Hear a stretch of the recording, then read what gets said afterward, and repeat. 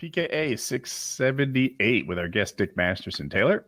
This episode of PKA is brought to you by distro.com, Freeze Pipe, Blue Chew, and Lock and Load. A bunch of quality products. We'll talk more about all of them later. Indeed. Dick, how are you doing? Great. How do you think I'm doing, Taylor? You know what? I was all worried because I was losing my relevance and my Patreon was going in the shitter. It was going to dip down below 15,000 a month. And then my old pal Maddox decides to make a 3-hour documentary on what a piece of shit I am.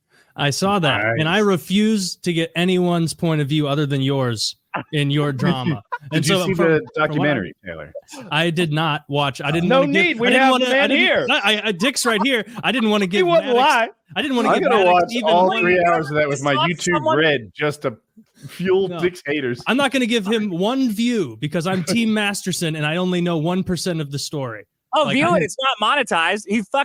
Maddox took 10 minutes in the middle of his video and just dumped like 50,000 screenshots of the N-word. So his magnum opus that he's been working on for 5 years to try to destroy my life and my girlfriend's life and basically everybody who's ever known me is not even monetized. He's such an idiot. Did it even do well? Like, does it have a bunch of views or no? It's got like 80,000 views. It did well in that he's been obsessively monitoring the comments for like a week and a half, deleting anybody making fun of him. So Echo chamber, it did well because my Patreon's back over 21,000 a month. Thank God. Hell yeah. I was going to have a horrible Christmas. I already told everybody in my family, look, there's just no money for Christmas presents, you guys. You're just going to have to, I'm going to make you some cards maybe or write you some jokes, but I don't have any money to buy you anything for, especially my girlfriend. I had no money for her, but now. Dick will tell you a man cannot survive on a mere $180,000 a year from one of his revenue. He lives in LA. Right? He might be down to $500,000 a year in total. I mean, actually, the LA thing. Yeah, he lives in a bunker in LA. He needs that money. What am I supposed to do? Cook my own food? What? Not rent whatever I want on Amazon Video Prime? Please, gentlemen. In my head, I was like, he has somebody cook his food, and it's like I do too, and I probably pay more. Yeah, she's downstairs right now. I have 2 cleaning ladies. I have 2 maids. I pit them against each other to see who cleans my house better. Brilliant. Have you ever pissed off somebody so much that they make a documentary on how much they hate you that's longer than The Godfather 2? Like, just let that sink in with like 3D cutscenes, like 3D animation, wipes, all this After Effects shit. It took him no lie 5 years to make.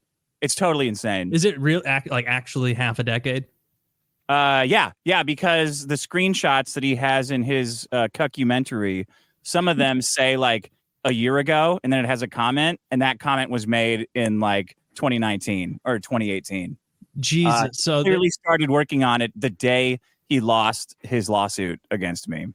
So what has he been doing? I thought he kind of faded into that good night of content following the first lawsuit, but has he been doing his own thing since then? Just, I guess, for not a lot of viewership?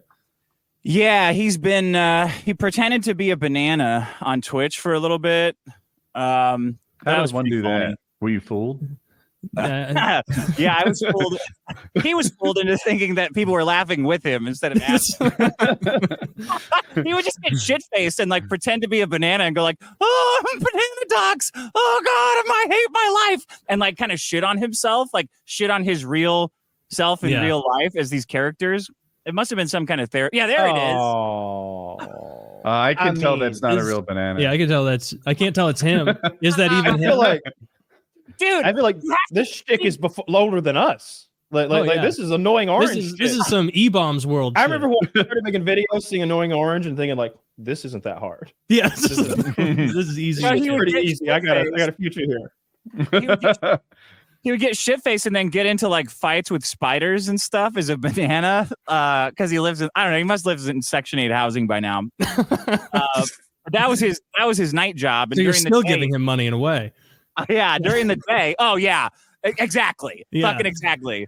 During the day, he's working on this magnum opus about me and how he dumped me first. And he doxed. Maddox set up a website and doxed 5,000 fans of my show Like, it looks like a World War II memorial. He made a website. He said all these people are all Nazis and pedophiles, and then listed like full names of everybody who was in a Facebook group for my show. It's fucking psychotic. You can do that on YouTube. He didn't get shut down for that. How did he get a hold of your Nazi pedophile list? Because he faked that he was a Nazi pedophile and joined the Facebook group. I don't know how he's still on YouTube. He's like doxing people nonstop, blasting the N-word for 20 minutes. I don't know how he's still on YouTube. I got kicked off of YouTube for showing a fat guy with no shirt on. And Maddox is just and still on. I'm like, this is fucking insane. You got kicked off of YouTube? Yeah. I mean, we can see you. Yeah, on this channel he can. But you're back though, right? Like the Dick Show is back. No, they kicked me off of YouTube. The Indian guys, like, you know, your first like appeal goes to like an Indian guy, and I said, hey, I'm not showing nudity. That's a fat guy. That's a bunch of fat guys laying on top. Did it look like a girl? Is that what they claimed? No. Yeah, they said it was like sexual in nature. Okay. It was a bunch of fat guys laying on top of each other, like a big pile, as a joke. Yeah, or as art, whatever. It was fun. So the Indian guy fun. Don't judge. The Indian guy said it looked like the South Park. It was like the gay sex pile that they were doing. Yeah, except they had all their pants on.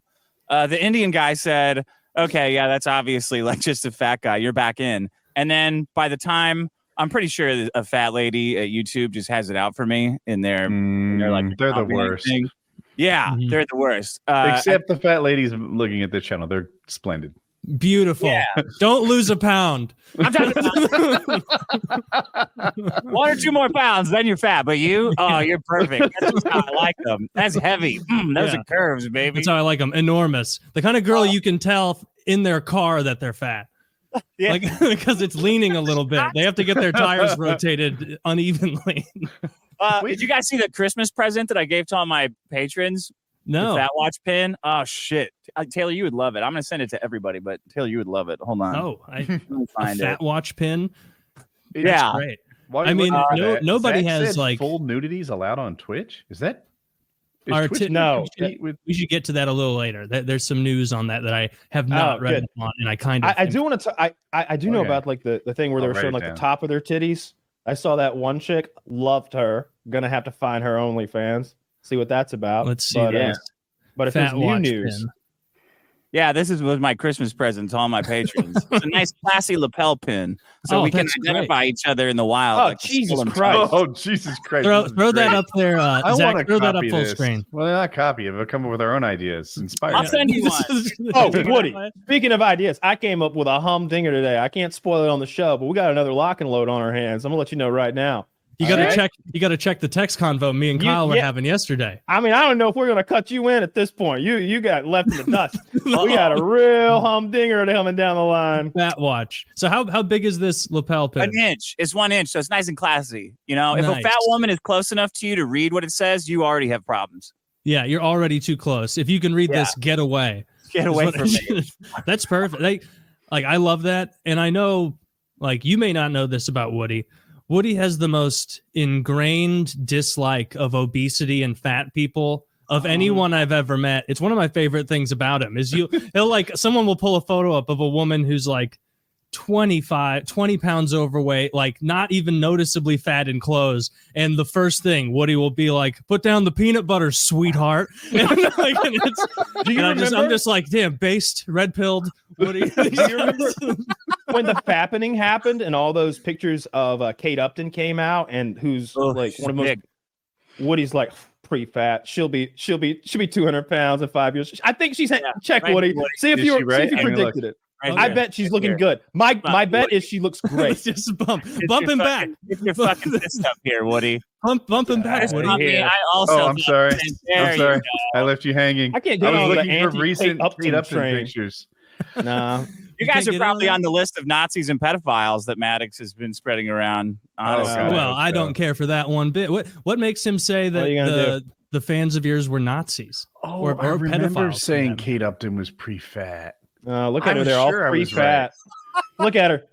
You see this? You see what I'm talking about? Dude, That can't be 2023. Going in. This is the shop picture. That dude's face looks 18 inches tall. Yeah. He's a professional ball player. People out. That's how she looks thin, if she dates guys with fucking Easter Island heads. All right, well, find me a less edited photos. That her face is literally you got a shot with her with your head. Yeah, exactly. Hold on. Burn that picture in your mind. You look like a Burn that Picasso. picture in your mind because here's the real one. Wait for Zach. Oh, okay. Oh, I don't. What? Yes. All right, she's still not fat. What do you? It's just her. It's just the front angle. I mean, come on. No, that's look. I was. This wrong. is fat. I thought she'd get bigger than that, but also zoom into her face, Zach. It's a big core, man. I wish we could juxtapose that against the clearly shopped image that Zach found at first. His face is rounder than it was in Zach's picture. I'm seeing that. I'm seeing all that, and I'm agreeing. I'm co-signing it. However, Zach, how tall is she? How tall is Kate Upton? Is she one of those 5'10" bitches? Because I bet homeboy there played ball or something, and he's like 6'4". Dude, Kate Upton looks fucking phenomenal in these photos. I don't think. I mean, she could lose 5, but I'm just 5. Yeah. She could lose 15, and she would look phenomenal. It depends how tall she is. You're right. I mean, it's totally right. Let's find out. That would change Woody's estimation from 15 to 25. She's like a 5'10" bitch. Yeah, whenever we ask like tits or ass or whatever, Woody's like flat tummy. I don't care. Look at that guy's teeny little nipples. Right. Look, she's 5'10". Yeah, that's partly why she's held up well. Tall chicks can put some weight on and still have decent proportions. Short chicks, I swear, they have one fucking donut and you got to toss them out the door because they have no value anymore. Tall chicks, on the other hand, like they're good half a dozen donuts before they get into problems. That's true. That's Woody math. What's your method for tossing little women out your front door? What do you grab? Literally. You got to use your legs or you'll hurt yourself. What do you grab? I'm old. My back hurts now. I gotta lift with my legs.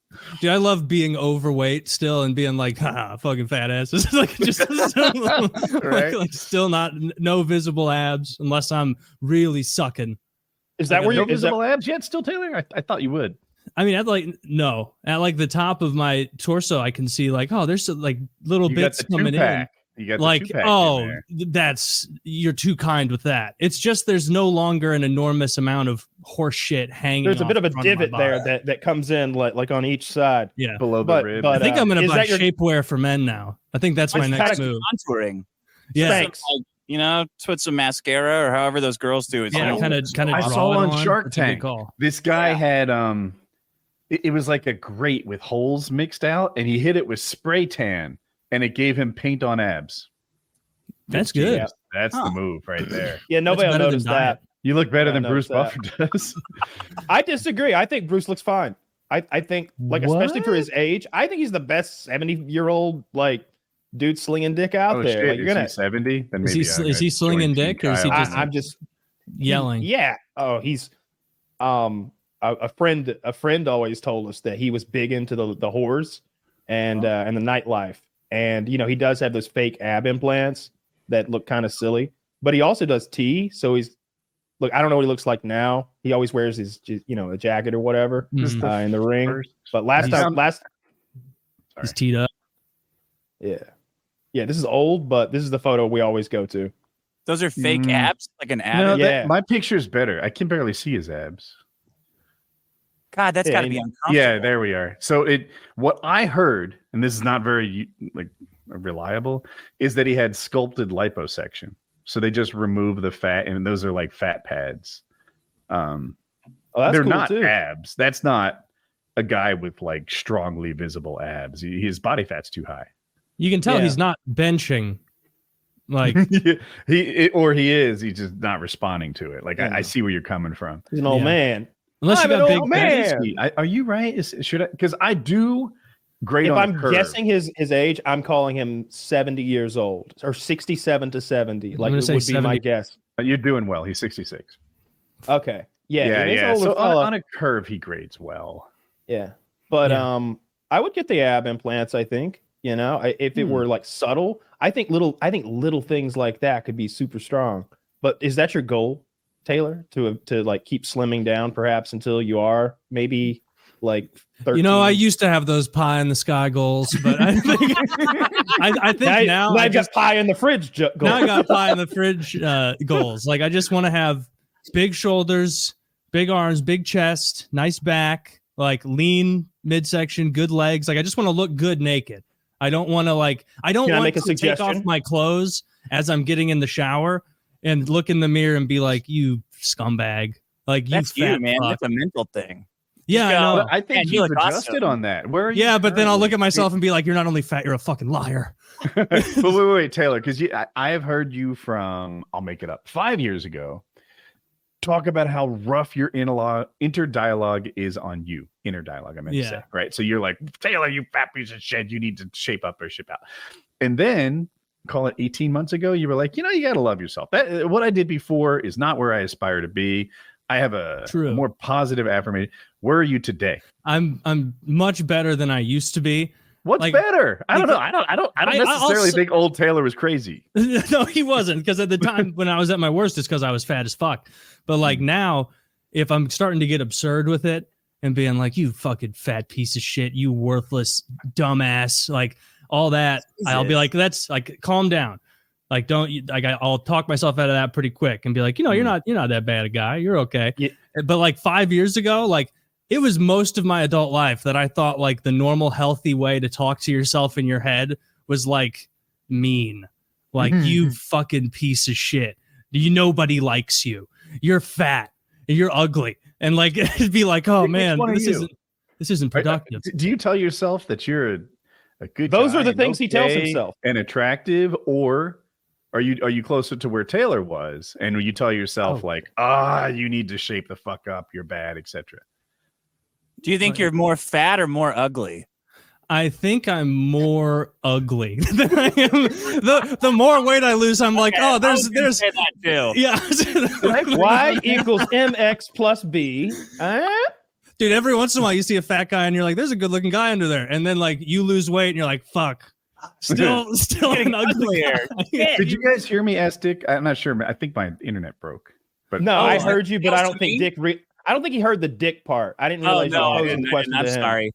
Yeah, Dick, is your inner dialogue harsh or kind? God, I don't know. I don't know if it's harsh. My inner dialogue primarily focuses on fuck, I should have bought more bonds, and fuck, I should have bought more VOO last year. Fuck, why did I do like it's productive. All about it's basically all that. Look, why can't I trade stocks like Hillary Clinton? Yeah, why can't I buy Trump virtual trading cards? Fuck, why didn't I buy those Trump NFTs? I could have got a piece of his suit. He's selling lost boatloads of money. He's selling pieces of his suit that he got arrested in now for $5,000 a square or some shit. Oh, it's kind of so bad. What it is, I bought them all like a trading card. You have to buy 47 or 48 of his trading cards, which works out to something like $4,600. And if you buy that many, then you get a piece of his suit, like Kyle said. That's a steal. Yeah, know, it isn't part of me like it just fusses at anything Trump does, like, oh, you silly grifter, whatever. A part of me is like, it's only bad if his customers are unhappy. And I don't think they are unhappy. I bet someone's going to pay $5,000, get a piece of his suit and be like, God damn, this is just what I wanted. Yeah. So where's the victim, right? Like, it's okay. Yeah. So some of Melania's hair. I just 3 strands of her golden hair. Yeah. You're going to ask for one, but she's going to give you 3. Yeah. Just like fucking jokes on you, there's no hair there. That's how Slovenians, they're Moldovians. Where's she from? One of those hot countries. Whatever dirty village they dug her out of. Yeah. Tom Hanks' terminal country, the one that went away. I don't know what to make of like the whole Slavic whatever, like Russian chicks. Dude, in my mind, when I think of a Russian chick who's like, I'll make it up, 27 years old, gorgeous, some of the best women on the planet. But go through this exercise. Picture a Russian chick who's 54. Oh, now you're talking about a babushka who's 113 pounds overweight and dresses out of the poverty bin at Goodwill, right? That's what happens when you live in one of those industrial cities north of the fucking dark zone. They live in a toxic wasteland. It's like something out of Warhammer 40K, some of those cities. They live in these places where the cancer rate is 6 times the norm. The like all of the like major killy diseases are. They just live in a town that. Kyle makes a good point. I think I hear what he's saying. When it comes to Russian women, you Hard rent life. them, you don't buy them. No, you import them. I feel like you import thinking about 50-year-old women. What are you, like? What a shitty I'm hobby. 50. I look like shitty hobby. I look like the long game. You can't help it when you're. Yeah, but you'll be 80 by the time she's 50. Yeah, no 50-year-old women. See, Dick is on board the rent don't buy train too. Don't tell your girl. I definitely think of like Russian, Eastern European babes as being like tall and blonde, but I don't think that they go the Hispanic woman route of like being like a 5'3" overweight maid, you know, because there is that meme about Hispanic girls. Well, there's different ethnicities within each of those countries, right? Like Russia's gargantuan, right? So on one part of it, you've got those Caucasus dwelling bitches who came down from the mountains a couple thousand years ago. They got the blue eyes, 5'10" blue eyes, and like they look like, you know, what you want women to look like. Then you got the Mongolian part of Russia. Yeah, you head out to the western realms on the Great Steppe, and they start getting all slanty-eyed on you. What does caucus mean? I don't know the voting thing. Like the Caucasian. So the Caucasian mountains, the Caucasus mountain regions where we came from, Woody. I didn't come from there. Where every single white person you fucking did. There ain't nowhere else you could have come from, homeboy. Jersey, Ireland, England. This is my. Where did they come from? Is the point, though? You know what I mean? Africa. I am African. Me too. Get back to the start, huh? Okay, you go back far enough. That's where I'm from. I guess. You're so true? White. You're proud of being African. That's amazing. Yeah.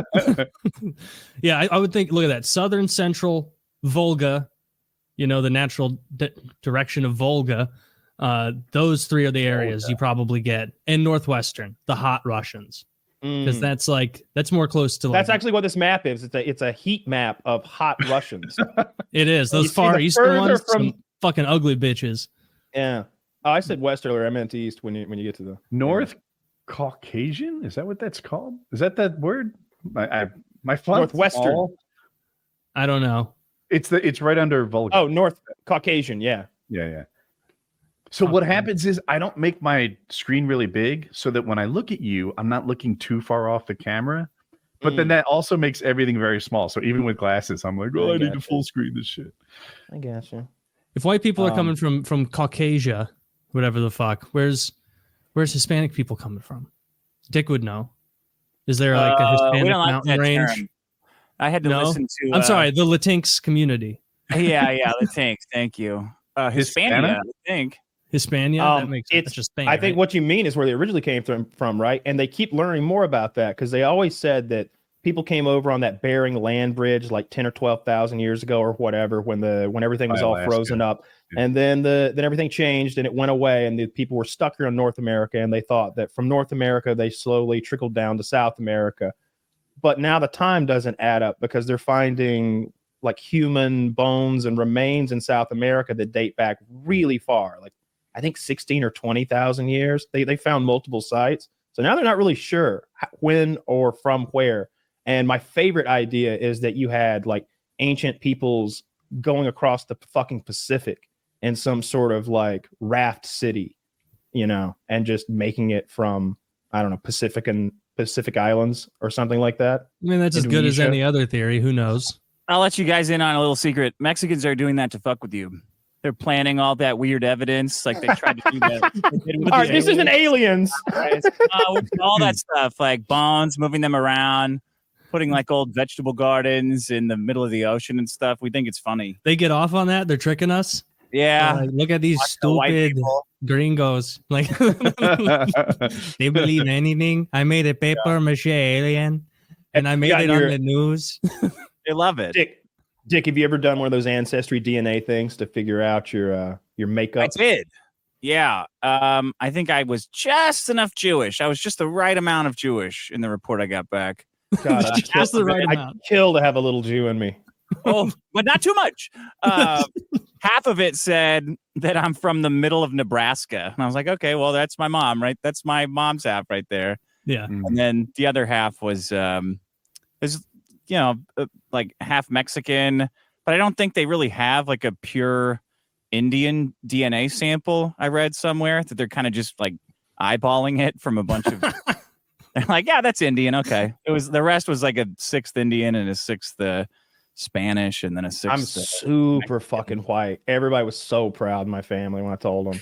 That we had a party. It was great. It's like 99.99 and you like have a party or you have a rally. Yeah, right. Well, we got it was a small gathering. We got the tiki torches out. We sang some songs. Blood and soil, you know how it is. Yeah. And Tiki torches become synonymous. I don't.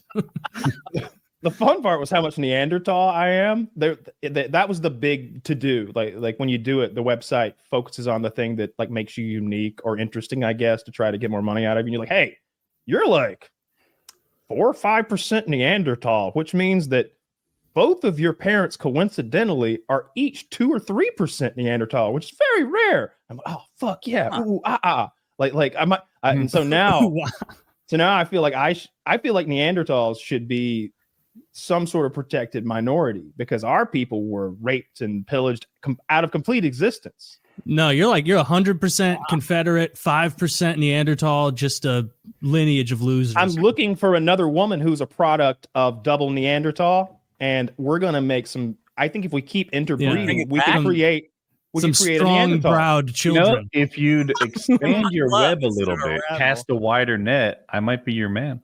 I also have a lot of Neanderthal. Oh, is there any way we can combine our spermatozoids? I hope so. Through God, anything is possible. Take the best of mine and the best of yours. A super child. Yeah. So my mother had a test done. I don't think it was like 23andMe. It was more like through the hospital or something just to know what's up. And her measurement came back differently. The court system.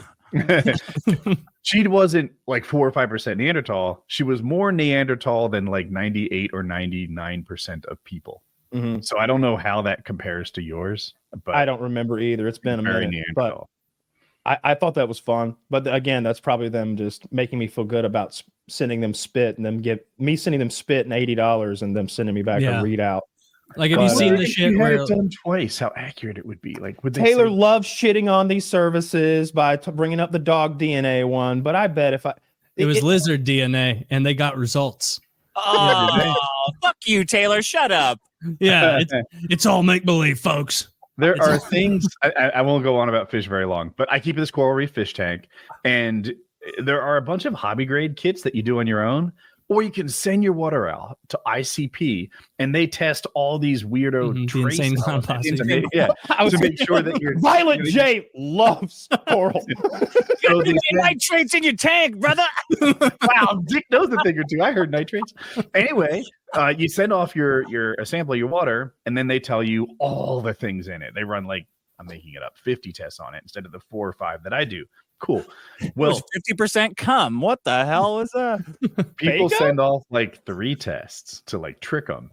And sure enough, it works. They get like, oh, you're high in strontium, you're okay in it, and you're low in it. Same sample, same day. Just sent it to them 3 times with 3 different results. Yeah. I wonder if 23andMe does better. Yeah, they definitely change it around. I've never sent one in. Maybe I'll do that. I have. Maybe I'll send one in and gamble on what I am. Here's the thing, though, and this is kind of a weird thing to even consider, but like, if like your second cousin did some sort of sexual crime or some crime where they have his DNA, your being part of this could like out him. Like there have been a lot of killers and rapists who have gotten caught because their cousin or their son or somebody or their grandson went and got an ancestry DNA for the fuck of it. Now they have his name and DNA, and they're like, boom, it hit in the system. Let's go pick up grandpa. He's the Green River rapist. Like, that's happened several times. That's got to stink. So if you got like a sketchy grandpa, wait a few years before getting this thing done. Yeah, if I have a serial killer uncle, I don't want to out him. Maybe he's on a run. Maybe I'll get interviewed when he eventually turns himself in. I had no idea. I had a vial of spit ready to send in. I could have saved so many lives. Kyle told me not to. Kyle told me not to. for the meeting. If you ever get the hits on your DNA and it's like a girl's name, and you're like, well, I might as well check it out. It's like a Tinder notification. I'm like, oh well, second cousin. I'll see what's going on here.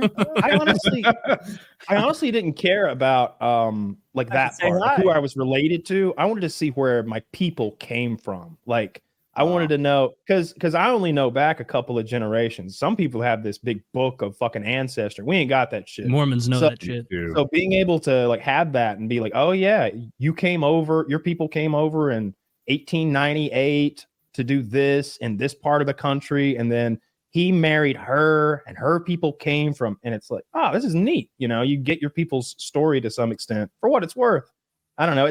I don't know if I would feel a certain way if my people were just like poor cobblers making shoes, or if we were. Do you have a lot of American generations, Kyle?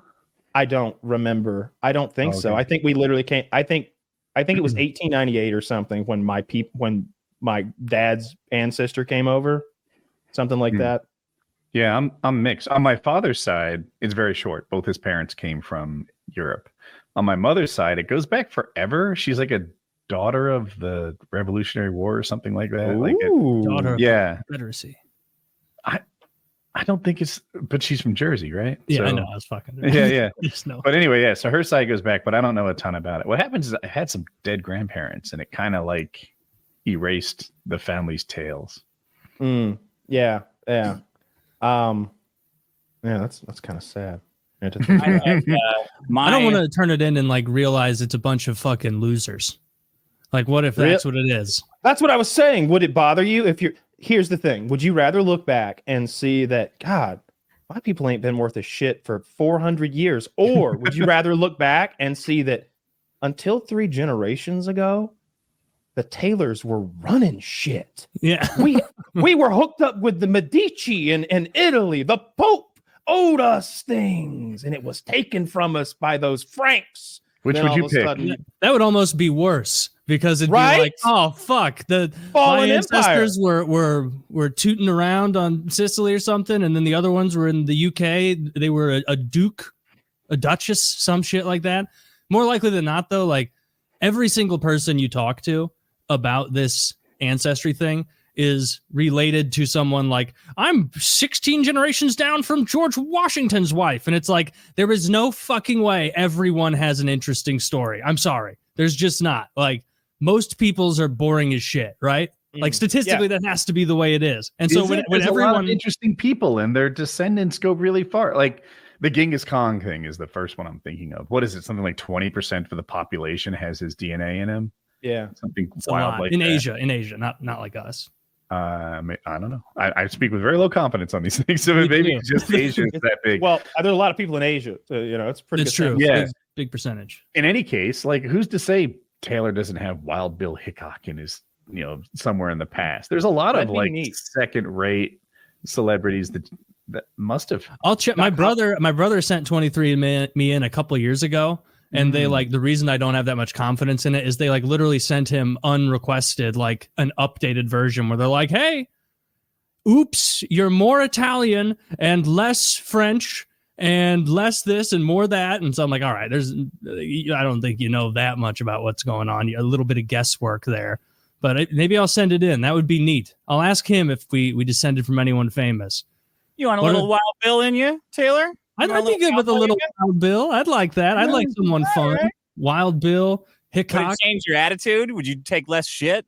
Dude, I'd show up on the next show in a cowboy hat. I'd have a 6-shooter, a cowboy hat. I'd start chewing tobacco. Ancestry in Africa gets all of the dashiki'd out and shit. Yeah, it's gonna up with spurs and dial up the racism meter. Just have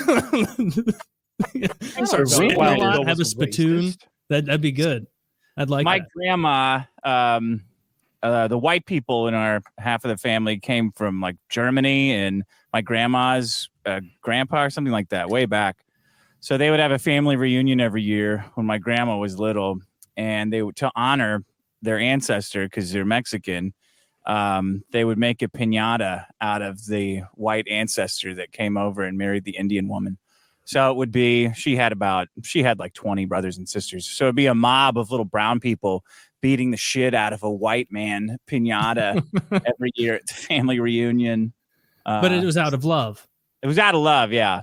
Yeah, that sounds. Is that fun to go back and visit your Mexican family? Because I imagine you're towering over the whole family, right? Like, no, they're all tall because of that guy. That one guy brought this Norwegian DNA or whatever it was. So the whole, like my whole Mexican side of my family is super tall. You know, we were shitting on it, so I logged into mine to see like what I thought. It's got my dad's fucking school pictures in here from when he was a child. Never seen this before. It's wild. Like that's pretty neat. This is like grade school photos. Like he's like 10. That's why any good people in the history, if you scroll down or back, however you do it. I'm trying to learn how to navigate the site. Did you come from any famous Norwegians or Mexicans, Dick, that you know of? Are there any? There's some famous Mexicans. Famous Mexicans? I came from all those. Oh, yeah. You came from the winners of the Alamo. Yeah. Do they remember the Alamo? I killed Davy Crockett. That guy was my grandpa. Fuck that.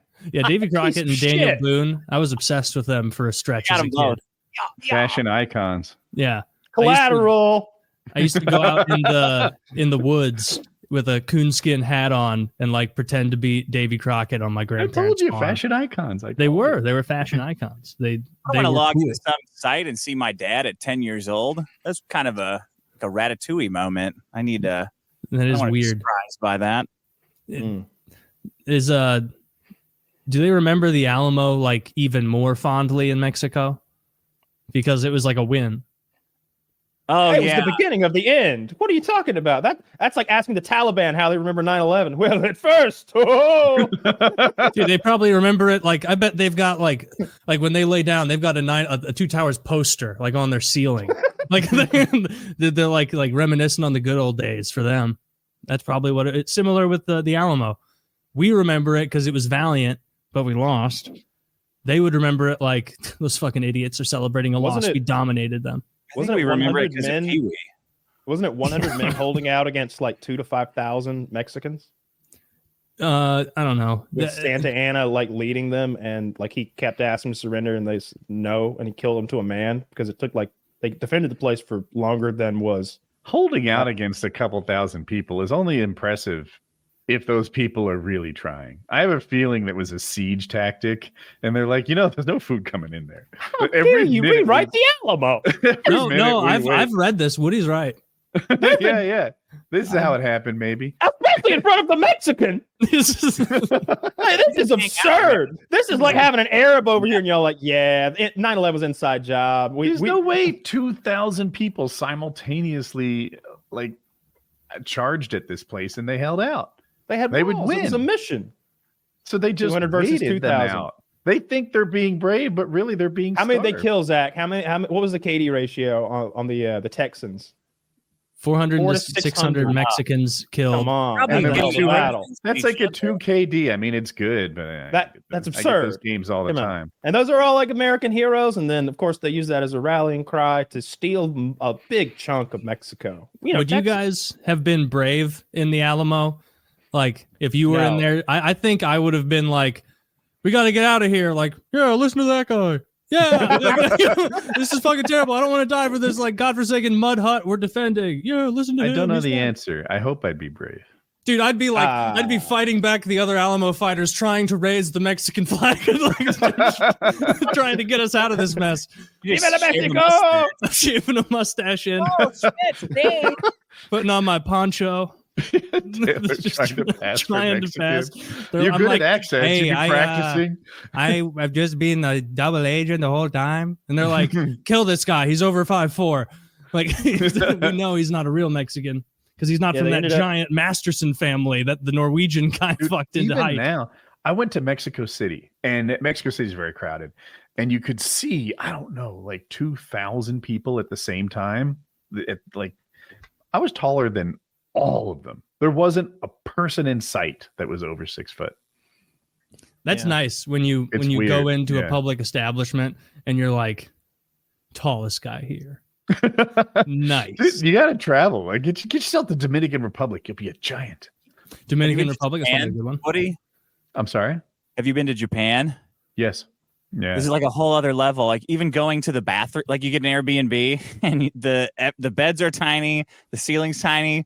Going into the bathroom makes you feel like one of the Muppets that they stick in the back. All right, we gotta get my dick out before I go in here. When did you go to Mexico, Dick? Or I'm sorry, Japan. A long time ago, 2019, right before COVID hit. It's like 4 years ago. That was like a lifetime ago in cultural things. Like, yeah, lots happened since then. Yeah, I would love to go to Japan. That's super fun. Like that's a vacation. That, like I would not let myself go to Japan overweight at all. I would need to be a good representation of an American. And the last, like, if I went to Japan and I was fat there, you just know that they'd be walking around like, oh, he bring a great dishonor. They would love that. Yeah, the men are fat. Can we go to one of the? I thought no one was fat. Can we go to one of the sex countries that allow felons? Is that not Japan? They're not cool. No, I bet Japan's tight on crime stuff. But they're very uncool about felons. How about Thailand? Thailand and Dominican Republic are the places. I feel like the Thais would mix it up with a guy like me. They'd be down. They've got beaches. It's basically just Japan, but shittier. See, I don't want any part of the beaches, but there's like prostitution and drugs, right? I want to smoke some of that Chinese opium you see them smoking in the westerns when they break out the pipe and like hand it to Val Kilmer or whatever. And I want that.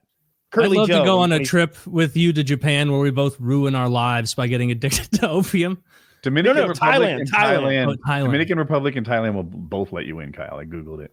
Yeah, but I don't think the Dominican Republic has that old school Chinese opium from the Wild West that you can smoke out of one of those pipes. I don't know about opium, but I can tell you, like, we didn't realize when we did a couple surfing vacations there, and the sex tourism in Dominican Republic apparently is second only to Thailand. And the first time we were going, my friend sat next to a stranger on the plane, and he finished that flight with so many fucking stories.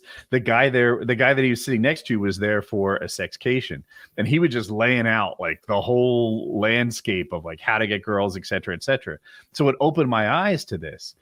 Every time we ate, half the restaurants were full with like overweight 64-year-old men and smoking hot 21-year-old girls.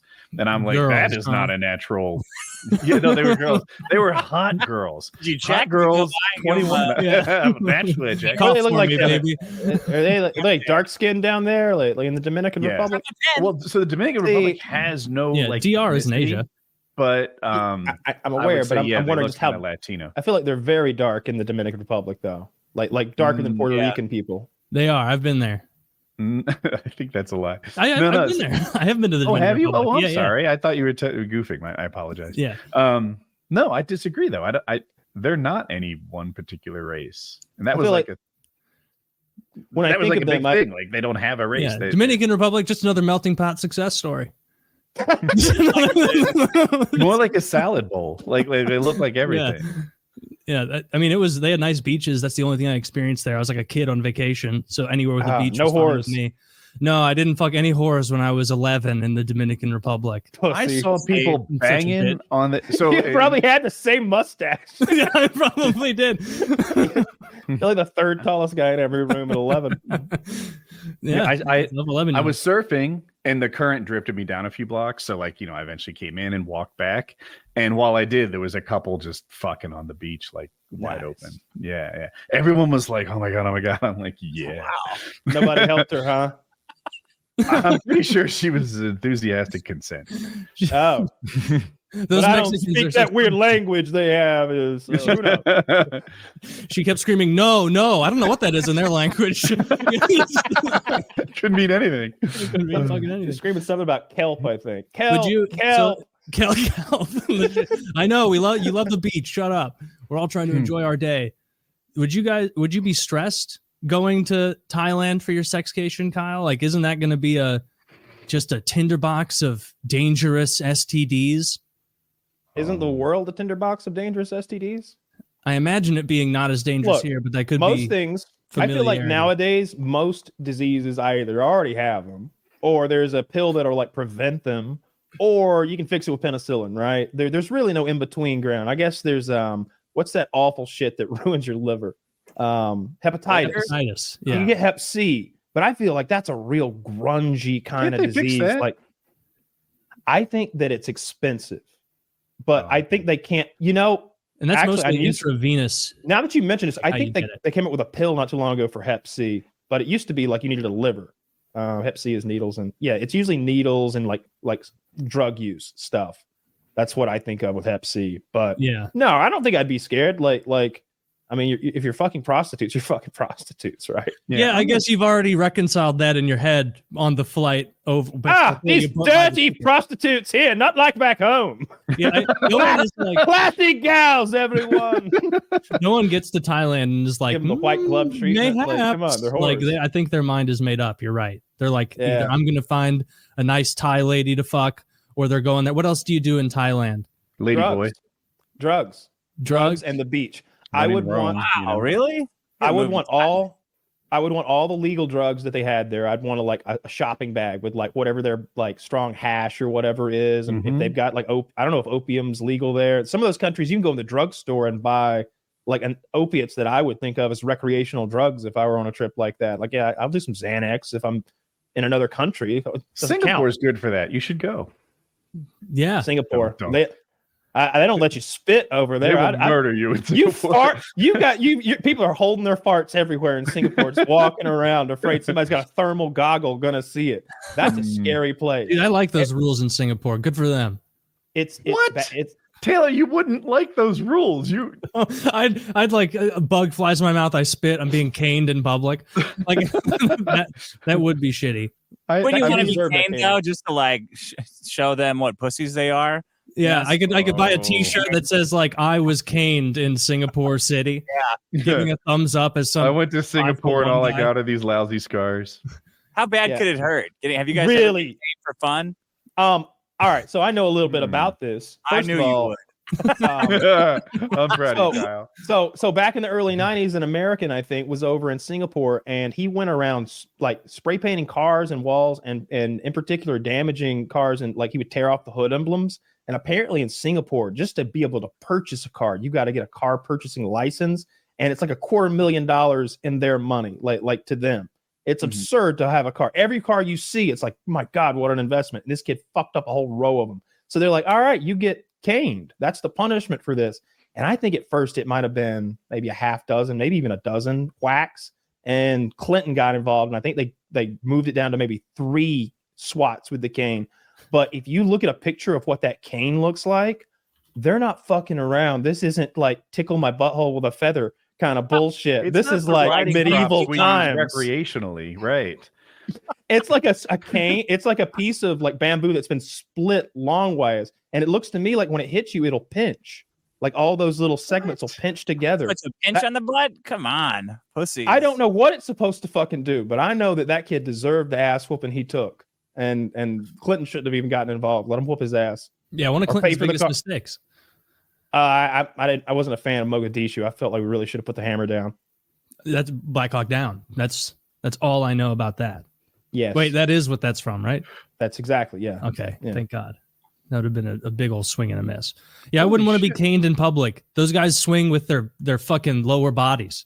They're not like rapping you like a Catholic school. But how did they do in the baseball World Series? They didn't even place, right? Look at the little guy. Yeah, and they're mad about it. They're mad about it. They got something to prove when they come up to the plate. But they're not doing it out of anger. They give you a shot.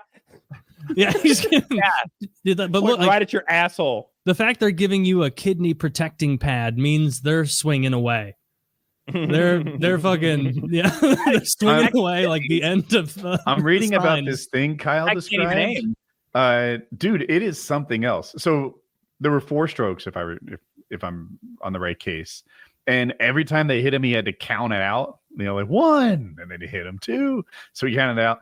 He said he couldn't sit for a couple of days, but otherwise he's fine. His crimes were a little more than Kyle led on to. Like it wasn't just hood emblems and shit. Dude stole a bunch of road signs, but here's the kicker. He stole a telephone booth. Oh, wow. The whole thing? They found it in his possession. It's bigger on the inside. Away with the whole thing like Wile E. Coyote. Like, how do you steal that? Doctor Who? You drag it. Hold on. Just the loudest stealing operation of all time. Just the grating of the bottom over the concrete. They found 50 stolen items, including a telephone booth and road signs. What a man! prankster. That is high risk, low reward behavior. I don't know. I'd like a So telephone not booth. Singapore. That's not where you go for fun. But I do think that somewhere like Thailand or whatever, it seems like a magnet of just like dirty fun, right? That seems like a good time. Philippines. I bet the Philippines would be a good time. It's just a bunch of islands. I don't frankly know how they differ in geography or in It's like the Mexico behavior. of Asia. I've heard it described as. Well, I think of of course Filipinos. That's where they're from. Yes. I never make the connection in my head. I just picture the women. Yeah. So we could go there, do whatever Philippines drugs are offered. Wow. Probably not good shit. When are we going? Today? When is our? I got to get my passport from the marshals. I'm They gonna still tell, have it. They still have it. Those sons of bitches. Can't they just mail It's it back to you at this point? Well, it's expired now, but I think if you have your old one, it's easier to get the It's new so much easier to it get is. another passport if you have. one. And I your don't old want to one. go back up there and have to go through because they're going to ask me if I have any aliases, and I can't lie. Do you have a social? Do you have your social And they security give you a card? look. Do you have like your actual card and your I have- birth certificate? Because if you have those two things, it's no Dude. biggie. I had my birth certificate on my desk, and I did that thing where you're trying to tear up some like trash to make it smaller, but I accidentally grabbed the birth certificate on the bottom, and I tore it. And I'm talking about my original printed with color ink Embossed. birth certificate, Yeah. embossed. Yes, it They came don't right. emboss them like they did back then. No, No, tell. this was Wow, mid '80s a documentation. man did this because they didn't let women be notaries back then. It was too important a job, and I tore it in half. But it's not ruined, but it's torn in half, which I feel like Sick of this life. takes away from its legitimacy when I present it to people now. But no, Just tape it up. I'm gonna tape it up. I'm gonna tape it I up. keep looking at it and I get bummed out and I walk out of the room. You got to rip it up more before you tape it up, or else it will look weird. Like It's ripping gonna it look up weird now. no matter what. That's true. Say you were robbed. Yeah. They, By a prankster. they said this is MAGA country. They poured bleach on me and tore up my birth certificate. They You said believe me, right? this is Biden country, and then they kicked me. They bullied me. You know, That'd be good. Jussie just tried to have some kind of an appeal on his Jussie Smollett, that former actor who claimed that those two racists attacked him in the streets of frigid Chicago in the that might early have morning hours and Definitely shouted, real. "This is MAGA country," before tying a noose around his neck, beating him, and pouring bleach on him. They were really prepared. They had a lot of Yeah, accessories. they didn't take his And then sandwich though. That was nice. But it turned out it was these two gay Nigerian brothers that he had some sort of a quasi fringe sexual relationship with that he convinced to like get in on this whole like fake crime to drum up, I'll be all over the media. I can get some of that Me Too stuff and get some political stuff. I'll get a new show. And now he's in prison with a fucking P. Is he really going to jail? He's Or gone. He's been in jail? gone. He's been in. What? He appealed and tried to get it like thrown out. But Why there is was he a in prison. What was his crime? I mean, lying's not a crime. it is when you lie to the police. Yeah. Lying to the You're not- police is a crime. Can't fib to him. Yeah, what do you got? Filing Some a- TV review? Because I mean, they lie to us. He can't lie That's back. fucking bullshit. You cannot dude. lie can't to them. Government. It sucks. Wait, pause No. here. I'm actually curious about this. You can't lie to the police. I know you can't lie in court. Like I'm familiar So- with perjury. This is So up first Dick's of all- wheelhouse. I know for sure if you lie to a federal agent, and I mean he can ask you, where were you today? And if you lie to him, you have committed a crime. Mhm. I'm 98% sure on that one. Now I don't know about a cop and whatever. He's like, "Where were you today?" Like, fuck you. I was at your mother's house. I don't think you've committed a crime at all. I don't think he can do anything to you. But he filed a false police report. He went down this like, "Come to me. I'm a victim. Help me." He's going to the hospital. You're He's right. got I didn't think it through. detectives. And there was a manhunt and a media showdown, and people are going to the mayor. Why? How are you going to make the city safe for blacks again? Chicago? Yeah. I don't know. We have to get rid of all the. Well, then there wouldn't be any. But what do you say, Dude, Chicago is a hub of white nationalism. I don't remember what they gave him, Ask but they anyone. they gave him some time, and I saw him being sentenced, and he made this big scene, shouting and screaming, and they drug him away. It was beautiful. Fuck Yeah, you. who would have thought he'd be dramatic? Yeah, I didn't see that coming. The guy who hired, dude. If I was gonna fake that crime, I'm not hiring 2 gay Nigerians to be my hitman. I'm finding like the rootinest, tootinest good boy I can find on Fiverr, and I'm paying him to do it. Like he was doomed from the start. You don't even have to pay him. Just like do a sale, and when he shows up, just pretend you're somebody else, right? And antagonize him. That's good. And then it wouldn't technically be lying. What did he need? I never really understood why he needed those gentlemen. Like, I guess they roughed him up a little, maybe, but that never made sense to me either, because like you can pay people to rough you up, legally without getting a whole thing. And done, it wasn't rough. He wasn't, if I recall, he wasn't roughed up enough for Dirty Harry to be believable. Like if Kyle pays me to rough him up in a similar circumstance, and I give him like an open-handed slap that and I didn't trim my nails so it scratches him, and then he's like, that's enough, we got it. Like, and then he goes, they're gonna be like, this is bullshit. I'm like, I'd need to beat the shit out of him. I hand you like $500 or whatever, and the first you're like, you ready? I'm like, yeah, all right, do it. And you just punch me in the guts. Like, no, what are you doing? You kick me in the knee. I'm just beating you with a bag of oranges and a phone book. Like I'm the absolute worst injuries that don't leave marks. Opposite of what I want. Yeah, that's what I would do. Have you ever seen Dirty Harry, the old Clint Eastwood movie, where he pays he finds the evil rapist killer, but because he used his bad methods, the guy gets out scot-free, and so that guy pays someone. The bad guy pays this other guy to beat the shit out of him. And so he's like crippled in a full body cast and stuff. And he's like, and he blames it on Callahan. I can't imagine, like, if you were gonna do that, wouldn't you just beat yourself? I'd do it smarter. I'd intentionally fall down a flight of stairs. I'd do something like that, like unpredictable injuries. Whoa. You fall down a flight of stairs, we don't know what could happen. You might never get up. I'll fall down and I'll put a helmet on. Lose your pregnancy. Yeah. What if you break your arm like Bert Kreischer, like all bent around behind you, or was that the other one? Tom Segura. One. Yeah, Tom Segura crumpled up under the basketball hoop. I think if we're faking injuries, we want a little at a time. We don't want to just roll the dice, jump down the stairs. I mean, okay. Well, then I would.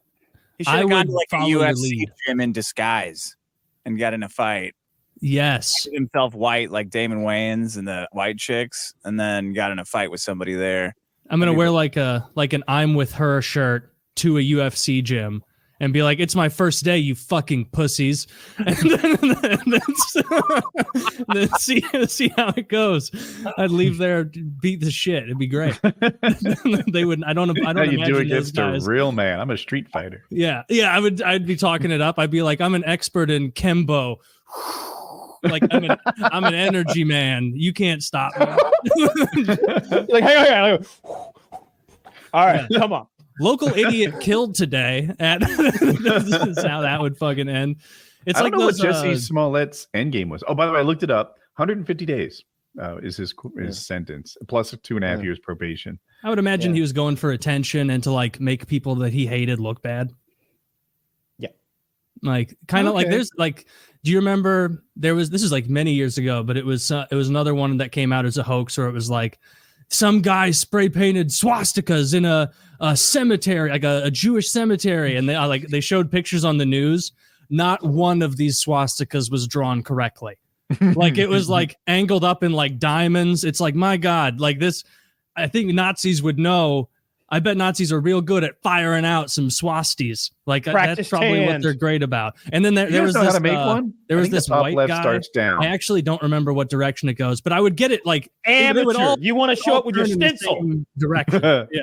You stencil it on. I'm gonna look it up. And then there was one like on your hand, right? You could write one in advance, like on your other hand. you hold your hand up and you memorize it. Then there was this around the same time, there was this white guy who clearly spray painted on his own driveway. This white dude, he called the news and he was like, "It's getting out of control here. Just look at my driveway." And it said "Blacks rule." And I was like, there is a 0% chance a gang of black guys, as this guy is claiming, showed up and were like, blacks rule, man. Like, just look at it. He put a period at the end. All of it was like not even on his real driveway. It was on like the public sidewalk below it. Very calculated. So it's like, dude, you're fucking faking this. No one does that. Well, he's lucky with those swastikas that he didn't get, invaded and destroyed day after day. We were talking about how hard the Israelis were going like a month ago, and they're still going. They they slowed down for like 3 or 4 days there and swapped hostages. Reloaded. They're going so hard. I have seen these groups of Palestinian men. I'm gonna say 100 all on the other like sitting Indian style, feathers not dots, and they're like in a formation, all like tied up and bagged and gagged, and there's like Israeli command all around. It's like what are they gonna do with all those? They're guys? in their underwear or less, right? That's the pictures I've seen different pictures. I think it's because they're rounding up all the men, and I don't know where the women and children are. They're dead. They've been going hard there already for a while. Under the buildings. Dick, what do we need to do about this situation over there? What do we got to do? How do we fix this? Oh, the Middle East? Do we stay out of it? Stop giving a shit. As soon as somebody starts talking, you're like, oh shit, that's way over there. I don't give a shit. Dude, that's where I am on Israel for real. Like I've tried to pick a side. Like not joking. Yeah, I agree with you. Partly, like, sure, the Palestinians went a little too hard on October 7th. Hot take there. But it's a retaliation for decades of not quite as hard, but also hard treatment towards the Palestinians. Now the Israelis are going too hard, and I'm just like, everybody sucks here. I don't want to be involved. Yes, we shouldn't be involved. The Middle East has not been good to us. We just keep firing money over there, and it's like, what are we getting out of this? A whole bunch of nothing. I think we stole a lot of oil, Taylor. I think that all those years we still buy it. We buy it from Saudi Arabia. Well, there's a bunch of natural gas under Gaza too that I'm sure the Israeli government. We need that. Yeah. Our subsidiary government. I hate the Israeli government. I don't think I hate them as much as the U.S. government. If I had to rank U.S. government, Israeli government, Hamas, I don't know really if I could say. You have a hard time sorting them. Yeah, it's tough. So I'm like, man, who's fucked me most recently? I did just have to pay taxes, so I'm gonna have to rank you guys. Hamas, you caused a bunch of really annoying news cycles, but it's then December. You just paid taxes. The Israeli government comes in and shows like a gay marriage proposal happening on Gaza, like, or Voldemort looking at his phone and going like, "Oh my god, I've never seen." Did you see that? Wait, did they really? Israeli fucking Twitter account. If that doesn't radicalize you against Israel, I don't know what would. They're posting like AI of Voldemort looking at his phone, going, "Oh," and the tag like fucking Dracula, and the tagline is, "If you want to see the horrors of Hamas, go to like HamasHorrors.com." And it was a Google website that was already broken when they posted this picture. Look at this shit. The Israeli government's posting this shit. So I don't know how you can support this with a clear conscience. Obviously, I don't support. I mean, what is terrorism exactly, right? Like marketing against a poor country. But look at this. Look at this. Why don't you all right, explain to me what you don't like about this, because what I see is them just really hammering down how evil Hamas and their behavior was. And for the Israeli point of view, they don't like that, for example, that UN organization that deals with sex crimes and war. They're like, why aren't you talking up about October 7th? Why are why is our crimes not being talked about? Like, they feel like they're being ignored, and like, their side of the story is that they censored the more hardcore evidence, footage, whatever you want to call it, initially because it was, their citizens being raped and stripped and tortured. Yeah. That's what Israel's already committed. Goodness. 6 October. I mean, if you allow Voldemort, who's next? Oscar the Grouch? They're gonna put like it's time to take out the trash. But Woody, how many Pearl Harbors did we cast out upon Japan? I mean, hundreds, right? When it comes to America, thousands. I view them through a biased lens. America is only good because they're my team. Oh, man. What are you fucker? Who's your CIA handler saying shit like that? Like, the fuck is my team are you on? Does America let you put a high flow shower head in your house? I don't think so. Missouri does. Do it yourself. You pull the thingy out. Yeah. I do that in hotels. I swear, when I go to a hotel, I love that. I swear to God, It's a service you're performing for everyone else. There's an whoever stays adjustable there. wrench in my luggage. I swear to God, I unscrew that bitch. I pull it out. I put it back together every fucking time. I swear, I cannot stand that drippy liberal ass shower. That's why they're all so sour. They're dirty. Yeah. It's awful. You got a clean that's shower once in a while. You'd love America. I have, like, I don't. I'm like the token liberal on this show. I shower in a car wash every day. I have 4 shower heads going on me. I have 4 exhaust fans in my bathroom, and it can't keep up. I have to turn the radiator on the mirror so that it doesn't fog up because of the huge amount of water. The mirror radiator. Yeah, we've all been there. Dude, the mirror radiator is amazing, and it's not that expensive. It was like $200 or something for that mirror. Yeah, I see what you're saying. I don't like the AIs of like movie characters for real life conflicts. It's just there's something about it that like this is weird. Like I like it. You're using Voldemort. You love it. You're I like fucking the same love way it. like the U.S. Marines Harry using Potter like fan. Captain America. You wouldn't like it if it was Star Wars. Do you remember World War II when Mickey Mouse was getting out the war bonds? When Donald Duck was fucking showing him making How artillery old do you shells think to I send the am? No, I don't remember World War II. Well, I'm talking about the cartoons where you're like, oh, I don't like. Are they using Voldemort on modern conflicts? Yeah, like they did in the 40s and the 30s. Yeah, that was we've lame always then done. too. Where they're like, No, it's fucking cool. remember to buy your bonds. Like Those bonds saved the world. That was important. buy a bond so Jerry can give him hell. Hoo-hoo. Like that's what No, they're you doing. get the Jerry's hell. Give whatever.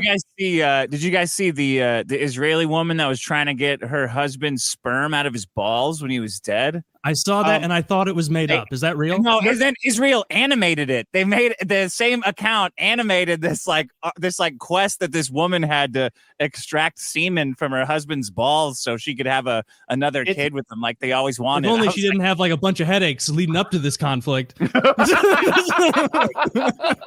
could have been taken care of. It wouldn't go get her husband's dead balls time. It's not an isolated thing. Like she's not unique in this. They have a program for doing this. I don't know about the case you're talking about, but there's an Israeli like program for like going and getting the sperm out of dead soldiers and getting it to their family. And their sperm bank. No, not their sperm bank. Their skin bank. Do you know about the skin bank? You told me about the skin bank. They have like apparently they have the world's largest collection of human skins. When you ask them where they get the skins, they use them for burns from their soldiers. And it's like, where do you get all the skins? And they're like, sources. Many sources. What? Yeah. Oh wow! And where are the sources, Kyle? Palestine. You can't do those DNA tests in Israel. Why not? It's forbidden. Really? I thought they'd like want to make sure you were Jewish before you moved there. Well, funny thing, Taylor, you're right to ask. You're right to think something like that, Taylor. But as it turns out, it's quite possible that they might not have a genetic link to the area. And it's just up to a governing body to say, yeah, you Jewish, come on in. That's one theory I've seen floated for why that's not allowed. Is it like being a knight? Can they take out like a bunch of money and go, I dub you a Jew? Yeah, they magically raise your credit score. They take that stripper gun, the $1 bill gun, and go. I didn't know it went to 4 digits. Oh my God. Yes, most whites don't. All right, you're in the money cyclone machine. $100 and you're in. It's a whole other tier of credit scores that non-Jews don't know about. It was a reverse test. Had you been athletic enough to get the 100, we'd know it wasn't a lie. Like, yeah, I didn't know. I guess you're right. So you don't think that a blonde-haired, blue-eyed Jewish person descended from the Palestinian Israeli region, Dick? The Semitic region? I mean, I don't know. I'm no botanist or whatever. I don't know anything, man. I just know what I can and can't do. And I can't have a fucking high flow shower like Woody, who's cracked the case by having 4 showers instead of 1. That's the reason you can't have that is because apparently California is worse than I could have ever imagined. Yeah, you should come here, Woody, and see what your liberalness does in the long run. Come live in LA where we have train robberies. You have train robberies? My friend lives in New York City. and I'm trying not to dox him, but he works in an industry that is just very liberal. Here, I'll write it to you, but I don't want to dox him. Child trafficking. Child trafficking. Gay sex, gay porn production. Yeah. So he works in a really, really liberal industry, and it's made him pretty conservative. Like, he just has a hard time putting up with their bullshit every day. Almost everyone he works with is either female or gay or both. And it just, like, the way they accost him if he doesn't have his mask on right or something like that, it's too much. Meanwhile, I'm here in North Carolina being like, liberals aren't so bad, but I'm not exposed to, like, real the kind liberals. of people that he works with. Mm-hmm. I'm exposed to people like me. Yeah, who I can deal with. I mean, have we all rubbed shoulders with the far right before? Like, we've seen those guys, right? Like, it's like, yeah, man, I'm down for like most of this. Y'all got a cool place here and everything, but ooh, the flags and the uniforms. I don't know. Do I have to march? You have to call it goose stepping? Like they need a guy to come in and soften a lot of those edges. They're like, guys, these swastikas, you lost. You're a loser. Yeah, the Confederate flags, the Nazi flag, you're fucking losers. You lost. Kyle's right, though. The extremes of either side are hard to get along with. They are. I think almost impossible it's to get along with. See, that's where I disagree. Okay. It's easy for us to get along with the far right because that's my thing. Like, whenever I rub shoulders with those scary people who, you know, have compounds and are part of militias, it's like, man, they really seem to like me. they treat me love well. The Russians. They paid me to be here. Like, you know, it's like they seem like nice people to me, but I know that it wouldn't be nice if I weren't the color I am, I guess, or didn't sound the way I do. Maybe if you weren't an out and out gun guy who's had a tuffle or a tiff. I only kind of agree. Government. Who's the black gun guy? Is it Colin Noir? Colin. Yeah. I bet he'd do great there. Yeah, I imagine like just being into guns and that shit would mean more, but I don't know. Yeah, unless you've gone all the way to the segment of far right that's actual like Klansmen and like white supremacists. If you go to like neo-Nazis, like obviously they probably not down with. Oh, we lost your audio. You got muted, but while Kyle fixes, because you were getting too real. Most of the racists that I've encountered in real life have exceptions for the good ones. You know, like, that's how they would say it. Yeah, I would imagine so. I don't think I've ever been adjacent to like an actual Nazi. Someone who's like, oh yeah, that's what I'm all about, bro. And it's like I'm sure they're out there. I just haven't met any before. Just like I've never met like a real like tanky Stalinist, Maoist, like communist. Antifa. I hear about Antifa all the time. Like, they're everywhere. I've literally never encountered an Antifa person in real life. They don't come to Missouri. But you don't live in a major city, right? Like if you lived in downtown Atlanta, you would see them Raleigh, how dare you?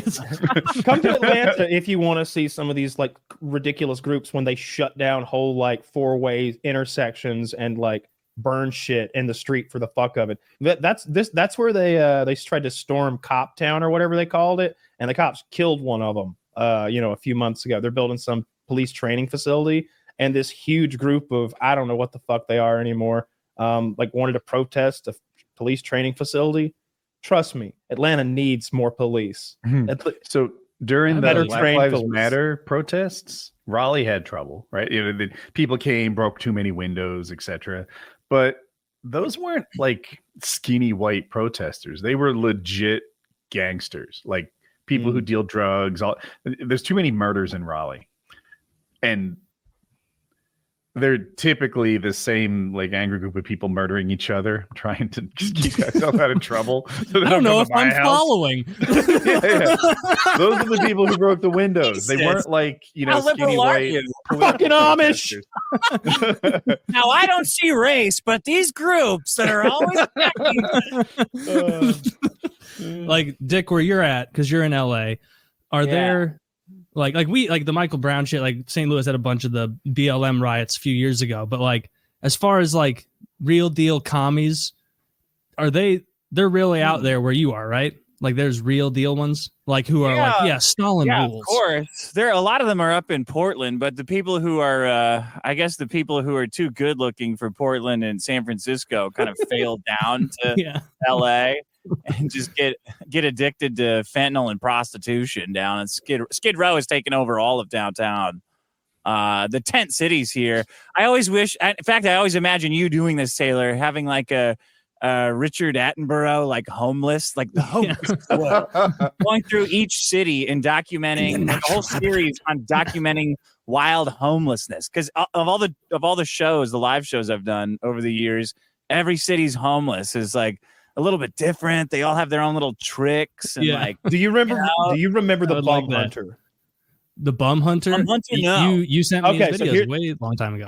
These guys know about the bum hunter, but Dick, you need to know, since you don't know this little bit of internet history. It's pre-internet. I had the VHS. I rented the shit. So this was a spin-off of Bum Fights, those VHSs you'd rent back in the day. And this guy dressed up like Steve Irwin, and he had a passing resemblance to Steve Irwin. I swear, he had the shorts, the short khakis, and he put on the Australian accent, I'm sure. He's like, all right.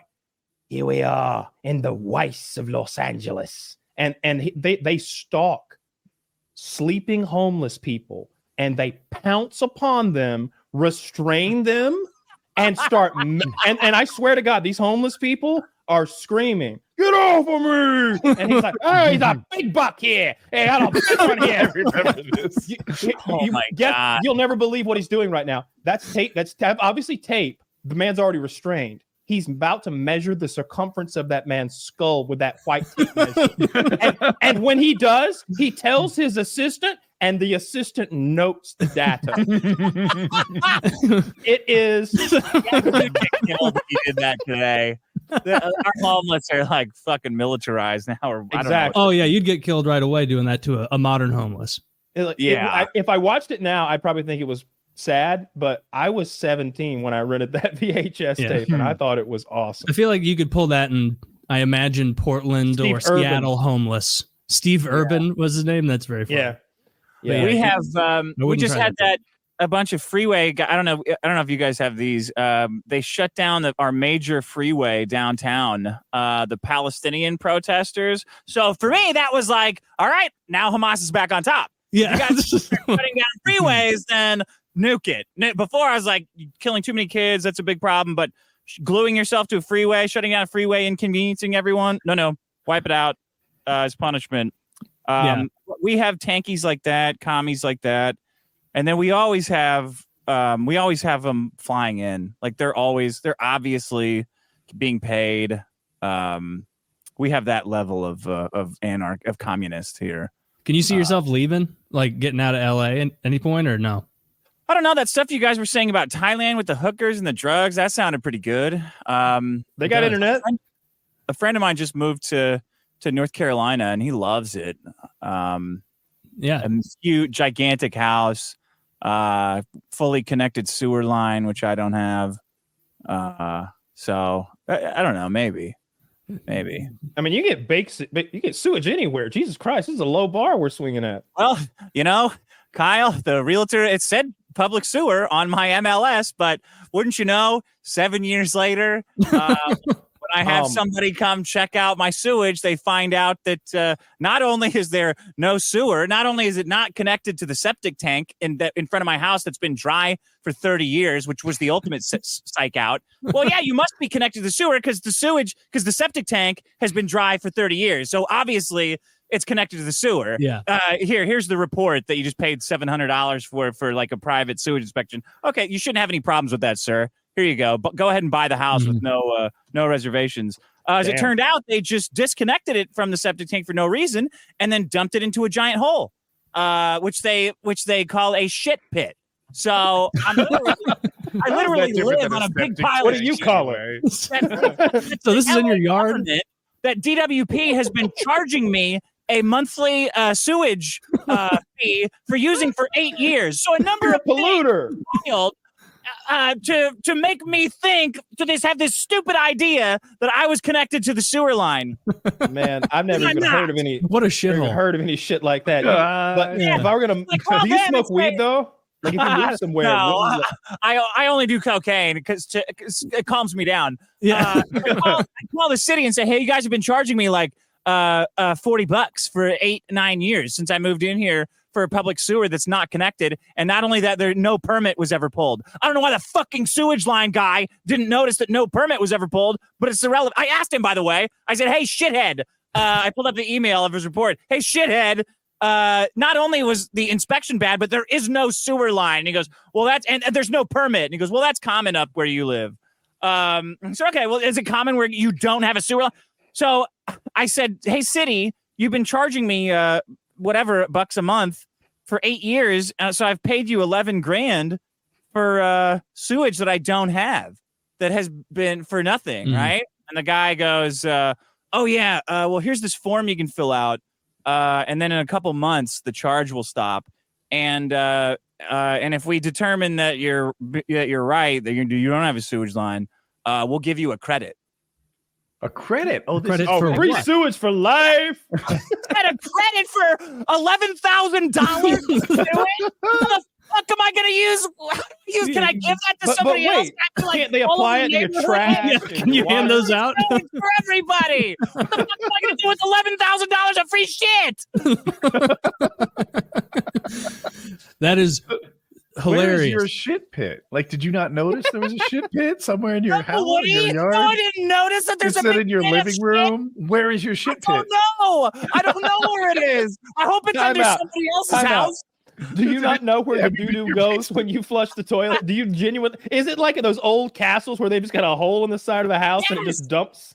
It's going into some underground labyrinth somewhere. I don't know where it's going. It's going on some fucking vampire. I don't know where it's going. Does it back up into the house? Do you have issues? No, I've never had it. It's a big pit. Who cares? Why did you look into this? Because he spent $11,000 on a service he's not paying. Because my fucking sink was overflowing. To like, because my, sorry, sink. go ahead. What'd you say, Woody? I think you were about to answer. Something inspired you to check out what's happening with your drainage, your sewage. My stupid cleaning lady blended an avocado in the garbage disposal. Okay, the whole thing? Stupid. Yeah, the whole thing.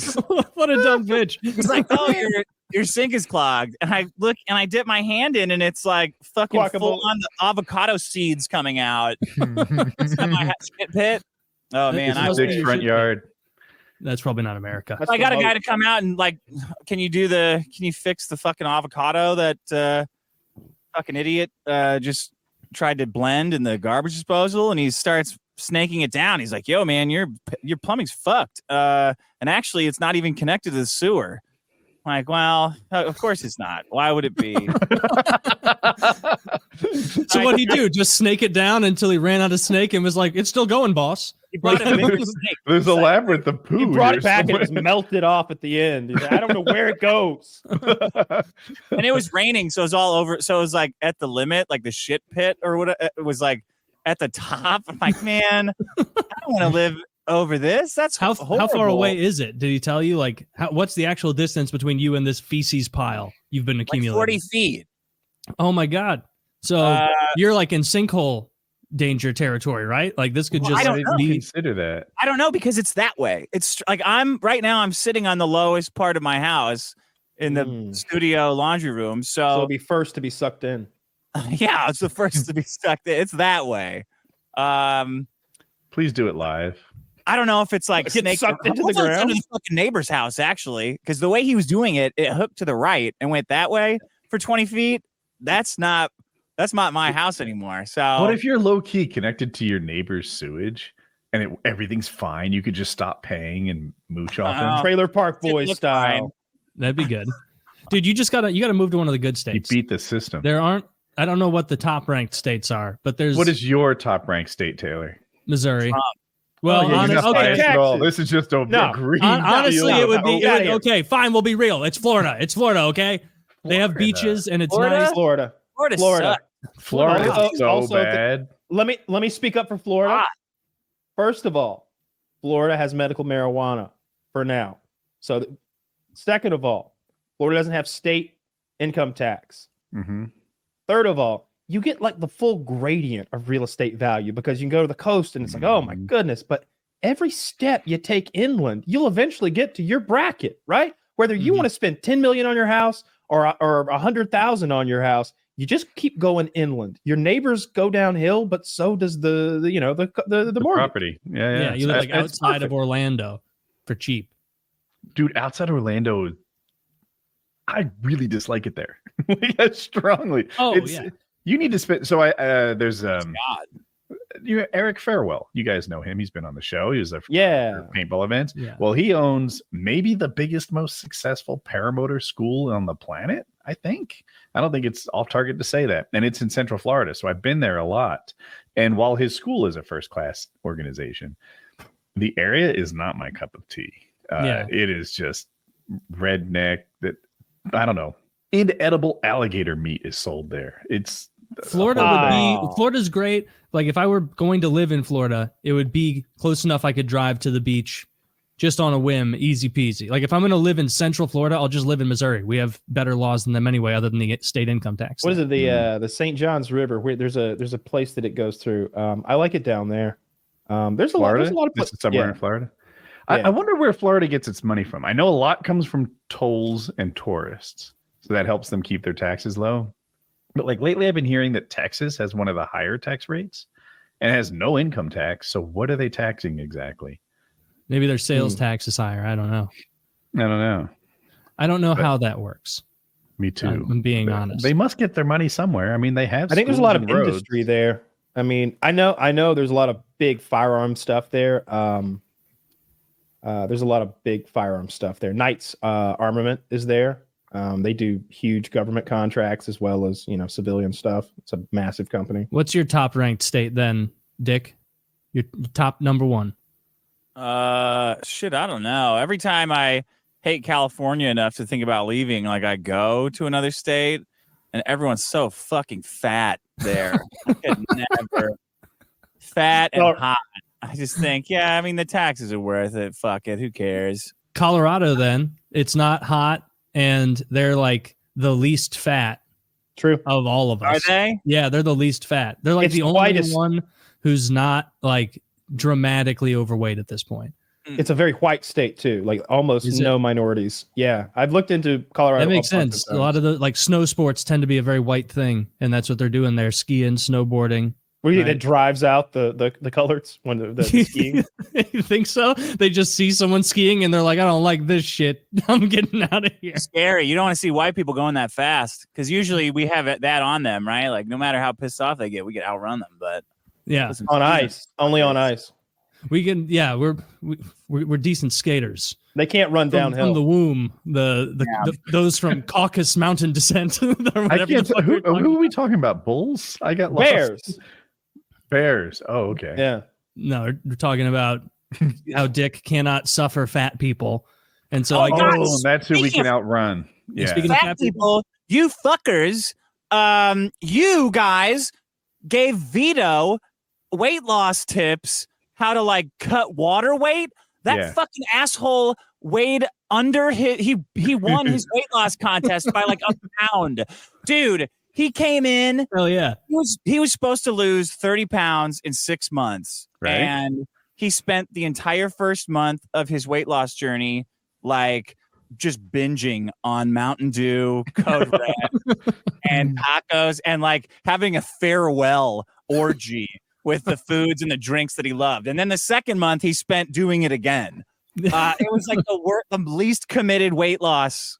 He told us. Yeah. I was like, why? It's why? But it was like, wait, you only have like 13 pounds or 17 pounds to go or whatever for like $1,200 it was at the time. Yeah. I'll cut 17 pounds in the next 24 hours for $1,500. I mean, it's going to suck a little, but it's $1,500. Yeah. Give me the money. Like, how you do it? He did it, huh? 13 pounds to lose in 1 week, and I guess that's when he went on your show. Yeah. So he started saying all kinds of weird stuff about like cutting and stuff that he's never said before. And somebody told me that he was on here and you guys gave him a bunch of insane ideas on how to lose weight. He comes in the day of the weigh-in, and he's like possessed. Like he looks white. His lips have shriveled. He looks like when SpongeBob does like a freeze frame. They show him all disgusting.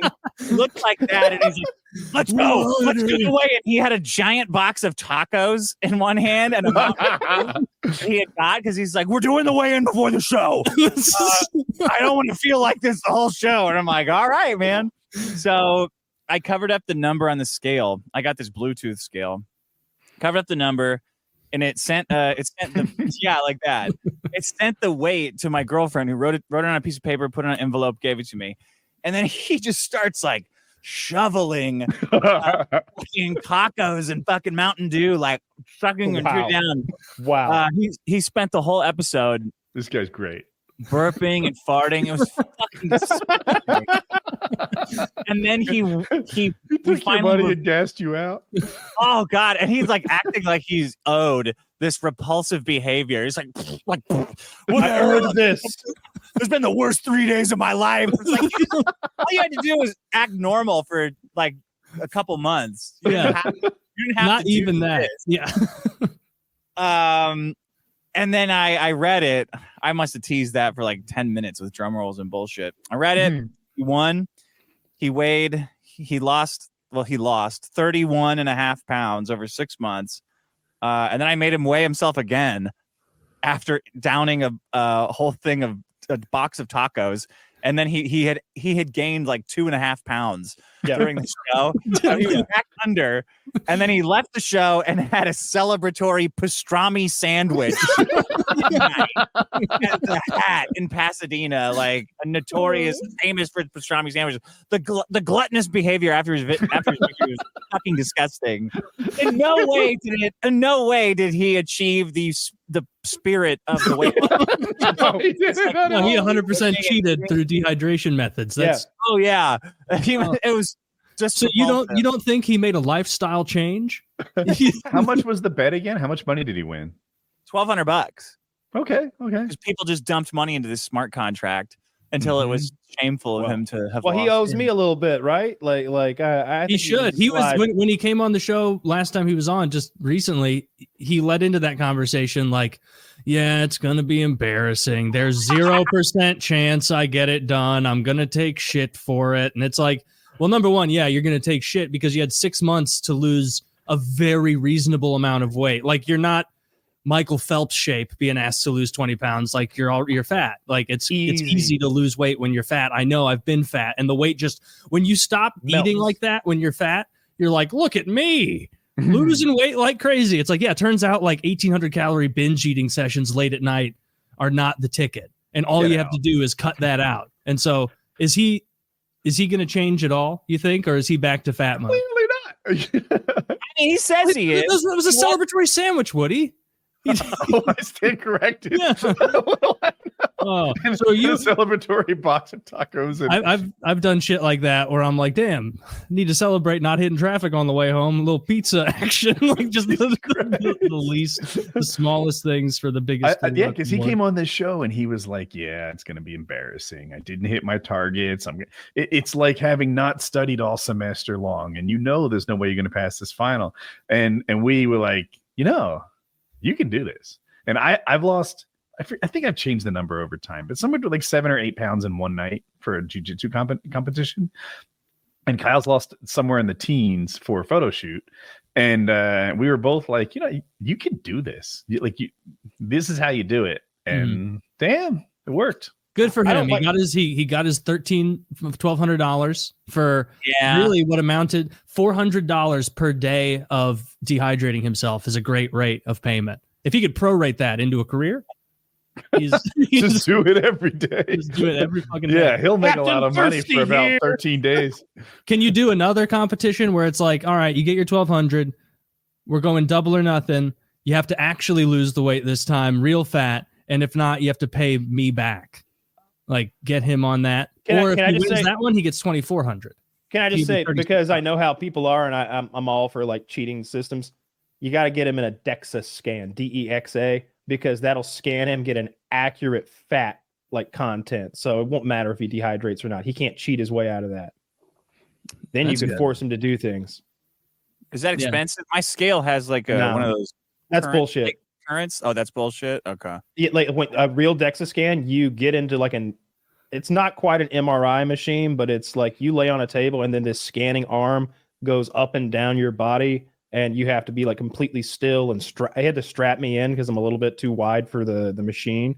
And she gets this like ridiculous readout. She can see your bone density and everything. It's real cool. It's not that expensive, like maybe $80 a scan, but I bought like a dozen scans. Is there so like, can she see cheaper. your dick? Yeah, she see your dick. Yeah. Did she tell you your dick density? Yeah, she could literally see your dick in that thing. Because I'm like, there's my dick. and it's like a cute girl and her cute girlfriend. And then it's like, there's my dick on the screen. And she's usually quick to like turn that screen off because there's like multiple views. It's like the Predator. She's got like 8 different like ways to look at your body or whatever. But that one that's kind of like the airport scanner, the good airport scanner, not that cheap shit. It just shows your dick and your ball. It's like, we're leaning to the right today. It's like, there it is, all crammed up in there. Like, so I got to fluff before I go in there for a DEXA scan. Sure. Does that throw the numbers off though? Because then the heat registry, it's going to be like, you got a lot of heat. They should have told you that's what her friend was for. Yeah. This is a DEXA scan operator and a fluffer. But yeah, that's not the most accurate way is they use a water submersion method. And they have to submerge your whole body in water and then measure like the displacement. And but the DEXA scan's cheap and quick, and you don't have to get in a fucking tank of water at some university somewhere. Do you think it's better than your gym teacher pinching you? 1,000% better than that. But the thing about that though, if it like the pinch test works pretty good. You're fat. He's like, I got a whole fist on here, Tubbo. Like, I know that you're fat. So DEXA scan's about $200. Oh, it's cheaper than I'm sure it varies. I'm sure it varies. Yeah. Let's send Vito to one of the. Go to DEXA Atlanta. They're great. That'll save you Derek's money. got a bunch of connects with these guys. We'll have you next time. Have Vito go in, get scanned up and down like that, and he can't take your listeners for a ride with his cheating. But I mean, I respect his cheating. Well, he won, sure. so I can't really I can't really manipulate him into doing another humiliating contest for a while because you can manipulate. You have the money. Yeah. He's not going to do it. He won't be like you have the purse strings. You have the puppeteer strings. Once you get his current body fat percentage, you can give him a goal, and he won't hit that goal. You'd be like, all right, you're 34% body fat. Get to 20, and you get and he would 20. Never get there. He'd never get to 20. Never get to what did Taylor say? It's a mystical number, 20% body fat. Yeah. No humans ever achieve that. No one, no.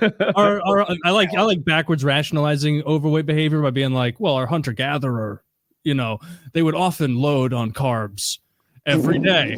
You would be chief of the tribe. Yeah. How many mammoths have you speared, Taylor? Sometimes they would go. Sometimes the Paleolithic man would eat 1,900 calories of salted cashews every day. Sometimes they do this for a week before they said, "Get real, you're gaining weight again." These pants weren't so tight 2 weeks ago. That's like, as long as I shut it down when pants start feeling tighter, I think I'm in the mix. That's the key. As long as I keep a 1 in front of my number. I have shorts that are way too big for me, and I intentionally wear a belt because if that belt loop starts being a struggle, lifestyle changes need to happen. Yeah. It's no fun. Well, it's fun to get fat off and on, but it is not fun to be fat. It's very uncomfortable, and you're always self-conscious. Like, I bet I look like a fucking massive simian from the side right now. I bet everyone at CVS is saying, "Get a load of that fat retard." And then I have, and then in my back to the internal dialogue. Be nice to Taylor. And then I have to go in my head. And be you get out of your car, and the car like noticeably bounces up from the suspension. Fuck! People saw that, didn't they? And then the guy next to me started commenting on the impressive shocks I must have on my Honda. I need to have you an off-roadster? And I'm like, no. Oh man, do you guys know who Merlogic is? Sorry. Who? What? We'll do your topic. Logic. Merlogic. Do you guys know who that is? Merlogic. No, the Wonder Bread guy. You guys, you must know the Wonder Bread porno guy, right? No. Wonder Bread more. The guy who got like a zillion commissions all of a sudden, long time ago, early internet, all these commissions popped up of women, like upper class, bitchy looking white waspy women with shopping carts full of Wonder Bread, the loaves of bread, and like a shopping aisle full of Wonder Bread. And then that morphed from that to the same women like chainsawing down forests, like really weird. Yes, like this. If you're an old internet person, you will have remembered this. So it turned out all of this was being commissioned by one guy, whose name is Logic. This is like he has a very elaborate, a compulsion to get commissions and a very elaborate fantasy or desire to see bitchy white women buying Wonder Bread, and then other very hyper specific. I don't even know if you can call it a fetish, but that's like his thing. Yeah. So what weird. the fuck? He started calling into my show a couple years ago, and we became great friends. Wonder Bread code for something? It doesn't seem to be. Seems to be. Can you pull that picture up again? I'm very confused, and I pull it up. No. Yeah, the girl's wearing a shirt. What's going on with truck. Is that so those are boobs behind the bread? I believe. Or is she handling gallons of milk? I thought it said milk truck or milk tank on her tits in that. Yeah, there's probably tits. Yeah. There has to be tits. There's nothing else sexual about this. So talking to him over the years, we find out that he's had a very hard life. He's gone through some he's gone through the foster system. He's gone through a couple weird I don't know what you call them. They're kind of like half prisons, half foster houses. It's weird. Foster kids usually. Oh yeah, milk truck. Yeah, yeah. Scroll all the way down. You know what? I'm more into this than I am feet. Like I can get this. Yeah, you can get it if you stare at it too long. If you stare into the abyss of Wonder Bread. It's staring back at you. Yeah. So every year, I see it. because Dirty he can't. bitch. He can't take care of his own needs, like his clothes and stuff. When we started talking to him, like his life is kind of in shambles. So every year I buy him, or I try to get the audience to buy him like clothes for Christmas and new stuff and gift cards that he can use to go not buy commissions, but buy like normal life stuff. Yeah. So this year he calls in and he goes, well, I need new pants because all my pants have holes in them. And I separate them by days of the week. So I only wear the pants on Monday and then I put them back on Tuesday so I don't wear them out too fast. So I'm like, all right, man, let's just buy you all new pants, right? We can buy that. We can buy you new pants for Christmas. What size pants are you? And he goes, I'm a 52-30. What the fuck is that? Oh, 52-30? 52-30. I can't even imagine it. So like that sounds like the caliber you'd use for a buffalo. Dude, that's like a convertible cover. What the fuck? I didn't know that they made that size. He goes, real Humpty Dumpty body type.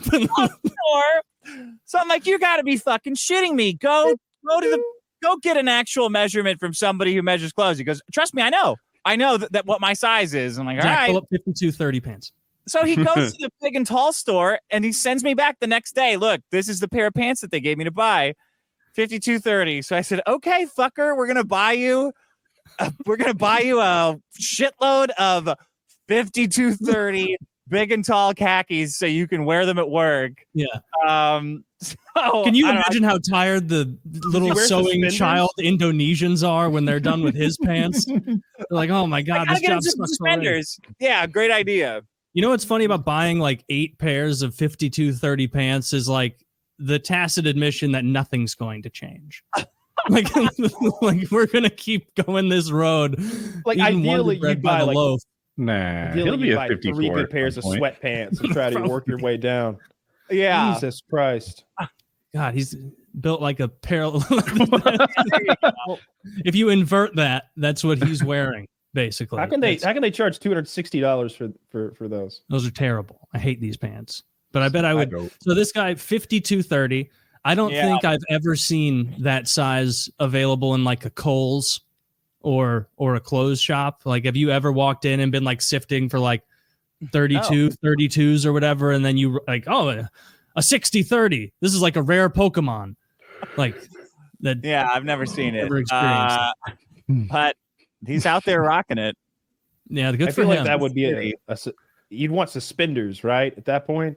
Yeah, Yes, I think belts so. are out of the question. You would need 2, and you'd have to like strap them together on the back. I gotta put suspenders on his Christmas list then. Yeah, because I I really need suspenders. It's gonna look in real Santa Claus body type. Zach wears 30 by 38. Yeah, well, Zach is like 6'6". String bean. Yeah, I know he's a belter. That's what Zach is. he really is. He's even got that hairstyle. Like he genuinely, he should send his. Shame the show's not on the air anymore. Well, Yeah, missed that opportunity too, Zach. Goddamn. wearing giant track pants. Yes, that's what you need as a lean 6'6" guy. Pants with a vertical stripe coming down.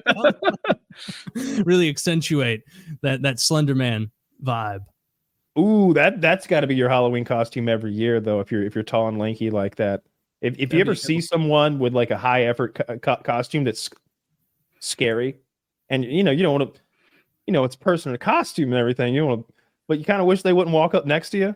Yeah, because it's like you're a little unhinged for having done this. It's like that's upsettingly good. I mean, honestly, that's how I feel about Woody's clown friend. I like to bring him up annually around this time of year because it's Christmas time, and he's probably got some red and green and white face paint on, looking ghoulish as shit. I wanted being a clown. To ask about the Wonder Bread Man. Did he ever tell you what the fetish was? Like, what is it that he finds so exciting about bitchy white women buying huge amounts of white bread? Bro, honestly, he's like Van Gogh. Like he's gone into so much detail about these Wonder Bread fetish commissions that it's just like the tiny tip of the iceberg of this universe that he has in his head that he's just trying to get out. So this is like one of the normal things he's into. What's that? This is like one of the normaler things he's into. You think like this is I don't just know. I don't know how to quantify it. Yes, probably. Yeah. Can we talk to giant pants? Could we talk to him for like 20 minutes one night? Because here's my suspicion.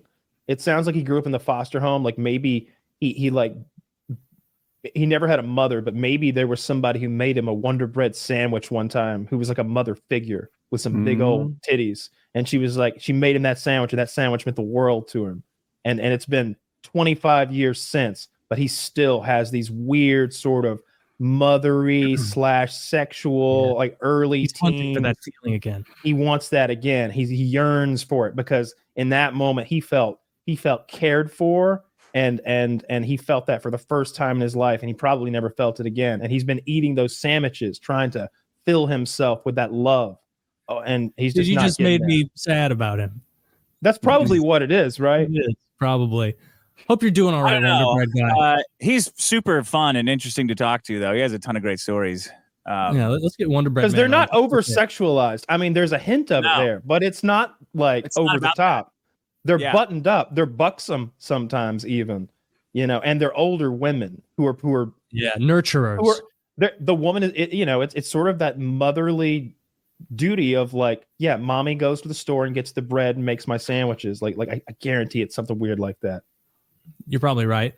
Yeah. Which, who's to judge? If I didn't have a loving mom who made me sandwiches, maybe I'd be getting fucking commissions of fully clothed MILFs delivering bread. Like that could be, although I haven't heard of anyone else ever doing this. So it's probably not that common.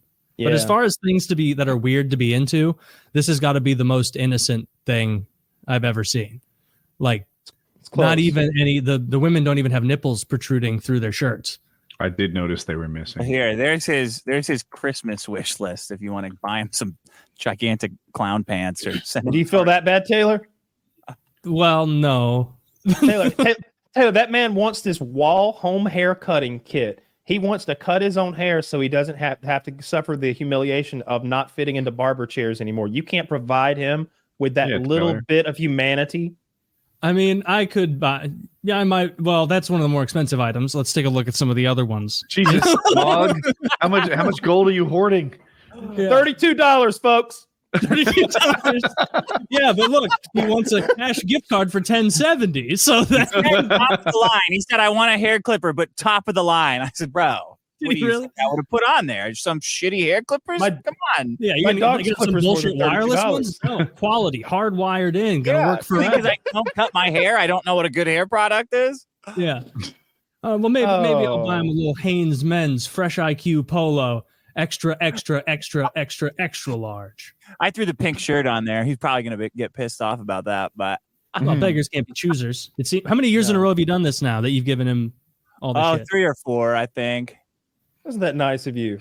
It's very nice of you. What other humanitarian efforts have you made? I know obviously you're donating to Israel, donating to Palestine. You work both sides, so you always come out on top. What else? Yeah. That I've been doing lately? Or at all? You already beat us with one guy. Yeah, it's too much. I have to balance it out by being shitty to Woody danced for a charity. He's our charity leader. Kind of. That's true. Yeah. That's not, like once every 4 years, I get a bunch of black trash bags and I stuff all the clothes I no longer wear in them. And then I go drop them off at Goodwill. And so that's, I just throw them away. Do you really? Yeah. Oh, well, I mean, you can go to Goodwill and just drop it off. Nah. Yeah, if I can't have them, nobody can. Oh, you're not a medium anymore? Then no one is. I got a lot of good memories in this shirt, and that's where it ends. CEO just got convicted of like stealing, Retire that bitch. embezzling all the money or something. Which CEO got Goodwill CEO? From Goodwill? Let me see if I can I'm not find it. shocked by that at all. Yeah. I used to buy toilets from them all the time. I'd go to those Goodwill like stores, like the big ones in Athens, and I would buy their used toilets to shoot in my videos and like home furniture for poor people. Be like, yeah, this all looks like good stuff to shoot with a machine gun. And then there's like a family over there shopping. See, you were just driving up the price at Rent-A-Center. They had so many toilets. Like, I promise, no one went without a shitter. I wouldn't turn into my toilet to Goodwill. I feel like that's almost mean. He stole $1.4 million. This was high quality shitters. Dude, in the world of embezzlement, that's so nothing. Well, you think he should have been more ambitious? I think he should have went more. He should have stole as many T-shirts as he could get his hands on and like $2 million. They only caught $1.4 million worth of missing money. Who knows? He might have a good couch and a used T-shirt. That's true. Yeah, he could have like one dented, scraped kettlebell like that. Wasn't he already getting paid a shitload? That's a huge organization. That's I kind of misrepresented it. I think he was the Sacramento Goodwill CEO. Like I in my head, it was all of Goodwill, but no. When I do donate to charities, it's like animal charities. I think I've said it before, but there's some YouTuber I watched who's got a bunch of fucking sick dogs that he takes care of. He's got like so goddamn many of them. And I'm like tears in my eyes PayPaling this man's organization money one night. Like, because he'll go to like some yard where some poor dog's been left to die all chained up, like with 3 feet of chain because they've wrapped around and around. He'll be like, oh, we're not having this. And like scoop them up and like bring them back to be in this happy, floofy thing in a pack of other happy, floofy things. Can't remember the guy's name. You do get got by the animal charities pretty often. Because Every time. there will like some international conflict will come out and it'll be like, donate to get this baby moved to a non-bombing zone. And you'll be like, not my problem. And then they show like one sad cat and you're ripping apart your I donated to that thing in Ukraine where they were trying to get the animals out because they had just abandoned the the shelters and the clinics and all that shit. And there's just animals in cages and like, we're going in to get them. And I'm like, here's a little money. Donating to like Ukrainian hamsters is more psychotic than donating. I don't think there's anything you can donate to that. Imagine if like your little Teddy was locked up in a cage, 3 days, no water. Where are the humans that I love? I would have saved him. You'd pay some Ukrainian commando to kick that fucking door and scoop him up. Don't worry, little buddy. We're going to America. Get him out of there. I had to pick hamsters and cats when making fun of you because I could see donating for dogs. Dogs are wonderful. They're wonderful animals, better than most people. But I think I gave him a few hundred. I was really suckered in by that one. They probably just spent it on beer. I felt bad. They probably did. There's some Ukrainians in a trench drinking fucking like American beer that they bought with my money. But you know, I'd probably do that too. Honestly, if there was a beer fund for those dudes, I'd buy them one because it's rough over there. You know, that thing's been going on forever, and they're still just getting blown up left and right. That hadn't slowed down a bit. Speaking of like charities, like taking your shit and not being cool with it, what about like the Sudan one? Like all that Sudan conflict, and I haven't seen one charity being like, donate to Sudan. Check it out. Nah, like they're good. 100% Ukraine, 100% Israel. I don't see anything about not that I'm sure there's invested only in two Sudan. conflicts right now, Taylor. Well, in the Sudan, it's a civil war, right? So you just got two warlords fighting each other. So there's not really a good side, I don't think. I don't think either one of them is like, well, I'll be a puppet for America, please. Like, there's probably some innocent people in the crossfire. Oh, for Always sure. are. Yeah. But it's in that Darfur region, right? Where they've just been getting shit on for as long as I knew the word Darfur, like my entire life. Just learned it, so it hasn't been too long. I don't know. It seems like every time it makes the news, it's either for genocide or like a new plague that we're afraid is going to come over to the real, world or something, or war, something like that. It's never like, Darfur, right? Leaders in potassium. All other potassium producers are inferior. It's never anything like that. Who would have guessed it? The cure for COVID came out of Darfur. Those guys are cranking away geniuses. No, I don't think they really contribute anything on the grand scheme of things. World stage. That's the Middle East, very little like good stuff comes out. Oil comes out of there. So much of it. I've said so many times. They've got style though. Okay, before we shit on them, let's admit that like they are flossing on us. They make us look bad. Look, whenever I see like the UFC goes to Dubai or whatever, it's like, Jesus Christ, did they live in one of those Star Wars cities? Like Dubai is like one of those cities from fucking Star Wars or from like a futuristic movie. And New York has looked like New York my whole goddamn life. You know what I mean? Like that place looks crazy. Hong Kong looks incredible. Like why do our cities look like shit? What's the major Chinese city? I can't believe I'm not thinking. Beijing, Shanghai. Yes, thank you. Either one works. Dude, you look at them from like 40 years ago and now, it is night and day. Yeah, we're getting blown out in the achievement neon light category. Skylines. In the neon and city skylines. But it's also like they're benefiting from that shit where they, every once in a while they'll be like, badminton is the world's fastest growing sport. And it's like, because like 8 people went to 25. Yeah. Like that's how they're like 40 years from now, are their cities going to be badminton? Badminton? Do you pronounce the N? Badminton. Am I wrong? Badminton? The sport of badminton is played largely by homosexuals. I think Taylor's right, and I made fun of him. I'm gonna look it up. It's possible. But I hate it when people like confidently incorrect. Oh no, I'm right. often confidently. I looked at it on Google. I had it right. It's badminton. Oh, well, I know there's an N in there. No, now. It won't change me. I can be told I'm wrong with evidence. So you have spelling, I have pronunciation. There we go. Highlight is a sport of kings. Life and death, really. Highlight's fucking cool. They're hurling that ball 190 kilometers per hour. I don't know how fast that is in real units, but it's moving. Oh, I wanted to ask Dick. Like, I know you've got your fingers in a lot of pies in the drama world with this fights? Maddox thing now. Yeah, a lot of fights. What's going on with that fucking comic book goober that you were fighting with? I saw you tweet something that like maybe people levied a lawsuit against him that he settled, and what happened? Fill us in. Yeah, that idiot. Eric July, who made the ISOM comic. Mm-hmm. The International School of Ministry, aka ISOM, got wind of what he was doing. And well, there's a couple theories. One theory is that proactively the International School of Ministry was just keeping their ear to the ground, and their watchdog. They've got a watchdog out there just combing the internet.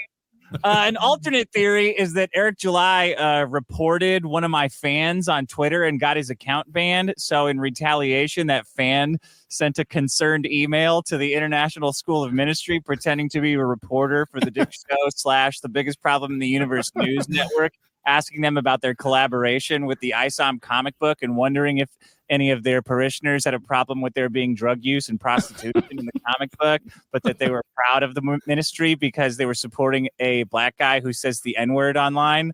Some people say that that's why Eric July Who's to say? decided to run with number 2. And then Eric July threatened to sue me and Vito because he said that me and Vito were secretly this pretending to be us and had emailed the ministry and provoked this lawsuit, which is stupid because if we're pretending to be somebody, it's going to be pretending to be like a reporter for your guys' show. We're not going to pretend to be ourselves. Yeah. So what are the ramifications for him though? Like it would seem to me that it's like telling Batman that, you can't be Batman anymore. You can't use that word. And it's like, well, that kind of ruins my whole thing. Well, so the International School of Ministry said the only reason they went after him, and Eric is definitely infringing on their trademark. Yeah. The only reason they went after him is because he was so litigious, or because he filed so many DMCAs on other people. So you can trademark the name of a comic book. You can name you can have a comic book where the main character is named McDonald's or Snoopy or whatever, but you can't call the comic book Snoopy. Like you can't call the comic book McDonald's. You have to call it like the Adventures of Retarded McDonald's or Retarded McDonald or something like that. You have to name that something because that's the actual thing you trademark. So I was making fun of it because I thought it was hilarious because Eric was being such a prick to me, calling me the N-word and stuff, and Vito, and threatening to sue us. Well, I hurt your feelings. Yeah, clearly. Yeah, I can't. If a black guy calls me the N-word, what am I supposed to do? I can't say. You're defenseless. Yeah, you're defenseless. You're one of those dogs in a cage in that Sarah McLachlan commercial. Kyle's going to donate money to you. Call him maybe some sort of Mexican slur. Yeah. So everybody. I said, well, you should just settle. Like, just change the name of your stupid comic to the Adventures of like a Black Token ISOM or whatever. Just change the name a little bit, and then pay them some kind of licensing fee and like chill out. But instead, he went online and said that they're a fake Christian organization and that he has rock star lawyers that are going to send me and Vito to prison and all this other insane shit. And then he hired some real lawyers and then immediately said that he was settling with the. So it was like 3 months of. I thought it was hilarious.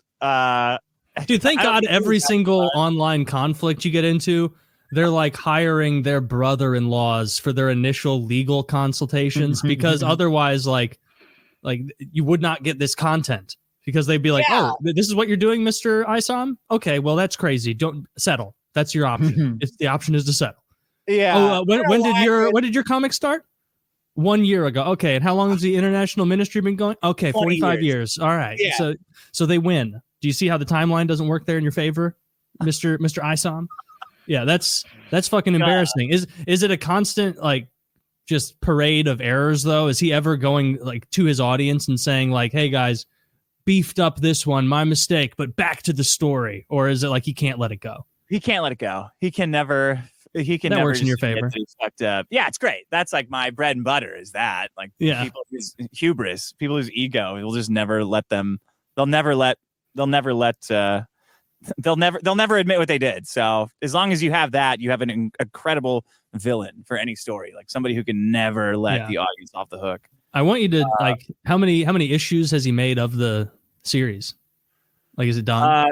2. But then I found out recently that all of his art for his comic is like from SketchUp, the 3D program. So it's all these shitty free models that you can download and that are in a scene.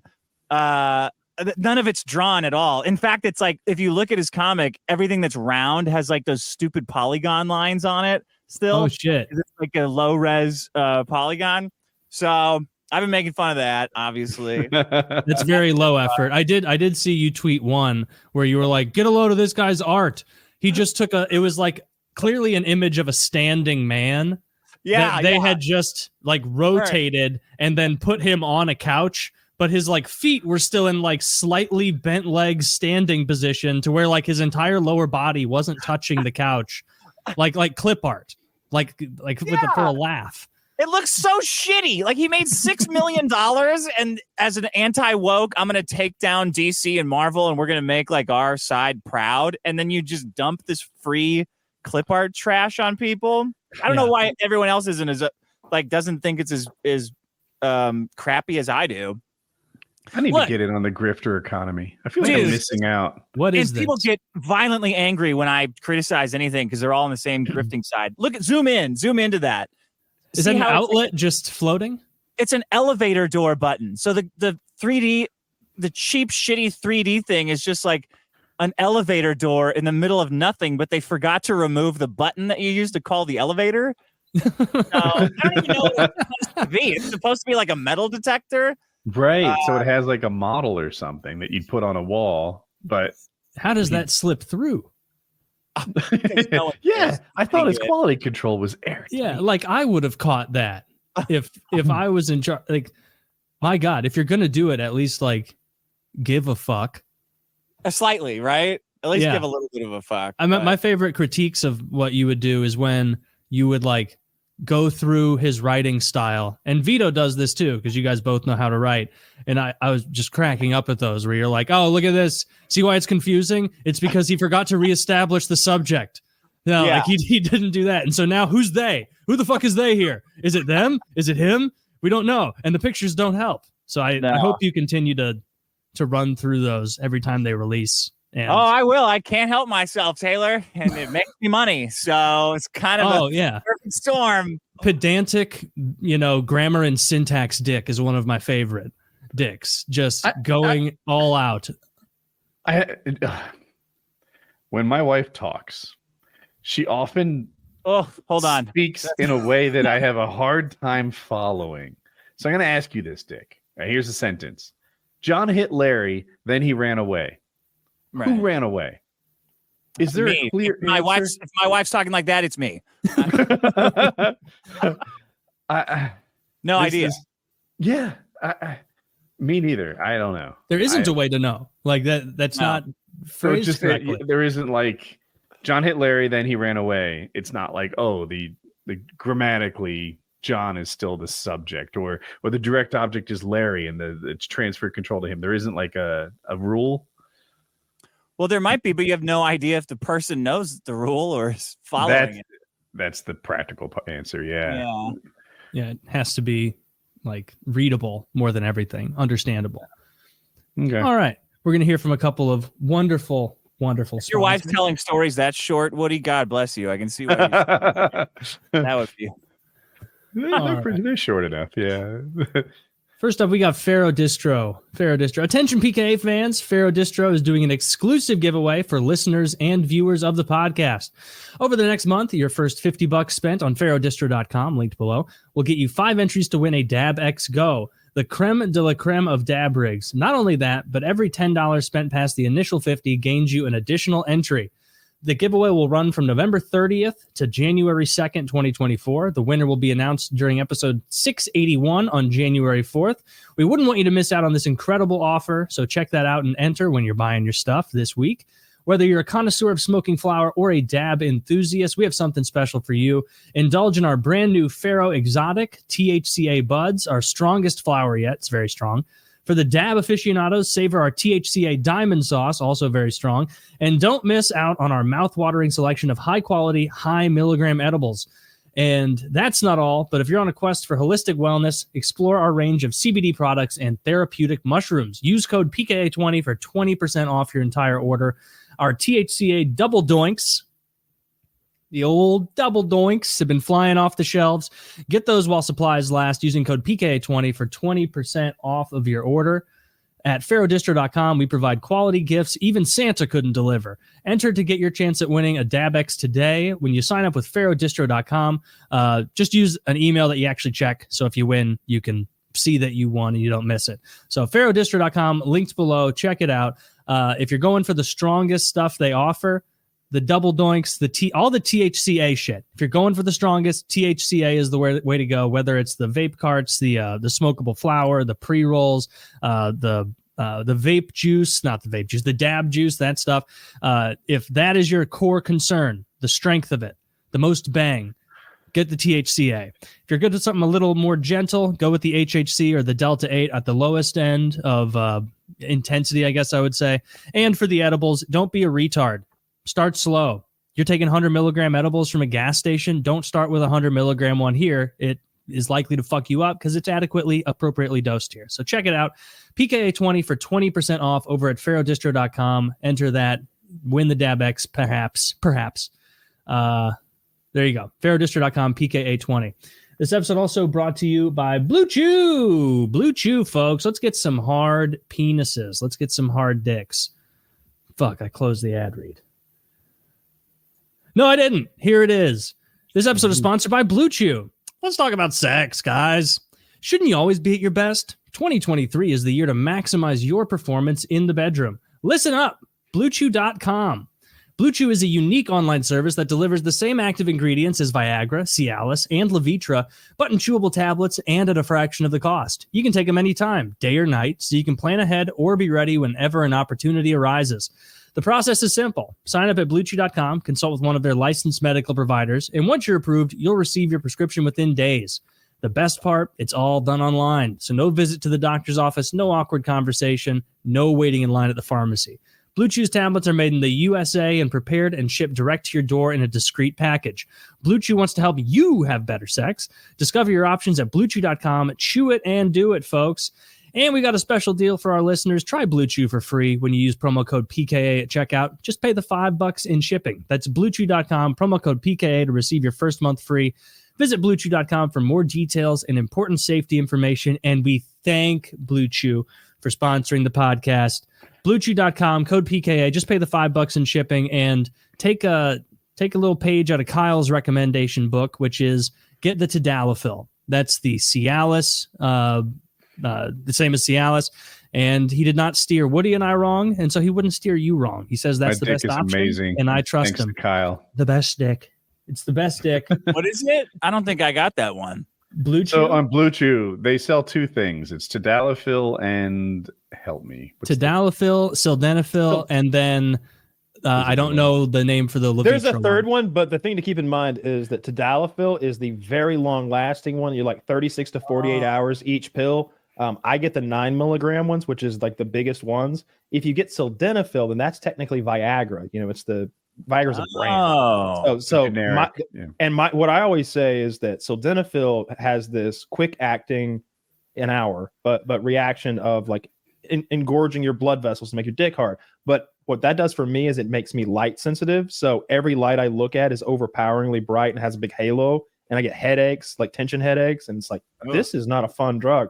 I was trying to get my dick hard. I got to go to sleep now. So Tadalafil every time, longer lasting, it's just better. Yeah. So go to Tadalafil. It's a weekend party drug, I've heard it called, because, you know, if you can get laid Friday and Saturday, it'll help you on both. Yeah, your dick's rocking and rolling for 2 days in a row, sometimes more. So check that out. This episode is also brought to you by Freeze Pipe. Our friends at Freeze Pipe just launched a bunch of new products that are taking the cannabis market by storm. For the smoothest and coldest way to smoke cannabis, then you gotta try a Freeze Pipe, bubbler, or bong from Freeze Pipe.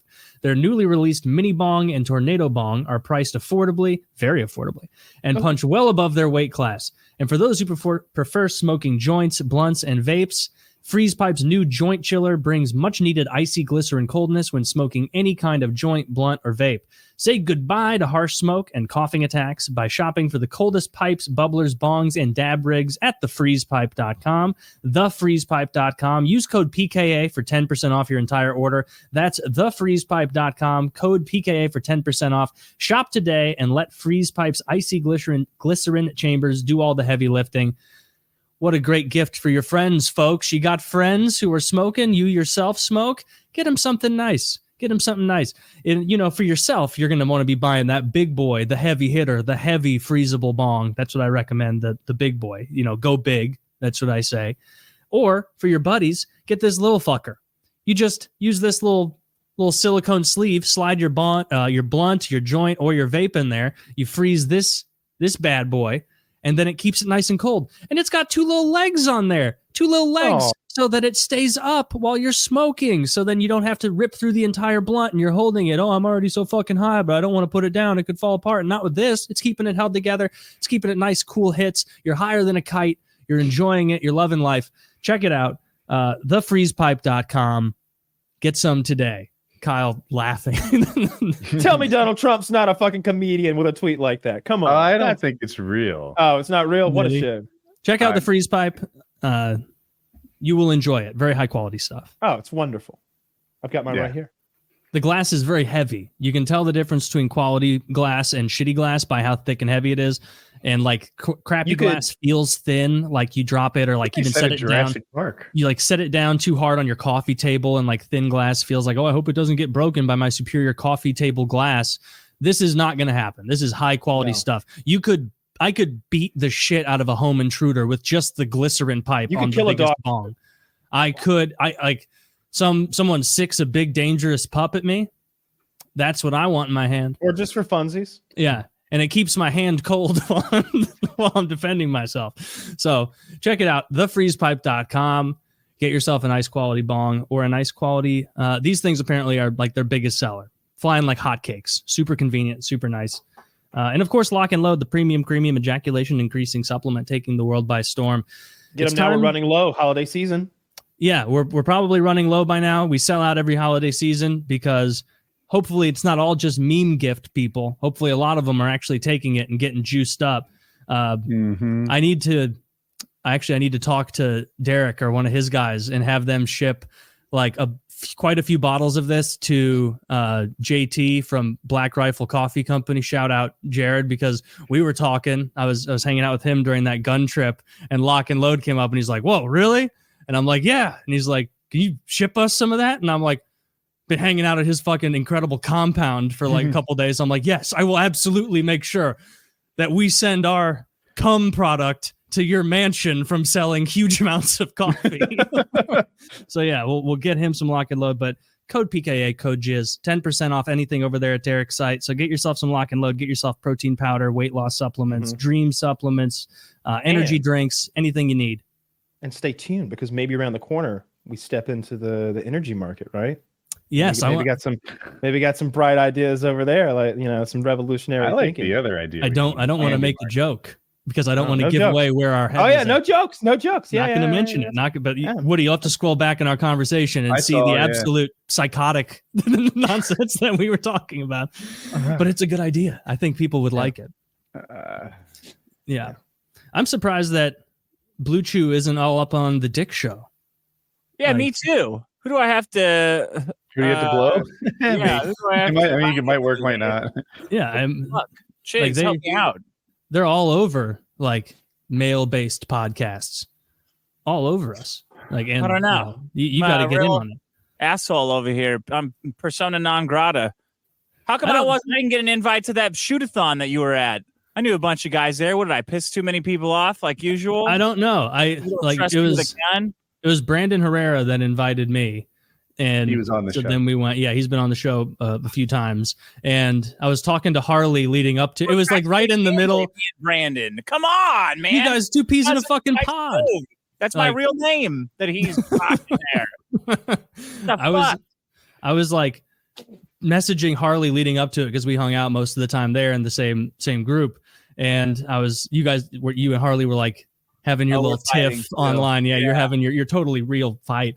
And I was like, oh man, I really hope Dick is going to this. That would be fun to like meet Dick for real, chill with him. But I was like, I shouldn't DM him and be like, hey, are you going to this big get together thing?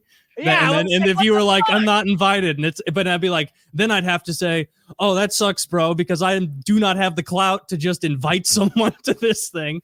Oh, please, everyone knows that, Taylor. You don't have to say that. Oh, yeah, it goes without saying. I'm just a jester, just going there and dancing around. That shit was so fun though. You would have had fun shooting machine guns. Nah, shot a Tommy gun, shot an MP40. Bunch of guys talking about guns, fucking dumb. Looks stupid. Brandon Herrera is really going to be in the U.S. House of Representatives.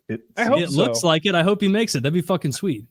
Taylor, I want to talk about the was there like constant machine gun firing going on? Was it that kind of shoot? Was it like always going on, or it was what was the deal? Constant? Like it was like 15 big tables up near the shooting area, and there's like 8-10 feet deep of people waiting at all times to like get to their chance to shoot or like talk to someone, and there's like, I guess, custodians of these different tables who are handling like, okay, these are my guns, and like you shoot these. Yeah. And like I felt like a bitch when I was standing near the Barrett 50 cal. I was talking like Wendigoon and I hung out a good deal today, chatting, talking about life, having a good time. He's a great dude. And we were standing by the Barrett 50 cal, and I had in my head like a fucking Call of Duty retard. I was like, the Barrett 50 cal is like not that loud. It's like pretty quiet, like compared to the other one. So I bet that's not a big deal. And like, I guess it is if you're shooting it, but I was standing in like the cone of pressure where it like shoots out. Like I was standing there talking to Wendigoon and like jumped when it shot.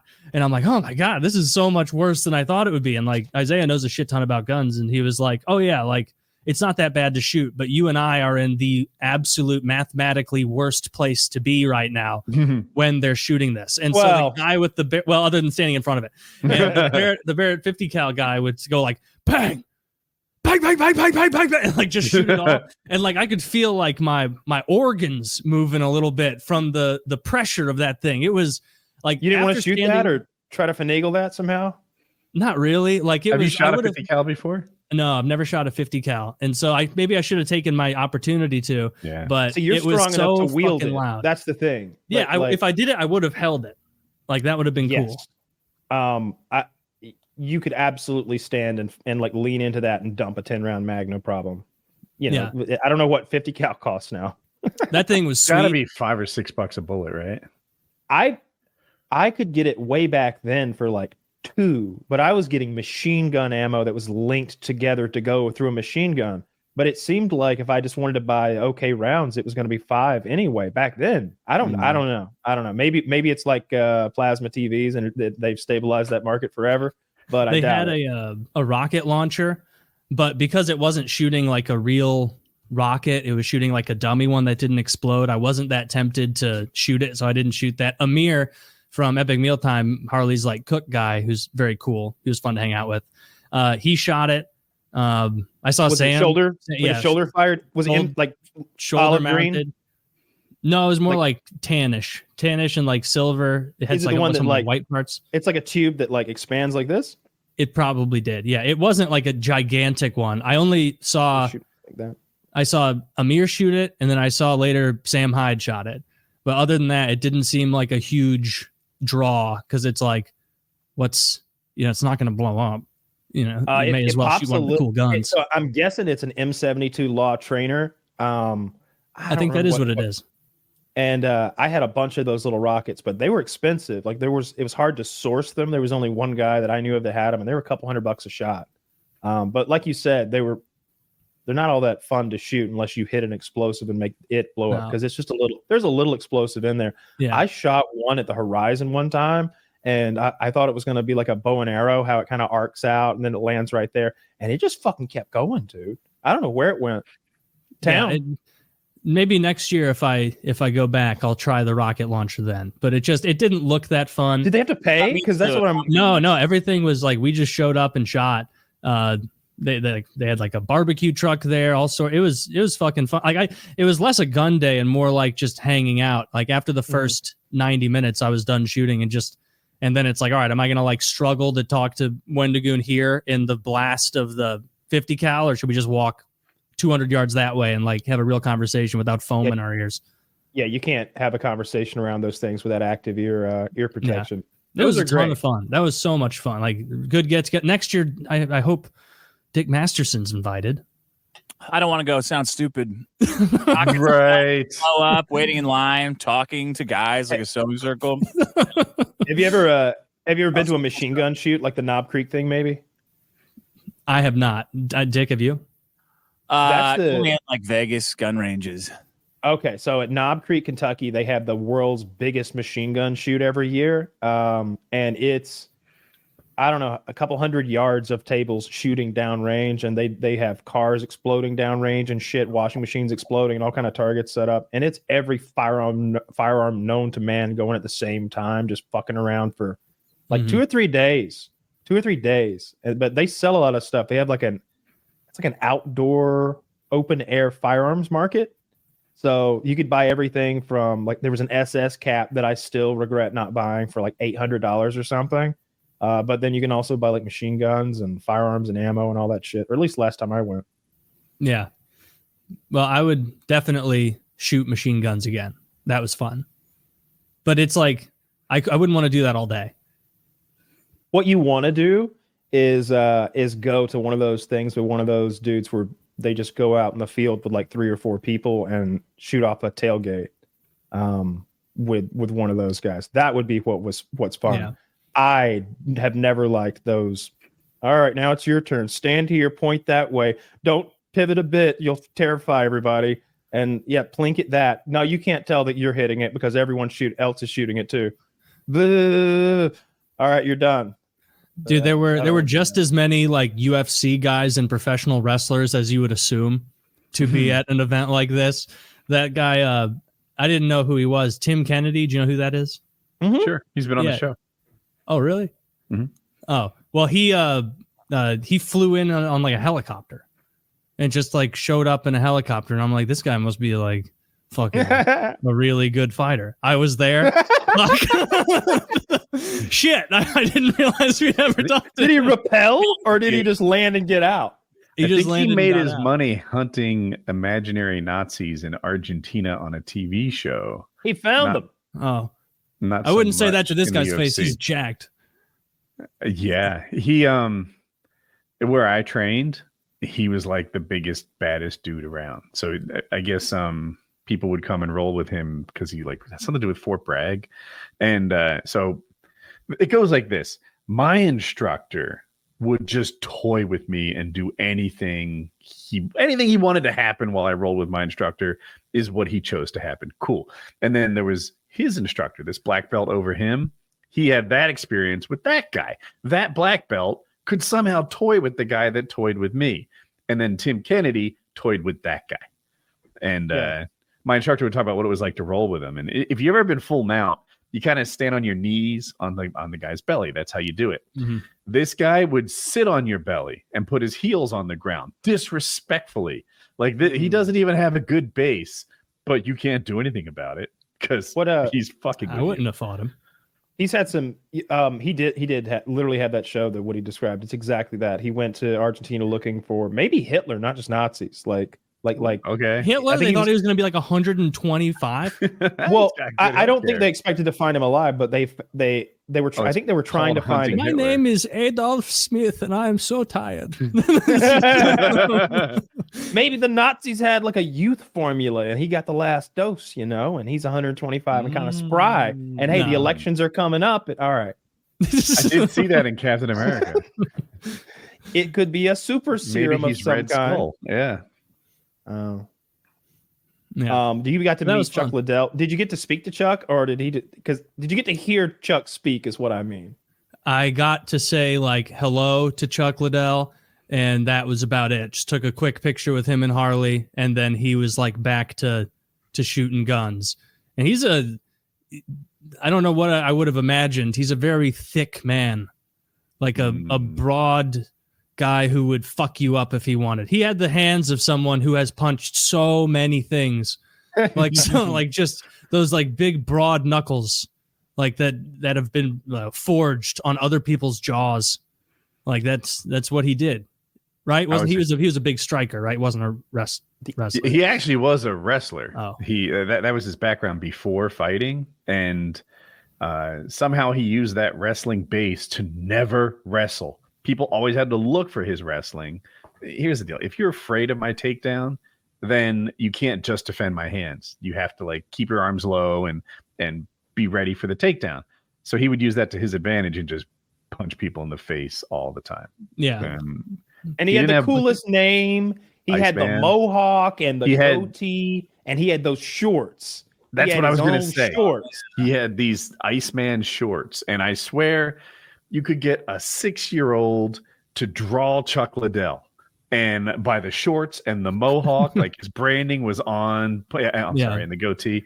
You just knew what Chuck Liddell looked like. And he had this huge rivalry with Tito Ortiz, the Huntington Beach bad boy. Yeah. And I was a Chuck guy. I was all about Chuck. And Chuck won. He beat him twice. I don't know if he beat him twice and they fought twice, or he beat him 2 out of 3. He had like a military quote on at this event. So he beat him twice, and then they did this awful thing like 3 years ago where they They brought this man out to fight a Tito Ortiz, who is still quite the professional athlete, and Chuck got some more concussions. Yeah, they're about the same age chronologically. Is he taller than you, Taylor? Like, it's hard to tell from angles because Harley almost looks less gigantic. Harley was squatting down, but Chuck and I were like the same height. I was on a little decline. You look like you're about his size. You look stronger than him, way stronger. He would beat the shit out of me. That fight would end when he tired. Didn't Chuck fight light heavyweight? Wasn't he light heavyweight? Yeah, he light was heavyweight. 205. That's 205. Cut to. What the? Was there not a 180 back then? For Chuck? What I'm saying is like I don't know. That man looks like there was a 185. Rich Franklin was the champ at the time. He couldn't make 185, I guess, Chuck. I think he was too big. Yeah, but that was fun. That guy Goldberg, I never watched professional wrestling, but he's way bigger than I imagined he would be. That guy's fucking enormous. Was he the biggest person there? He and Harley were probably the 2 largest people there, but like Harley is lean. He's in good shape. Like he's not heavy at all. Like I think my money would be on Goldberg though. Oh, Goldberg, yeah, would fuck Harley's ass up. Which, like, shout out Harley. I know, Dick, you and him are having a beef. Having a big fight. He was so much fucking fun to hang out with. Like, spent most most of Harley of the having weekend. an actual beef? No. Okay. We'll see. That depends on Harley. That depends on what he has to say about Maddox's 3-hour documentary / hit piece on me. It's a piece of genius. Oh, well, he's right then. If that's his opinion. I'm just trying to be. I want to fight. Have you seen? Woody wants drama. Woody's like, Dick, hate me. I want some. I want some on my beef. It's been too long. Shake the rust off. Get back. Woody, you have to watch the documentary and tell me what you think. I just asked Harley to watch it and tell me what he thought about the rape list part because that's a pretty funny segment. Oh yeah, I bet he would be totally on your side once he actually watched through it. But he's like, he said he did, so I was busting his balls. But I don't know. I just pulled his comment off of your subreddit. Wait, didn't you guys? I never have TV stuff to talk about. Have you guys seen Goldberg's show Knife or Death? No, what is it? Oh, it's a Goldberg has a reality show where people who are like way too into their knives come on and run a knife obstacle course. That's like it looks like the most dangerous thing you've ever seen on TV, run by the least athletic people you've ever seen run an obstacle course. And it's like shit they have to do with their knives. Some have like a dagger and some have like gigantic machetes and a lot of 52-30 pants in that show, I'm guessing. Yeah. And they run through this thing where they're like chopping ropes and yes, and they do it all in slow-mo, and then Goldberg and this Chinese Navy SEAL with like a speech of fucking a goofy accent comment on everything that they're doing. Like one of the things in the obstacle course is they got to chop a hanging fish in half.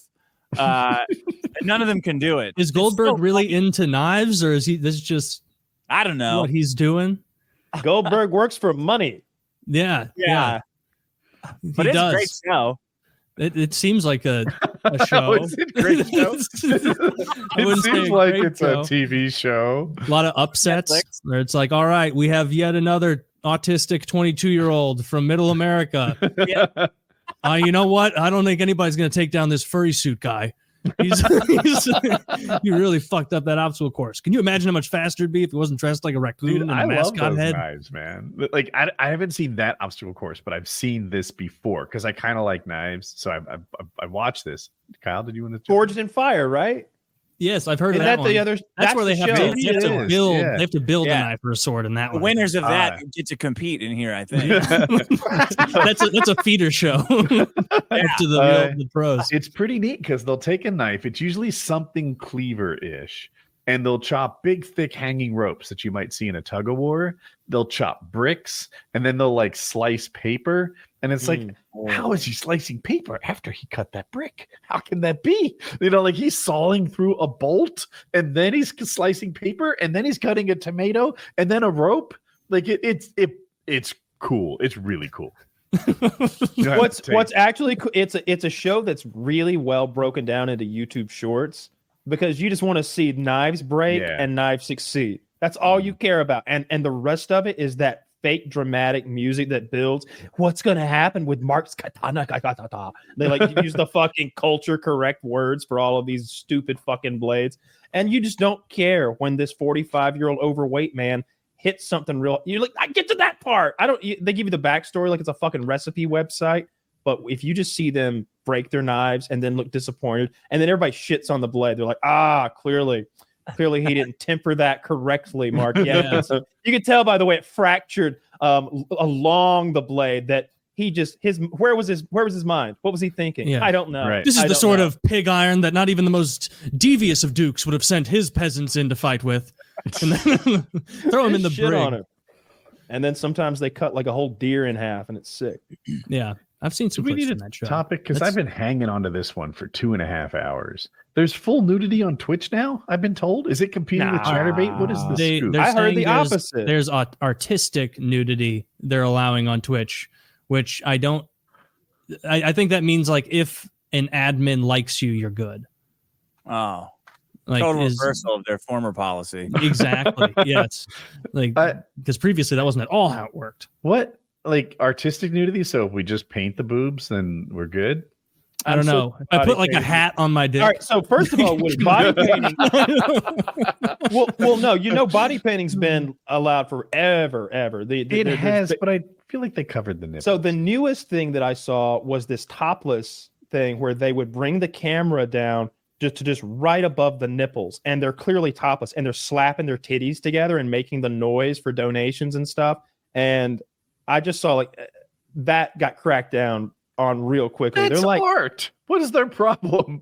It's like when somebody in a video game finds a new way to jump up on a ledge and the developers are like, no, we didn't intend that. Get the fuck out of here. Those bitches are innovators. Now I'm all for hating on e-whores, okay? But come on. When they innovate that way, when they came up with the hot tub category and bitches just started getting kiddie pools in their fucking apartments, filling them up and getting naked in them, I was like, come on, that's innovation. Yeah. Beautiful. I love that. She's not I've seen just the sitting there with her blowjob tits and the out. double blowjob, but you do a triple blowjob on Twitch and you're breaking new ground. I need to see it. And it's I'm looking art, on and they're Twitch innovators. for nudity right now. I'll let you know what I bet there's some nudity on there right now. I doubt it. Seems like they probably shouldn't have any nudity because otherwise it's just going to become a cam site, and it's not. It's not immediately meant to found a do that. fat chick shaking her titties. But they're covered up. Yeah. Well, that should everyone is on the same page with that. Fat women. We can't have kids seeing that. Fat women. No, actually playing a game. No, that's a bad influence in multiple ways. It's going to get them into something they shouldn't be. How you doing, Kyler? Finding any nudity? Because I'm on Chatterbait and it's a gold mine. It's a gold. So I'll be honest, like this feels like inappropriate to me, but it's not technically nudity. But it's weird to me that this is on a gaming website and she's doing yoga, I guess. But come on, like, do you see this? Yeah, Some of this is inappropriate, also, Kyle. But this is on Twitch. Yeah, this is like what is Twitch about? Why are women on a video game playing site? Like who? This is the yoga category. A lot of them clearly aren't playing video games. She's in a thong. Oh wow, we can't get too bogged down by this. But yeah, Twitch is pretty wild. It is. I can see the argument a lot of people are making. They're like, yeah, don't most people on Twitch, like half of them are like fucking 13. You can't have nudity on a platform with a bunch of 13-year-olds. It's just like Gaza, a demo. Dude, it's like those Venn diagrams overlap entirely. Yeah, half of Twitch is under 18. It might be even higher than that. I don't know. I really don't know many people my age or older who watch a lot of streams. I know Yeah. some, but it's Did you definitely find- younger. And I found the woman who's I don't. Is it like? Is it important to censor Twitch if porn is available like anywhere else on the internet? I don't know. I never just tried to it censor just seems like it's I don't know. I always thought of it as a kid's website. Yeah, it is. It is a kid's website, right? Like you shouldn't be having this shit on a kid's No. website. I nailed it. I don't though, know. Right? How bad is Kyle's? I'm still watching an ad for this person. What's My going on? girl's on her hands and knees in a thong Whoa. bikini with Your words girl written can't all over. hang with my girl. I'm watching. Your both. girl's animated. No. Oh don't wait, know did I what miss? you've Did I seen. miss your link? My bad. Yeah, it's right below Oh. yours. Okay. I gotta watch an ad. It'll pay off. Yeah, I get okay. Yeah, it is a little wild. Didn't they ban gambling? So that because like that's not good for kids either. Like getting into gambling. Who's to say it's good for gaming? adults. First of all, No gambling on gaming. Twitch. No, you mean gaming? Oh yes, totally. Yeah, it's gaming to play online slots, which I mean it kind of is. Yes. But Yes, it is. yeah, I don't. If you're gonna ban gambling because it could be bad for kids, like then you'd have to use that same rule to be like, yeah, you can't have a bunch of naked people hanging out when like the majority of the user base is fucking 13-year-olds. It's just I'm that's sorry. weird. This girl has her. She's on titties. live. Oh wow. What is the thing that your mouse turns into when you hover it over? It's like my mouse. It was like a hammer, like a child's It's mallet. like an inflatable hammer. or I think if something. I hit her, maybe she gets a notification and she's gonna move or something. Like, Try and bang on her titties. See, now we're part of the problem. See how easy that was to be sucked in. Dude, I Because clicked on her. was like, Okay, I don't did like it. this I did it. content Being Oh, shown this to is children. hilarious. And then I opened When you it up click, and I'm like, click those on are her some titty nice and watch what hangers. happens. It makes a little cartoon explosion when you click her titty. So this girl is exactly what I was describing earlier. She has the camera angle pulled down so that she is showing like 3/4 of her whole titty. She's probably like missing her nipple by 2 inches or something like that. And there's a lot of titty to. Yeah, it's a bit. Look how a bit of a little trooper. and minor the gameplay window is in all this. I didn't know there was gameplay. Oh, wait, I was swear I there didn't see it. I didn't see it. I swear to God, I'm not even being funny. Is there? This is the gameplay? very beginning of that Pokemon game. I've played it. How long has she been live? 4 hours? Like, this is the very fucking beginning. He's been live for an hour and 40 minutes. I'm on a 40 commercial. minutes. Dude, this is 3 minutes into that game. Oh, cutscene. Jeez, she's got that on loop, dude. She ain't playing that game. is she still live for you guys? Yeah. Yeah. Yeah. Okay. You know, I got banned from Twitch because I had the word "dick" in my username, Dick Masterson. Dude, we get demonetized for that a lot because we put your name in our title, and I have No to like, shit. yeah, we get demonetized all the time. And By the way, you're this not girl's even name is showing your Strawberry fucking Tabby. hangers. Strawberry Tabby, we are big fans of yours. We would love for you to come on Mhm. and bring that camera angle to YouTube. Keep In getting the bigger. same as I camera watch the angle and stream. get up. I want to hear. He comes like, on and immediately we're like, "You're so brave for what you do." I want to. I want. the bullies. I mean, the last lady we had on the show was Finster, and so I'd like to get this young innovator, this young entrepreneuress online. And, We're on and a really, big old stretch of biological women. Haven't had one on in a Yeah, we long haven't while. had a vagina. I can't. Has it been 8 years since a person with a vagina has been on the show? Let's keep this. as far as you know. Yeah, I haven't been inspecting. I stopped Who knows? inspecting a few years And in. Taylor's a you coulda had that hermaphrodite. surgery. Yeah. Taylor vibes could go either way. Yeah. Taylor is so much more man than me. It's like he's like 8% more man than me. He is like so hairy and like broad. Like I've got broad shoulders, but he's just so thick about it. I'm He's gonna a real. In the actual apocalypse, like if we saw you, me and my little group, we're down to like hatchets, and I'm like, dude, there's a big guy. It's a big guy. No, there's food. I don't care if there's food here. He'll kill us all. We leave because Oh, I yeah. know you're gonna kill us and enslave our women. I'd be sitting on a throne of Cheez-It boxes, daring anyone to come at me and take my carb loads. Yeah. I That'd be the present them to best. you. I'd I be present killed Cheez-Its so- to you like that. I supplicate to you. I'd appreciate that, and I'd make you my right hand man. Oh, what an honor! Put you in a gimp suit, like Danny DeVito, not Danny DeVito, Danny McBride did to that one guy, and this is the end. You would flick me that little red Scoopy thing you spread the cheese on with, and those little cheesy crackers. You'd throw those to me so I could suckle at the leftover cheesy bits. I'd have gained so much weight from like eating. I'd be sitting there Jabba the Hutt style, and you're like hoarding all the testosterone.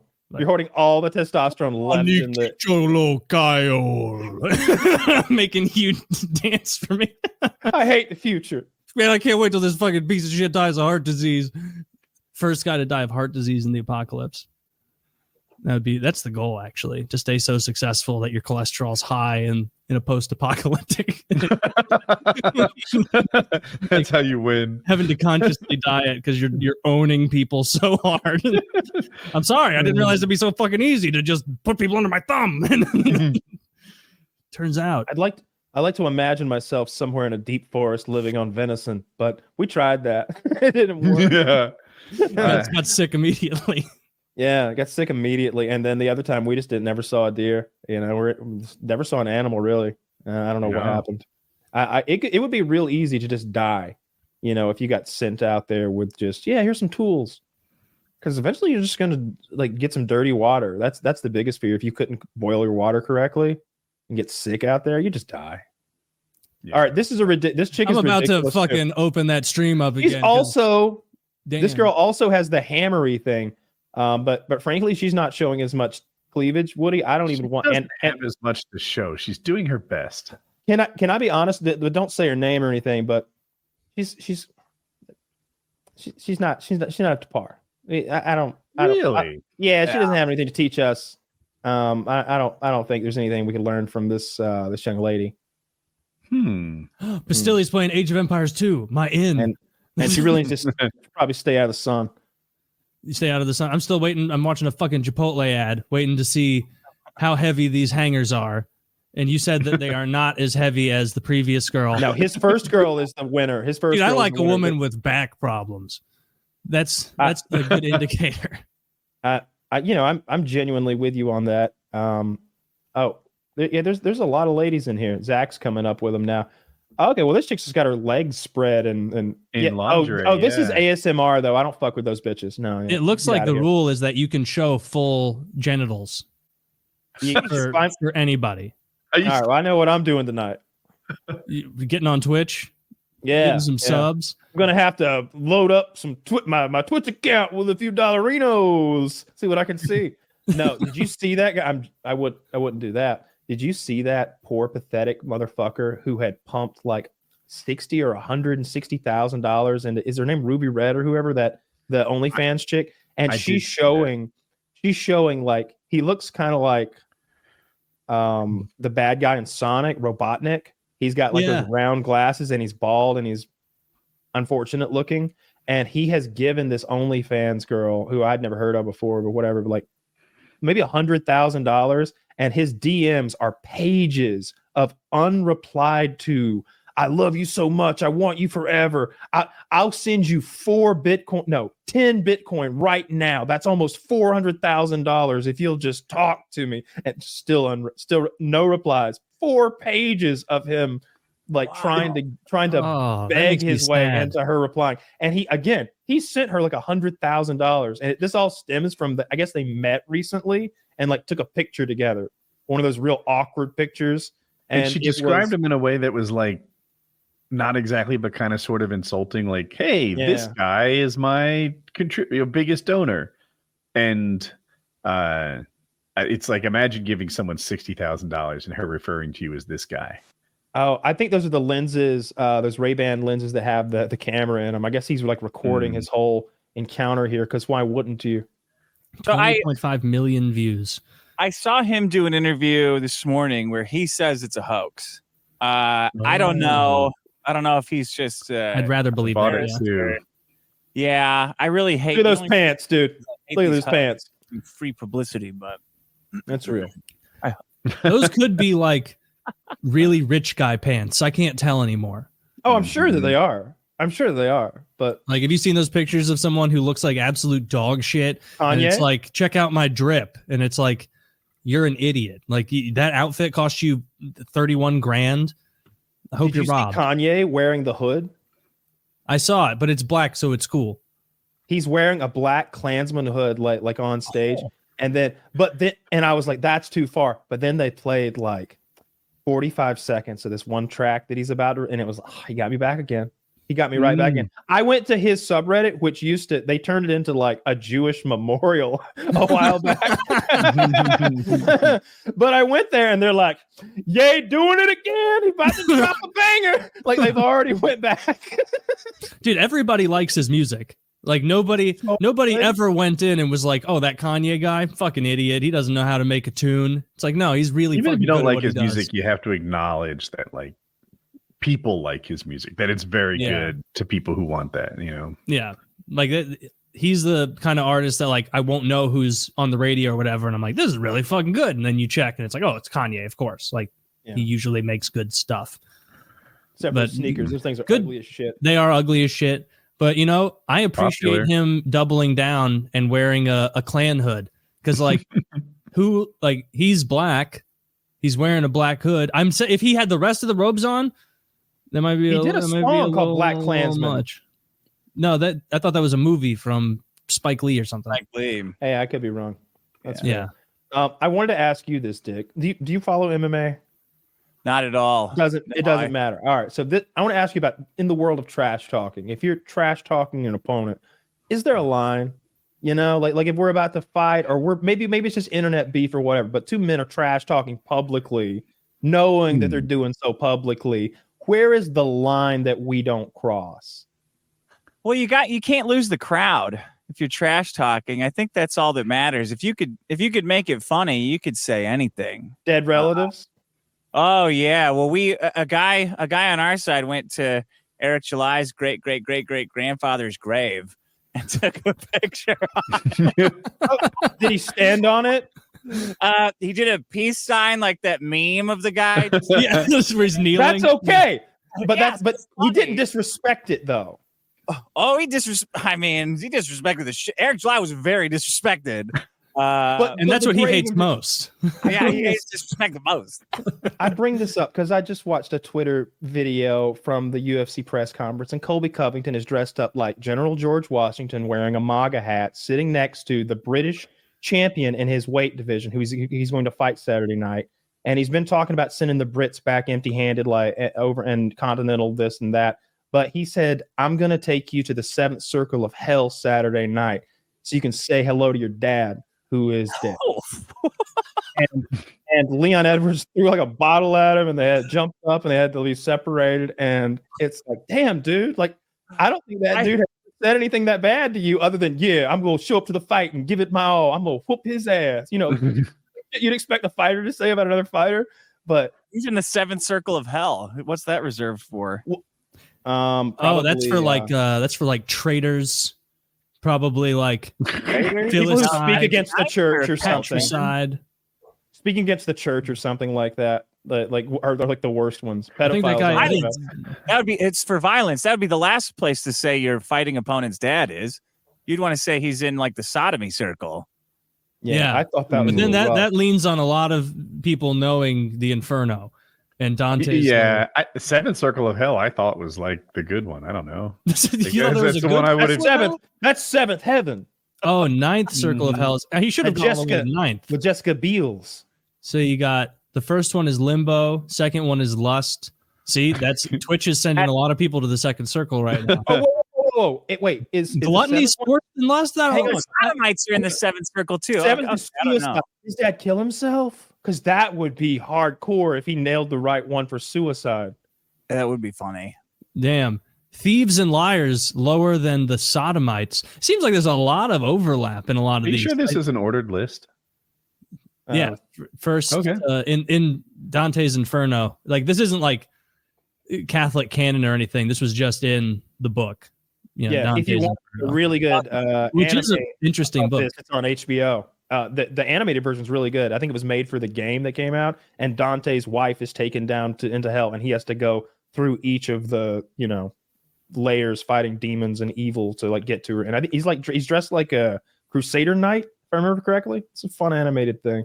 That's a good costume for Halloween. A crusader. You don't see that much anymore. I have Show up to one of those Palestinian things dressed up as like a full-on like French crusader. Just reminding them of another loss.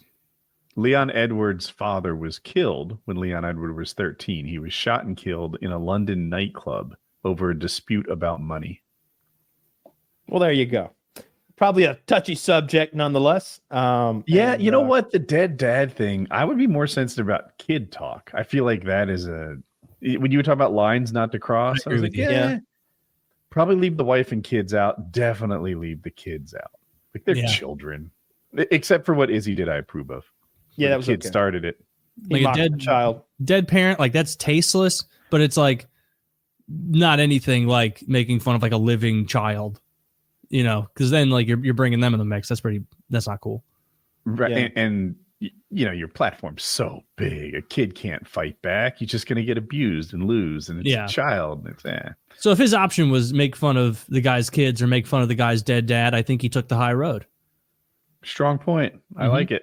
Don't tell him that. He probably didn't know he had kids or something, or he just said something. You know? What if he's a dead kid? Fuck. Colby's my favorite fighter who's fighting. He took like 2 fucking years off, but he's fighting Saturday, so he's fighting. He's my favorite one because he puts on the best show. But both like out of the ring and in the ring. I love it. He's a boring fighter. He has heart though, which is a thing I admire a lot. Kamaru Usman broke his jaw.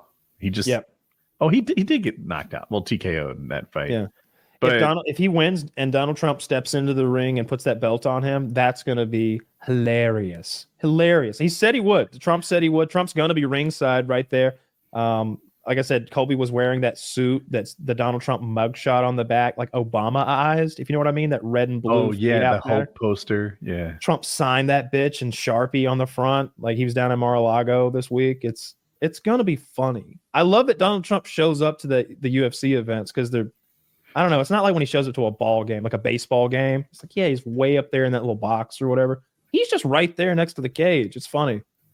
Have you seen that funny video of like Trump walking in to the UFC event and it like looks like it's a video of Trump, but then it's just like zooms in past him and it's like Shane Gillis's face, like, oh. Like what? Like Trump is here right now. It's very funny. Like still, like you could tell his thoughts from his face. Like holy shit, that's fucking Donald Trump. He walked out to American Badass. So it's like, why does Donald Trump have? Yes. Trump had walkout music. Trump walks out like this is like 2 or 3 events ago. American Badass starts playing. They shoot some pyrotechnics or whatever, and out comes Donald Trump, Kid Rock, and maybe Tucker Carlson or Mike Tyson. I can't remember which. And also Dana White. And they come out together and then they all sit together in their little area right next to the cage. It was absurd because of course he's like fist pumping while the song plays and there's Kid Rock next to him. They got the VIPs. Like it's like white trash overload. It's just like okay. It's a beautiful thing. I love it. I'd see that as something money can't buy, or not really, but you know, like Dana White sitting next to him, being a part of the show like that. That's access. That's not material goods. You think Trump's like an actual fan of UFC, or he's just like, this is my crowd. Like these people are all really stoked on me. He used to, a lot of the UFC events would be at Trump properties in the past, and he has a good working history with Dana White, I believe. I'm mixed. So Kyle's definitely right. Way back before UFC was a super popular sport and they needed venues, Trump provided them. They would fight Atlantic City in a Trump hotel. This is like the 90s. And it's like, okay, does that make Trump a fan or a businessman? I suspect a businessman. And he's like, yeah, you know, we host events here. You're looking for a place to host events. Win-win. Boom. Now, I think Trump likes to do things that makes him feel good about himself. And going to UFC events makes him feel good about himself. And I bet he likes it too. He's got like 80 fight each other is a show.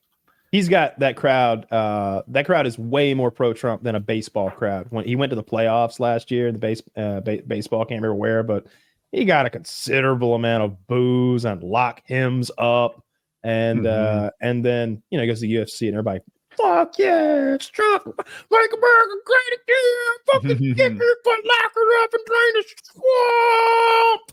And everybody has a meltdown. It's a beautiful thing. I like it. I get a little pump. Yeah. America. God damn it. I'm going to vote for you again, Don. That's not what Kyle's thinking.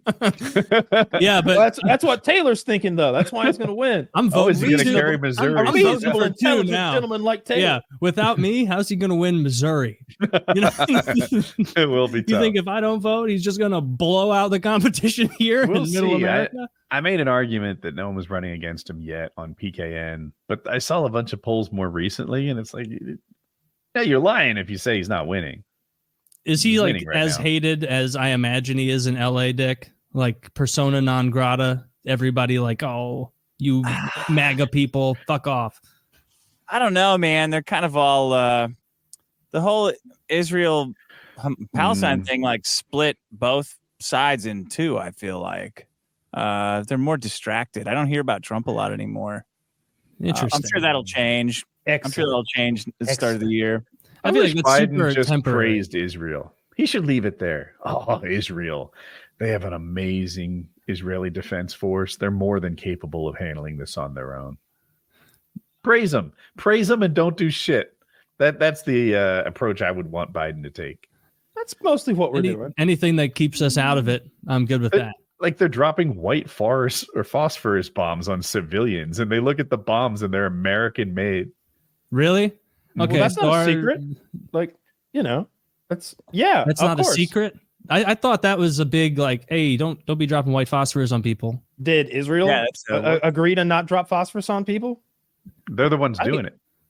I know. Did they ever agree not to? Yeah. They're doing it. Did they ever say they wouldn't? Did they ever? They're not like my bad. They're like, isn't it like Geneva Convention stuff, like where everybody's supposed to be on the same page? I don't fucking know. I don't know what Israel signed. It's easy to win debates if you just ask me things I don't know. Yeah.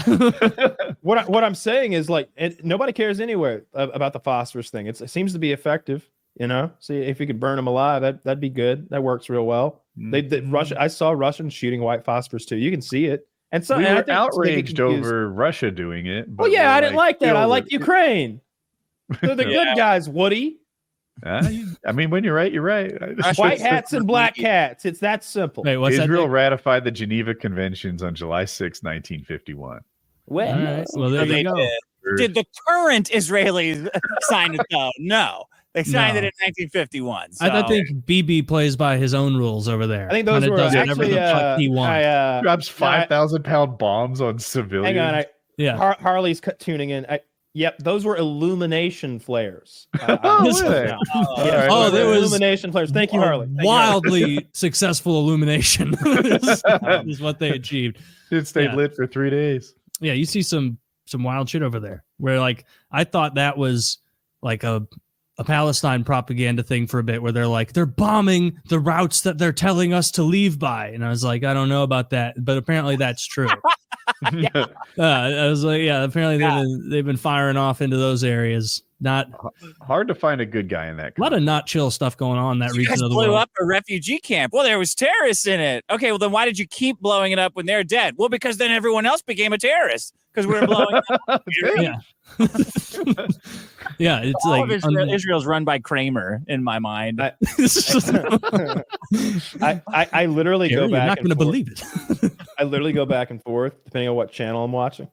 They could sway me back and forth on this one, which is usually a good indicator that there's probably not exactly a good guy anymore. There was at one point, I'm sure, there was that first guy who was like, why? Who even are you? But like that's so long ago that like it doesn't matter. Oh, hello, anymore. my friend. You're coming to live here also? Surely you don't want my house. Wrong, bucko. Somebody else will.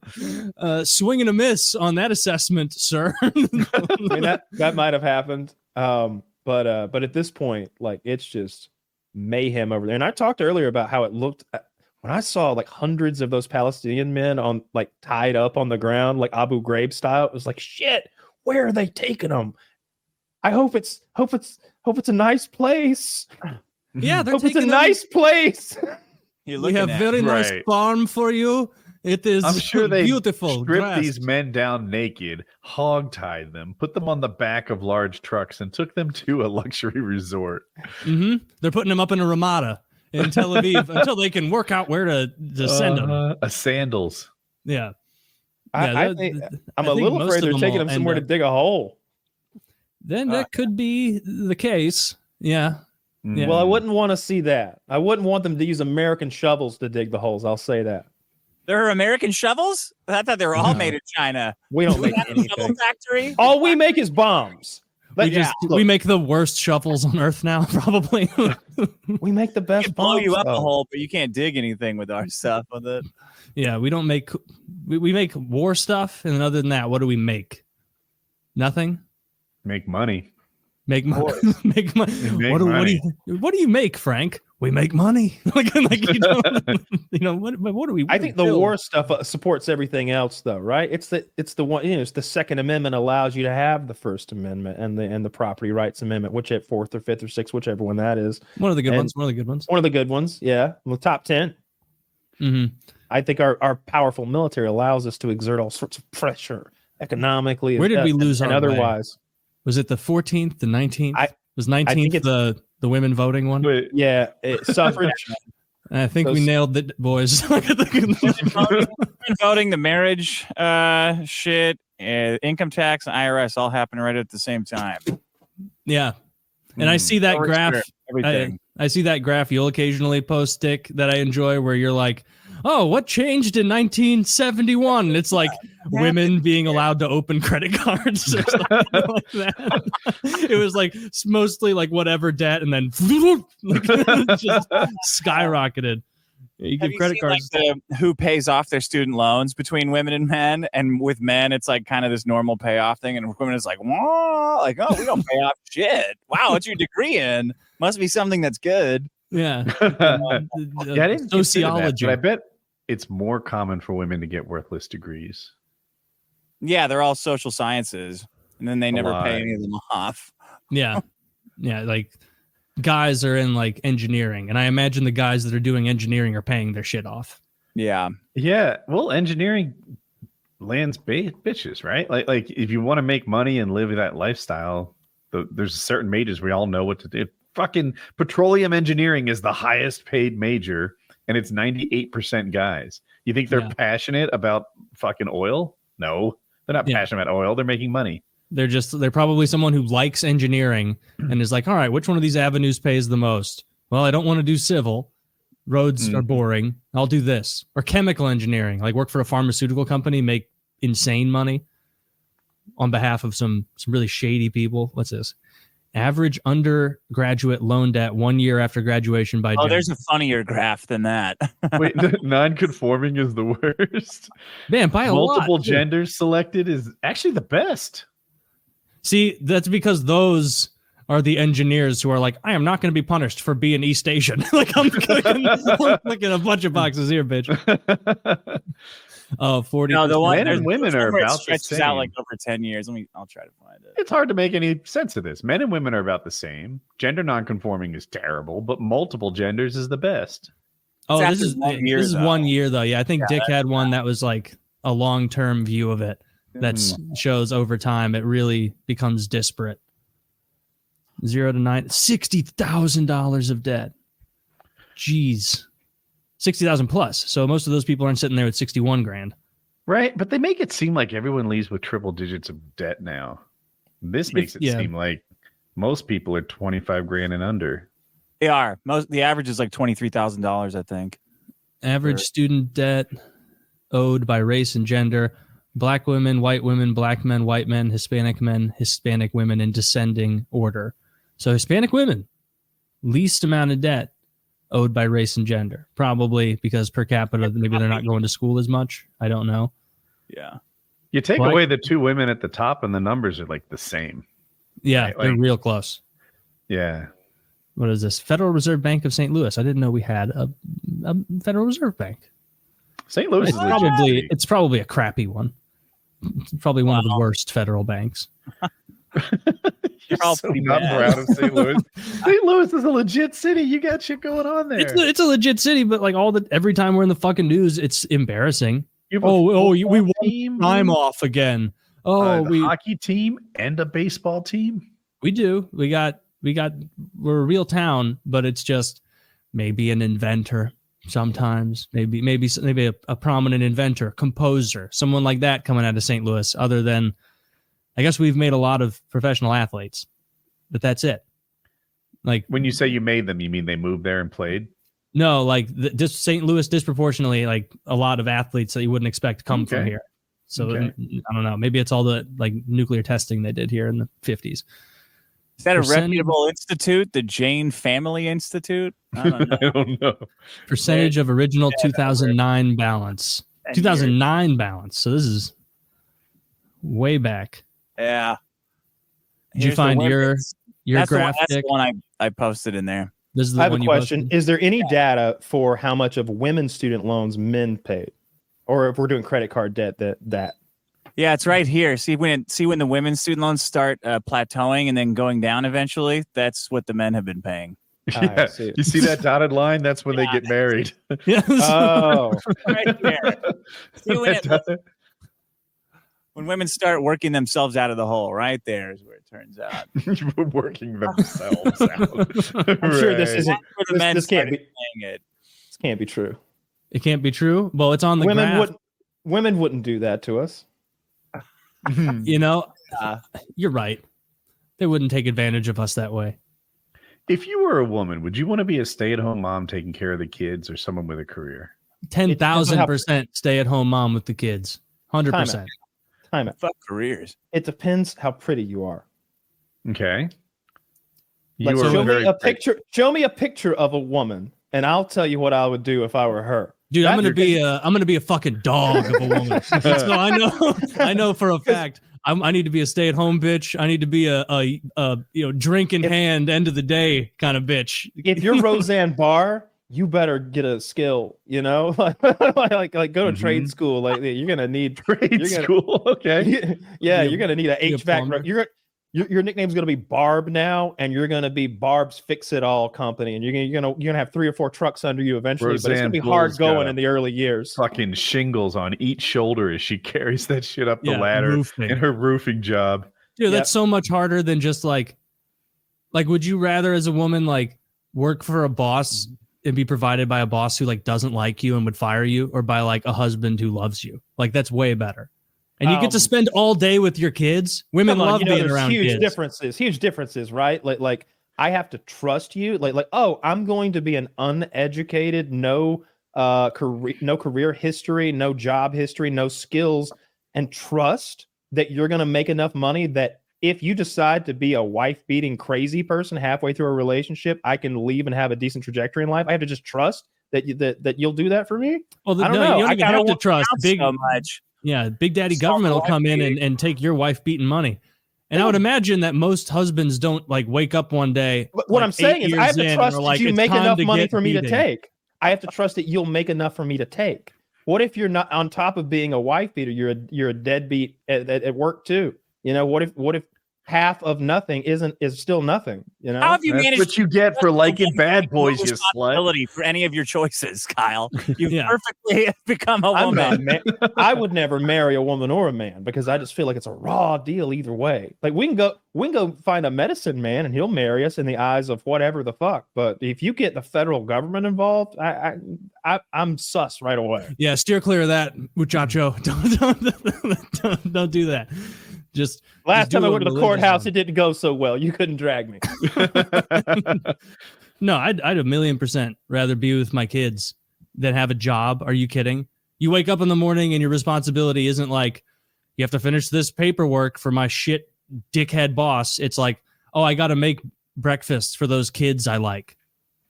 Dude, you're just the idea that you like the kids. Like, I don't even like my dogs all the time. You know what I mean? Like. Would you rather hang out with your dogs and feed them, or go get a job? All right, if someone paid me to be a dog mommy, but see, I pay a cleaning lady to come in and clean as well. You can still do that. Just choose. I wouldn't want to clean this place. There you go. See, that's why I need to know how pretty I am. Thank you. Yeah. If you're Kate Upton, you've got a wonderful life in front of you. How about this? You're a 5 Kate Upton out probably of 10. makes more money than that baseball player. What? You're a 5 out of 10. You're as average as it. You're not overweight. You're not overweight. Can I interrupt you, Taylor? Yeah. What kind of 5? Do you actually mean an average woman, or because people call ugly people 5s? I would whatever. Like I guess average. 175 Show me a picture. pounds. 5'4" and 175 pounds. That's enormous. So yeah, that's average. Is that really average? Yeah. Is that me on the far right? I'd fuck me. What a damn great photo. You guys are cute. I like that they choose Taylor's glamour shot and they choose the worst 2 pictures they can find. Dude, they put me through a handsome filter before they did it. Taylor got double filters. Woody's crying in that one. Dude, I made a short video. In mine. Dude, from now on this show, don't put my video on. Just put that picture up as a still. I did a video as a goof where I grew my beard out for like 4 weeks or something. And then as I shaved it off, I did like mutton chops, weird goatee, funny this or that, Hitler mustache. And then at the end, I used like Visine or maybe water to like fake a teardrop. Oh my God, that teardrop fucking picture has been posted on Reddit so many times now. You'd think that's my normal look. I don't know. It was I thought you were like a real actor and that you like got yourself going that I actually cried for shaving. Yeah, no. I was gonna be like, damn, he's a good fucking actor. He can just summon that. No, you destroyed my illusions of you being a great actor. all I know is the idea of being a like middle class stay at home mom sounds horrendous. Really? I mean, I would rather work a manual. I would rather go work every day and swing a hammer than be a middle class mother of 2. Woman. You're a woman in this. That's what I'm saying. If you see that's your path in life, you better start swinging early. You're gonna have to be a butch What's gal. so terrible about being a regular, like a soccer mom? Well, you're a slave now. Like you can't leave. There can be no like weekend trip. Like babysitter has to be arranged. Childcare has to be arranged. And forget the fact that if I were to be a parent, it would be my goal to make them the like super people, right? Like you need me all the time. You need support. You need education. You need this, that, and the other. You're my new full-time thing. Oh my God, it's prison. It's prison incarnate. How is it a better mom? You got to be a like my mom. Be like, okay, it is 9:30 a.m. Come back when the street lights turn on, and not before that. But you're using like chemicals as therapy now because of that upbringing. You do intense ketamine therapy to try to deal with that upbringing. 21, 22. That was a while ago. That's what they tranquilize cats with, man. Yeah, that's why I get you moving, get you not moving, but get think you of going. all my mom's free time, huh? Yeah, you just don't want kids, and the idea of having a kid at all poisons you against the hypothetical. If you're going to have think about it this way: would you rather have kids as the stay-at-home housewife and be the stay-at-home housewife, or have kids as a woman who also has to go work for some shithead boss doing like menial, administrative work? Obviously, I would so I would rather do the office work and have the kids if my husband is going to pay for like childcare and like keeping me because being out of that house is going to be everything. That's going to be my fucking day. That's where I'll meet Mark, my new husband. And you're gonna have a work husband, dude. You're a dirty whore. Like Mark's my boss's boss, and he comes in the 3rd Saturday of every month, and that's when I wear this dress. Yeah, he's a vice president at the German conglomerate that owns our company. Is this an emotional affair, or are you banging Mark? Well, you're a home-wrecking bitch. We're gonna start off with a little flirting. I'm gonna, we're gonna a little nebulous thing, but we're heading toward like take half of Taylor's money and take off with Mark. That's where we're heading. Like I've already picked the divorce attorney. Fuck. Get more money if you had kids, though. That's true. Yeah, but I ruined my body, and Mark really appreciates my abs. Okay. What if it's like a Janet Jackson situation where the super rich guy wants to pay you as like a concubine to stay with him, kind of? Oh, that'd be fucking sick. Oh, yeah. That would be the best. Yeah. Like what? Yeah, like, hey, like $1 million. if I'm getting like fully supported as a concubine, like I've got my own place, my own car. If I have like a bill that comes up that's like, hey, I'd like to buy a $25,000 like frivolous thing, daddy, and he's like, no problem, get two. Yeah, that's all right. I can get on board. Money that would you made me a concubine. Oh, yeah, it's just money. The middle class concubine and the upper class concubine, you just need a dollar figure to settle on. Huge differences between being a middle class concubine and an upper class concubine. Jesus but it'd Christ. still be better to be the stay at home mom concubine than the fucking putting together Excel sheets. That would suck. I'll put those Excel sheets together. That'll be a real and you're working some bullshit job that doesn't even pay enough to pay for childcare. It's all about my insurance. Your husband must have a shitty job. You married a real fucking loser. That's your problem. You can't choose a good man. You should have listened to your mom. I'll have you know he's a freelance architect. Yeah, have you seen the new edition of the Guggenheim? Health insurance. Oh, so he draws. Have you seen the new addition to the Guggenheim? That's neither me. has he. little George Costanza. Now, what about you, Dick? Would you rather be the stay-at-home mom or the work-a-day mom? Can I be a drunk stay-at-home mom? You can do whatever you please. Yeah, actually, if you can pull that off. Just going to be like taking mom naps at like 3 p.m. Yeah, I think they had Valium for moms like me. I don't know if they still do. But... Don't get fat on your wine. Back in the day, you could just go to a doctor and he'd finger you, get you off. What? As a woman. Remember? They'd be like, this woman's hysterical. She needs to come. They would finger her? They'd finger her. They'd use medical vibrators. They had steam-powered vibrators. They like putting a little bit of coal in this thing and getting it fired and vibrating and getting them off. I saw one on Reddit the other day. Yeah, dude, it would be a hilarious YouTube video. Someone went to their doctor and said they were hysterical. I'm hysterical. You're just hard as a rock. You just OD'd on Blue Chew. Get me off, please. What can you do? Man, this is the 5th time this week. You don't seem sick. Let's do that thing where I cough again. Oh, what the fuck is that? This? A medical vibrator? I don't understand. Is that part of a fishing rod? Is that circular thing the button pusher? It's like a sander. There's a little thumb switch down there, but you see that that sanding pad there. That's rusted from salty discharge. Those ladies were filthy back then. Oh. I don't think you understood what I said by button pusher. Like that's not the on and off switch. That's not the button I was referring to. I was thinking that they probably attached a dildo to that piece. We're going old school. I have a drill like that. This is ghastly. Like I don't like whatever this is. Why? I don't know how 90-degree hand dogger. I don't understand what is going to move when you turn that. It's like a milkshake machine. That little thing down at the bottom that looks like the end of it. Oh, well, I've got one of these. Yeah, dude, you see a guy walking around with one of those, you know he fucks. That looks like make the my fist finger from vibrate, Fallout. or does this thing have a? I don't know what touches the girl. This is gonna make your finger. You probably saw that with thing real radium. Yeah, that's probably. They do use radium. They use those. You probably saw the little trend where everybody was taking their vibra guns and sticking it on their hands and like showing that their finger goes like crazy town. It's one of those, but from the fucking turn of some century. So you touch the girl with your own hand in this. I mean, this looks completely impractical. I'd rather punch somebody with this in Fallout. It looks the fuck?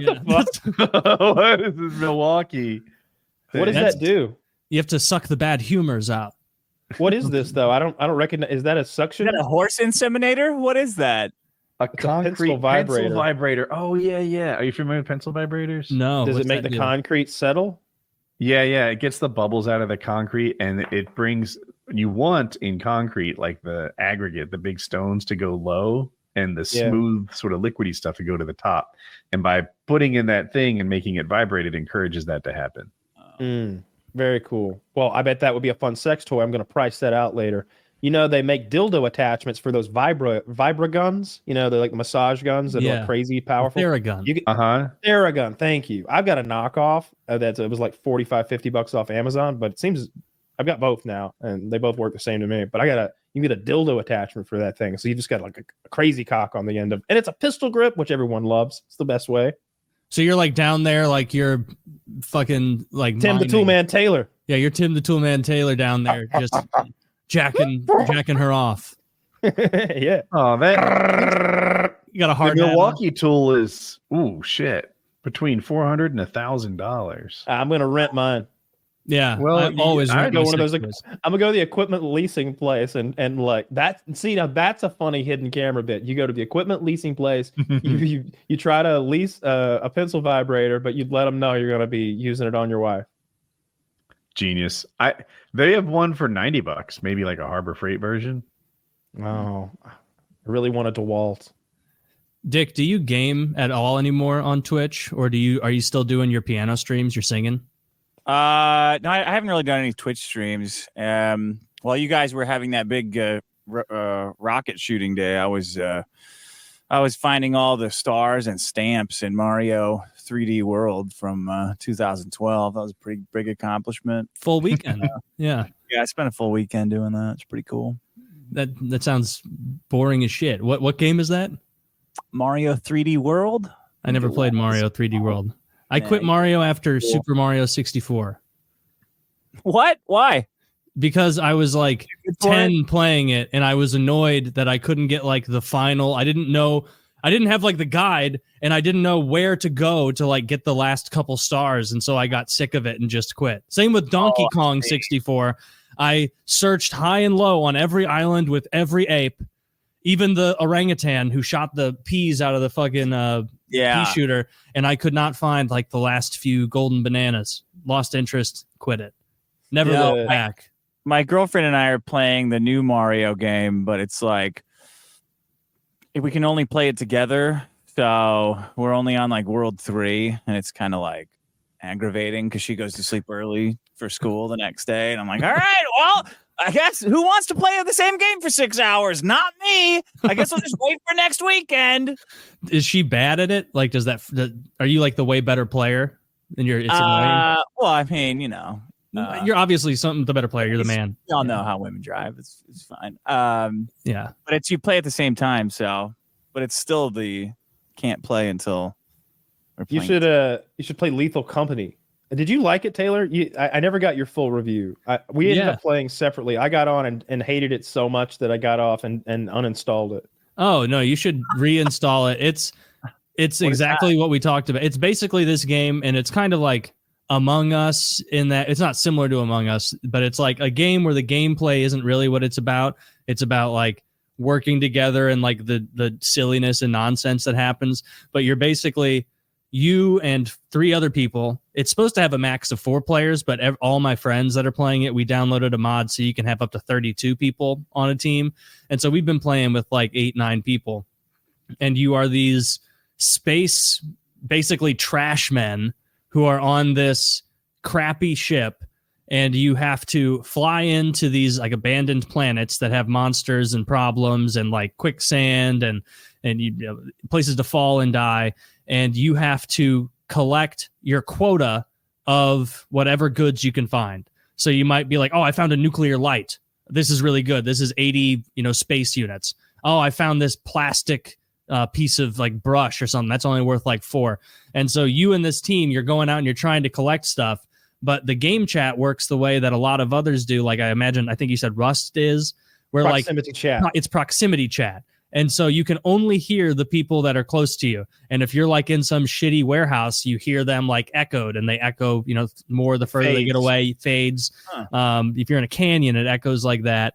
And you are having to communicate using walkie-talkies, and usually someone stays back at the ship because there's a little module there that tells you where stuff is as your teammates search out. And so you're having to like shopping. Like you just go. You're basically looking. It's not like you're walking around and seeing a bunch of different stuff. Like you might spend 10 minutes. You're in a maze of a building. You're in a maze of a building, or you're in a maze of wildlife, and there's monsters that are like kind of like fucking creepy. Like there's like a torso scary monster that some of them are pretty spooky, and you have like no defense. The only weapon you can buy, the way you get money in it is like you have to use some of the funds you got from selling stuff.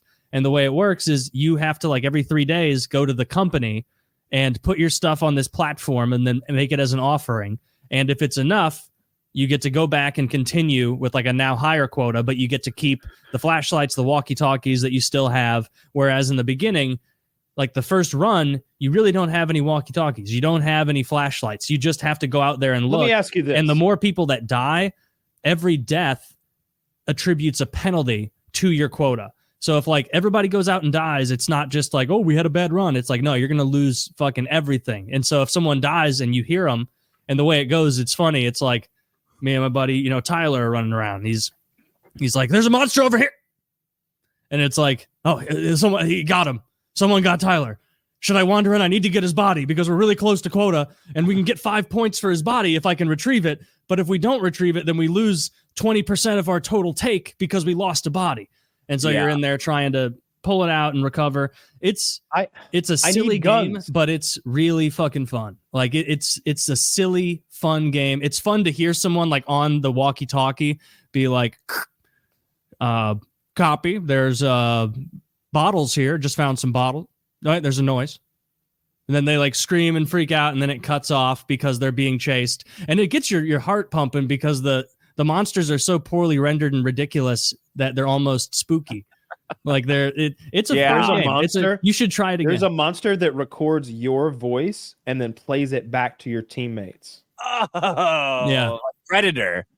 Yep. Yeah, that's cool. I didn't get to the part where there's fun. I couldn't figure out what was supposed to be fun. How I far wanted to kill the monsters.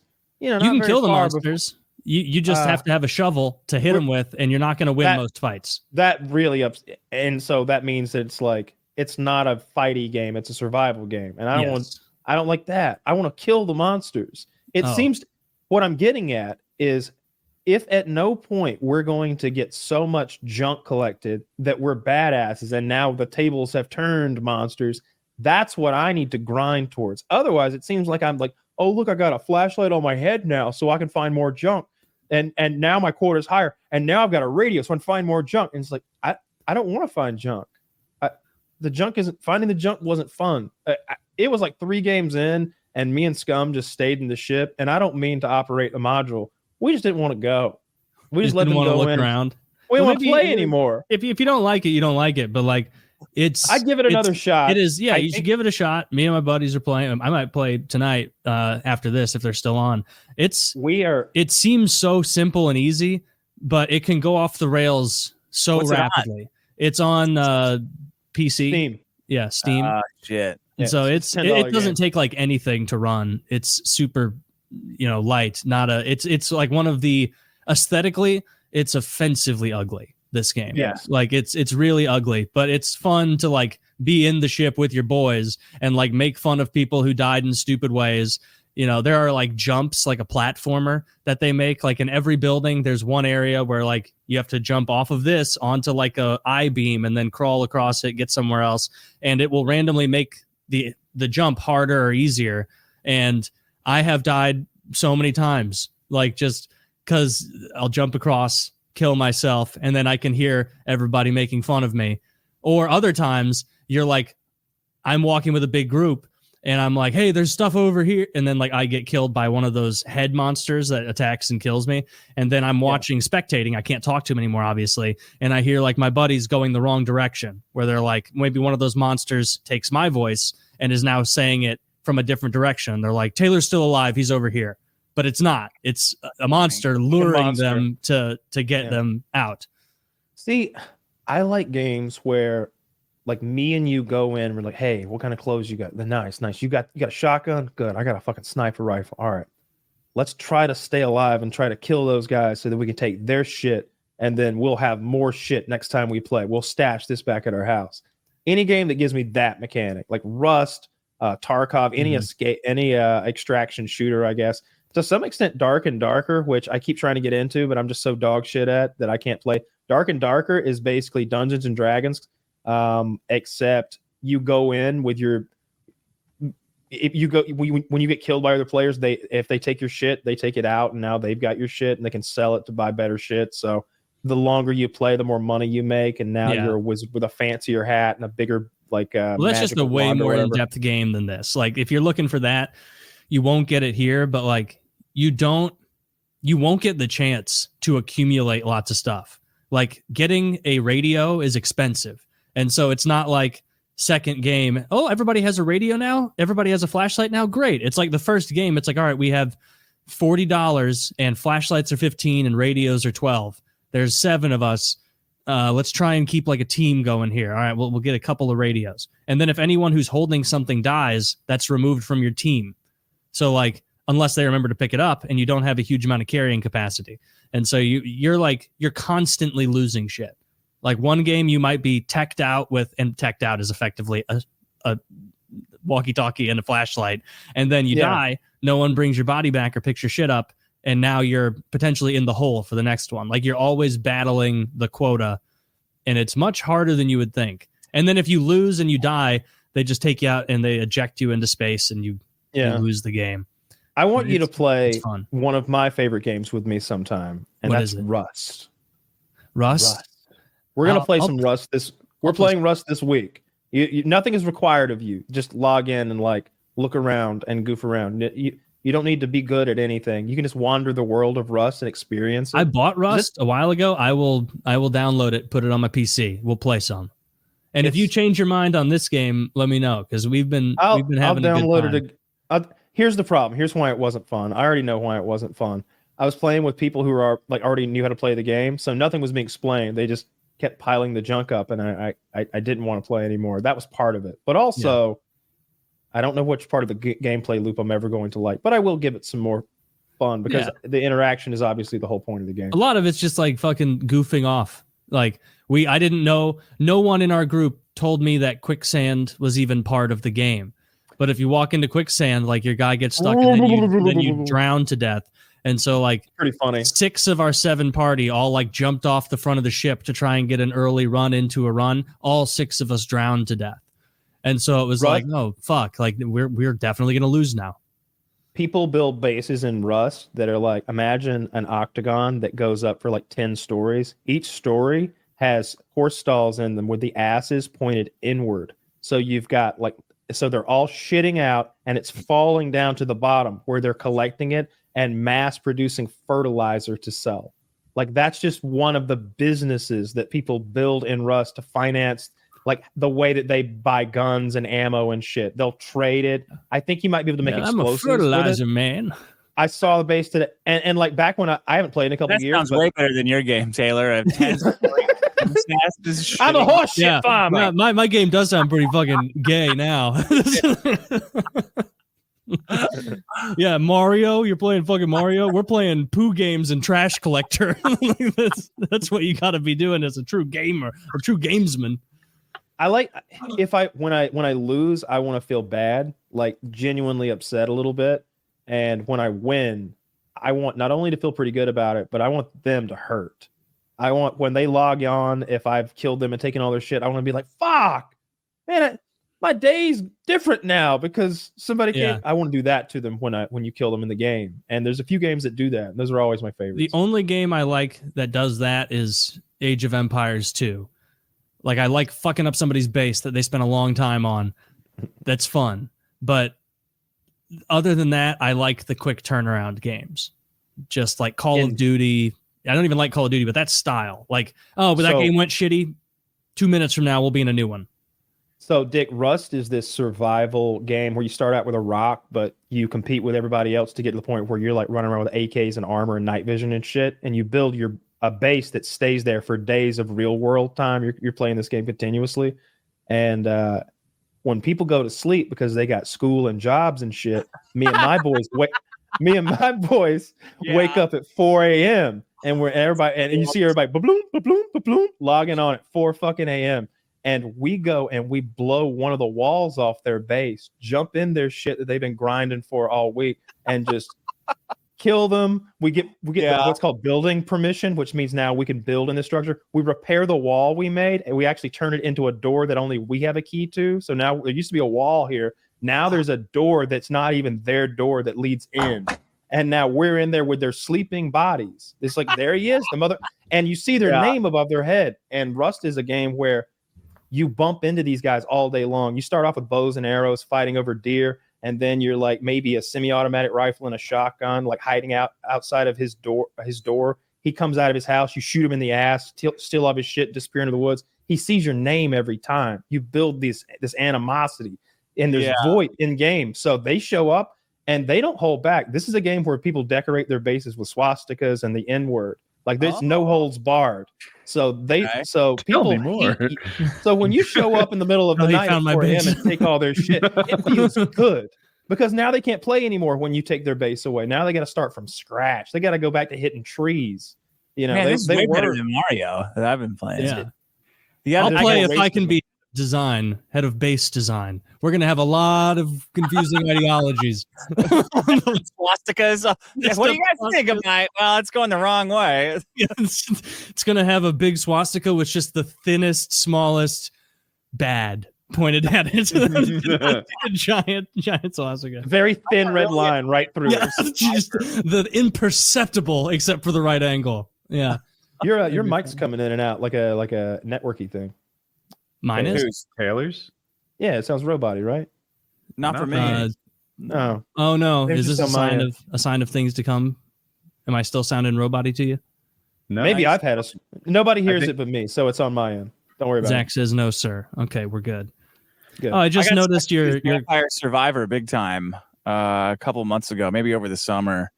Where I don't know, have you guys ever played that Vampire Survivor? I haven't heard of it. What is it? You're like a little guy, and you pick a weapon, and then you can upgrade your weapons, which is like my favorite part of any game. Mm-hmm. And you can upgrade them in like paths, so the weapons combine. And then eventually you're it's like Gauntlet. You remember the old Nintendo game Gauntlet, where you're one guy walking around, there's just people coming at you constantly. So you got to upgrade your shit faster than they're coming at you. But the best part was every game only lasted a half hour. So I could sit down and go like, all right, half hour, I'll be done. I'm going to go do stuff. But then I'd still be there 7 hours later. On your 14th game. Uh-huh. Is it like a first person shooter? No, it looks like it's from the 80s. It looks like total shit. It's all pixely. I don't think I can understand games that have when the graphics are too good. I kind of lose track of what's happening. When did that happen for you? What was the game that you're like, I'm out?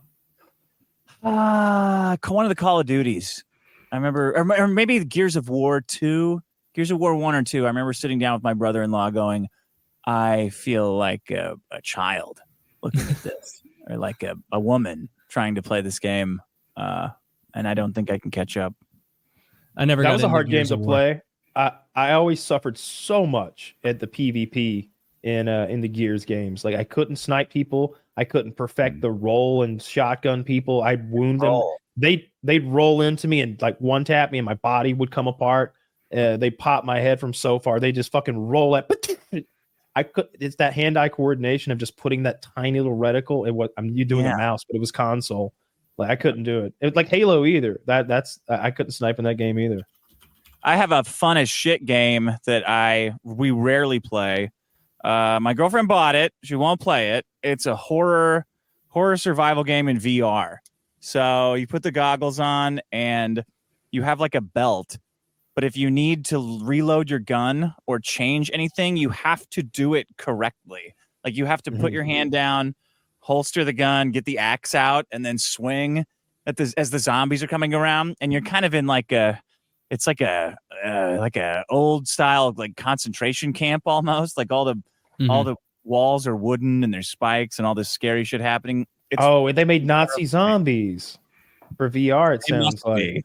Yeah. It's terrifying though, because you'll hear them coming, but you can only see where you're looking with your actual head in real life, and you can duck and peek and stuff. But it's a fun game. Have you guys ever seen the Gears of War character designer? No. I just had to try and find one on Twitter. This guy, people were like, "Oh, these are the most unrealistic character designs ever. Who designed this beefcake character?" And Can you show these guys put a picture up. Holy shit!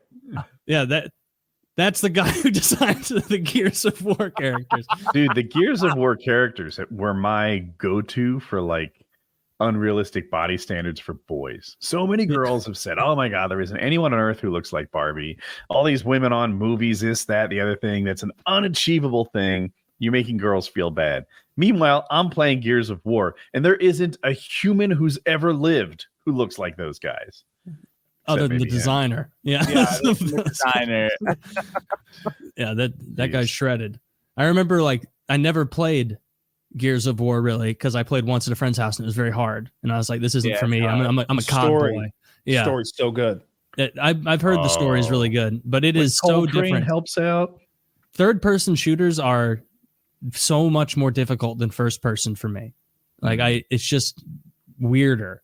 And I also don't like it as much. I like it some people play Skyrim in third person. I have no idea why you wouldn't just be in the first person back and forth position. I really enjoy going back and forth. Although when I play DayZ or PUBG or games like that, I always like to play that in first person. I feel like people corner cheat. Anything where it's PvP, it's no good because we're both going to be behind the wall looking at the corner where we expose and just elbow peeking each other and fucking around. And people will sit there and wait in ambush with full view of the whole scene. And they know just when to, and just, I don't like that. I don't like they that should kind shut of that down. That doesn't seem fair. A game called Scum found a way to do that. They made it so that what was displayed from third person view was represented by how much by what your eyes could see. So they would fade out details, and especially players. It would be kind of blurry what was out there, and they wouldn't. If a player was there and you put your eye behind the wall, I think he blurs out. I'm pretty sure that's how Scum works, but that's been 5-6 years ago since I played that shit.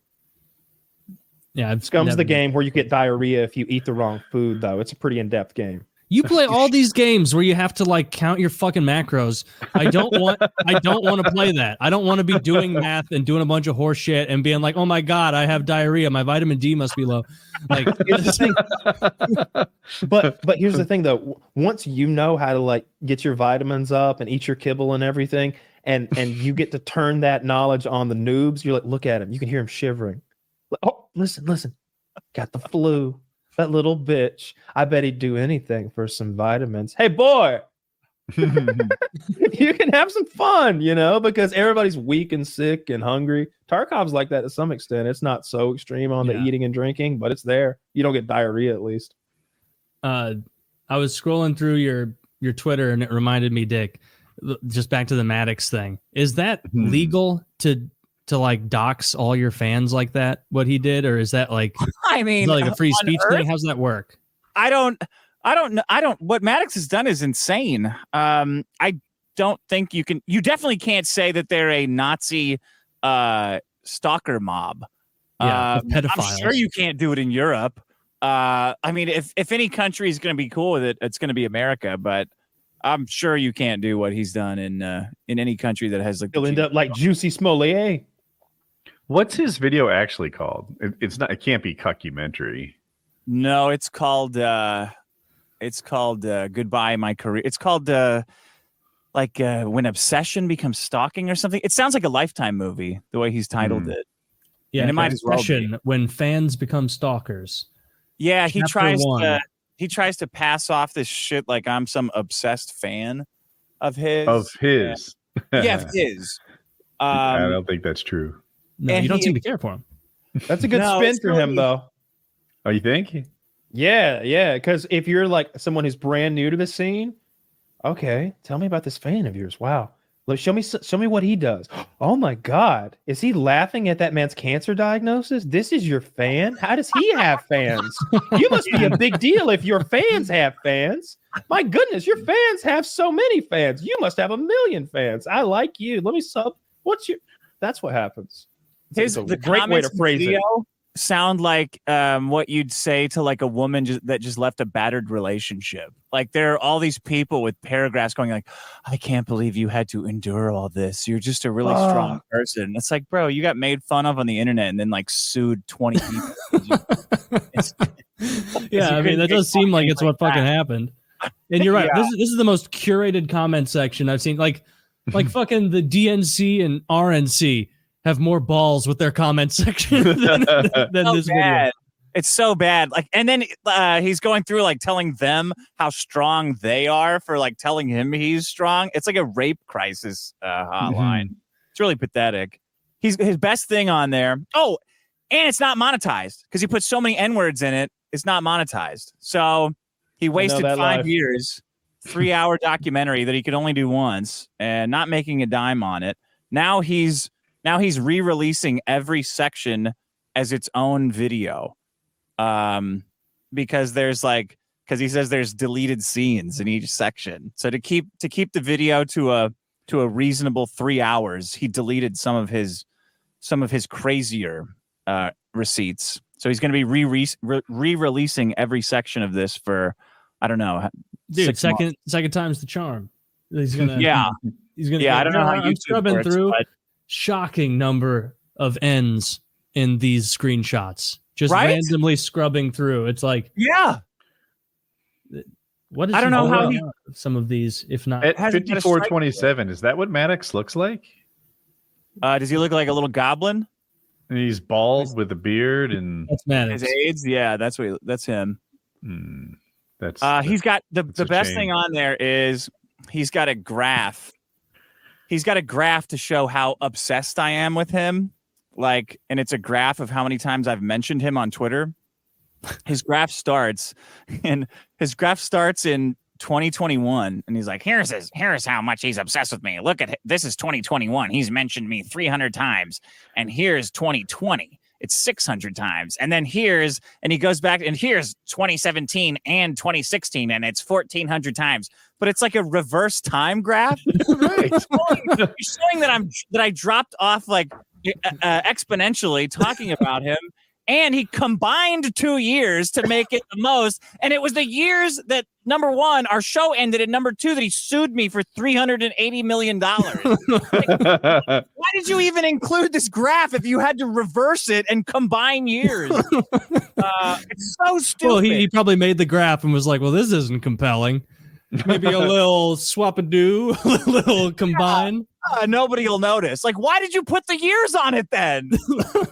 Doesn't make any sense. And then, oh God, here's another thing that I haven't even watched this part yet. Apparently, a big piece of the video is him proving that he broke up with who's my now girlfriend. He features her heavily in the video.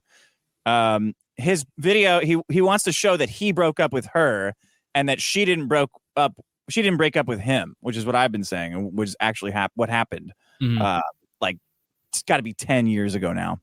So Maddox produces this letter that she wrote him after they broke up, which is like, I'll never feel about anybody else the way I feel about you. Like normal chick shit that they say to you after they break up to fuck with you. You should never be friends with women after you break up with them because they're just going to try to fuck up your new relationships. Anyway, which I told him that when they broke up. Anyway, so he produces this letter and says, she still loved me. She said she'd never feel about anyone else. But now here comes the most retarded part.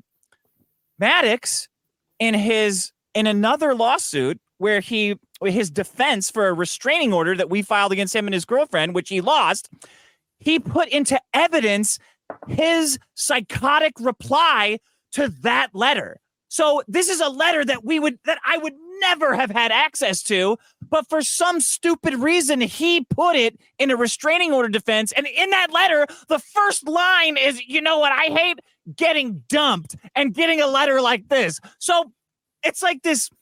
He couldn't have supplied more worthless testimony than this retarded video he gave. Taylor, it just gives me stuff to talk about for years, man. Can you imagine, Taylor, if we had a breakup here and it led to stuff like this? Like you and I were tangled up in a $300 million lawsuit and arguing over a girl and who broke up with her, publicly. Can you imagine? I can't. I literally cannot.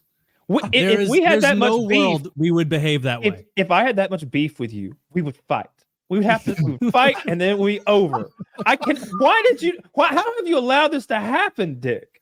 Because I've made millions of dollars literally on this guy, on his just total lack of shame. It's compelling. Yeah. Understanding. You're winning me over. Yeah. It makes sense. Housewife Kyle's getting wet. Goodness gracious. Housekeeper and how many millions? Here, look at this. I don't even know. Don't even put it on the page because it's he probably has too many N-words or stuff. But don't open this, Zach. Look at how roundabout to our house.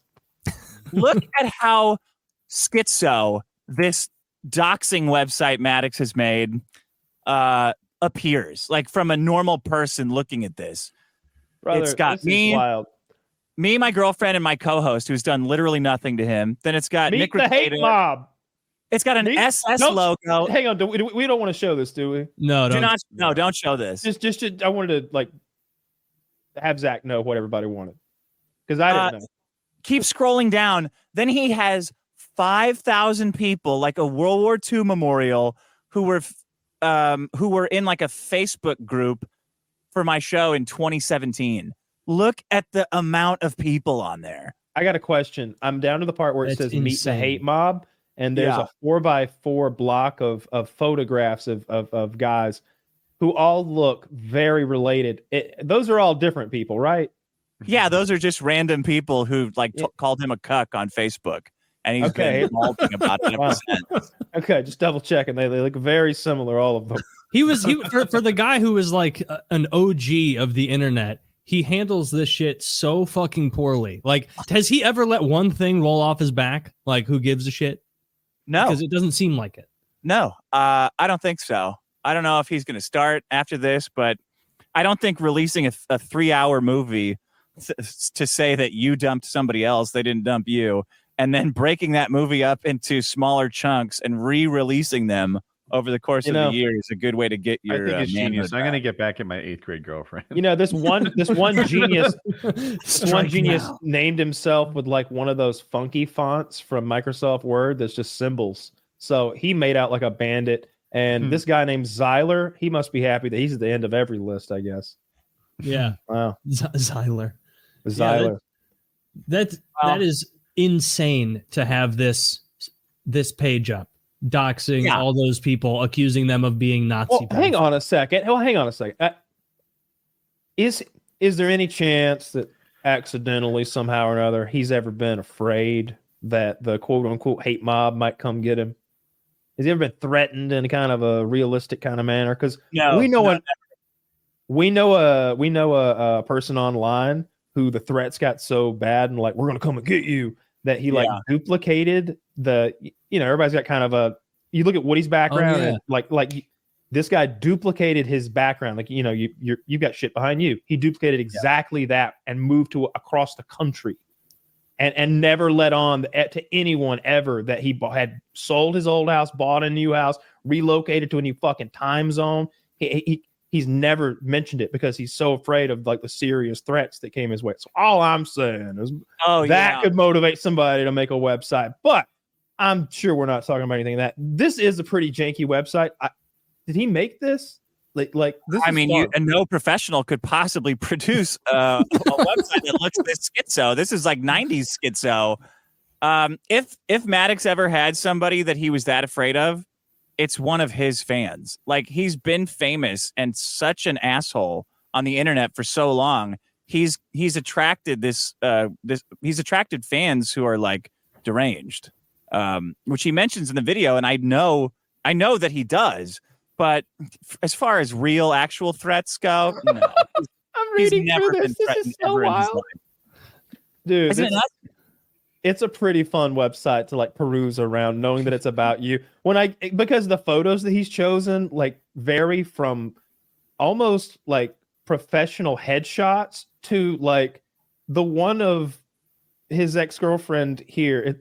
It's like Marie, aka 80s girl, my ex-girlfriend, a contributor to the Dick Show. Despite stating under oath in court that she has zero affiliation with the show, she has signed autographs, made live appearances, and even provided content and personal details of my life in an attempt to humiliate and embarrass me. Do you notice how he never capitalized his Dick Show? Like a petty little me. not gonna capitalize it. Going to live shows like as my girlfriend. She doesn't do comedy. Yeah. Obviously. Yeah, this guy's a bitch. I'm glad. I hope that goes whatever way it should. Throw a $500 million lawsuit across his bow. See how he likes it. Fuck. That's so bizarre. Have you ever pissed anybody off this much, Kyle? Has anybody ever pissed anyone off this much? Like this website? I don't think so. I've never had an enemy like this. I that's insane. But I mean, it's been a parade of W's for you. It's not that maybe they hated us as much, but they were more creative than this. it's not how much you hate Dick, it's how bad you are at it. Back when I was more relevant, there was like a YouTube genre of just talking shit about me. Like channel after channel. They weren't big, but yeah. That's true. Yeah. So you wanted you to leave them kids alone, man. Even like all the Wings Tings channels, like they've got more artistic integrity than what he's doing here. That's insane. Those channels genuinely seem to. I think Wings is like, colluding seems like a bad word, but I think they work together. Cooperating, that's a less sinister word for it. Yeah. He's colluding behind the scenes to hopefully Wings is getting a little piece of that if he's cooperating with him. I think that's the deal. I remember, like, who knows what's real, but I thought I remembered him telling one of those channels that like either you give me 20% or I'll copyright strike you. I think he had made a deal like that with somebody. Wings talked shit this week. Oh yeah, I heard it. Do you remember it? I heard it. He's always so mad. He's always so angry. He was crying about getting kicked off the show and crying about Chiz and some shit. He's probably about our show. He talks shit about us. Yeah. Because he's probably trying to promote his lolcow fucking podcast with some actual drama instead of fake drama. Well, I didn't know we had drama with Wings. I just try to ignore him most of the time unless he does something fun or interesting, and then someone sends me the clip of it. But it's been a long time, it seems, since he's done anything funny or interesting because I haven't gotten a clip in like 2 years. It is on that trip. It was funny because like Harley has his like finger on the pulse. Like he follows a lot of the drama shit. He's like, do you know about the lolcow podcast? And I was like, yeah, I think like Wings and Boogie. And I think that he's like, yeah, it's like they were talking shit on you guys again. Wings does not like you, Taylor. And I was like, oh no, really? That's unsurprising. I know he doesn't like me. I didn't take his spot. I didn't even take his fucking spot. Yes, you did. Yes, you did. Stop trying to rewrite history. Taylor called me and said, you know what? I don't think Wings is very good for the show. I should have his spot. I was like, you think? I'm loyal to Wings. And Taylor's like, fuck that guy. I remember exactly what he said. He made a joke. He said something like, Wings can't cut the mustard. He eats too many sandwiches anyway. Something like that. Made a fat joke. Yeah. This is all. Did he say it in a Chinese accent? Did he do that at all? He used a couple accents but he does during this the call. thing. Kyle thinks the accent is fine, but when I squint my eyes while I do it, he said that go too far. And so he does the accent and I make the face and it's okay. Yeah, that's called a distribution of responsibility there. What are we both being racist? How can that be? I dare you call me racist. Oh, that's close. Yeah, that was close. Almost too much overlap. He's straight up. He does not like me. Apparently, Harley clued me into that during gun day. Well, you know what? That's a shame. I wish that he did like you or us. I don't care. I wish he weren't so sour about things because it's not healthy to hang on to those kinds of grudges, and he doesn't really have any reason to be anyway. You don't want to be a grudge guy. And Lefty took his spot. Go give Lefty beef. Yeah, Lefty was here for like a cup of coffee, and then so really he was just a nice buffer zone so that I can be technically correct about not taking Wings' spot. Their lolcow podcast sucks too. They're both too big to confront anybody. Yeah, Boogie, if anybody challenges him, he just sticks his ass up in the air. I think he's trying to spread his cancer out to all their listeners. It's fucking horrible. It's so boring. If you're gonna be a lolcow, you have to play into that and indulge all the drama and the silliness and the nonsense. You can't go on there and be Mr. Wings Serious. Trotted out fucking Wings. They were asking Wings about something controversial, calling him a pussy, and he said, "Oh, I'm doing this charity to raise to get backpacks and notepads for poor students." It's like, who gives a fuck about your charity to give kids coloring books? I'm going to start a charity that will raise more money to remove backpacks and books from children. That's charity. Yeah. Wings is, how in Magic, in Skyrim, you get level 1 illusion, level 2 illusion. Wings is a level 1 manipulation wizard.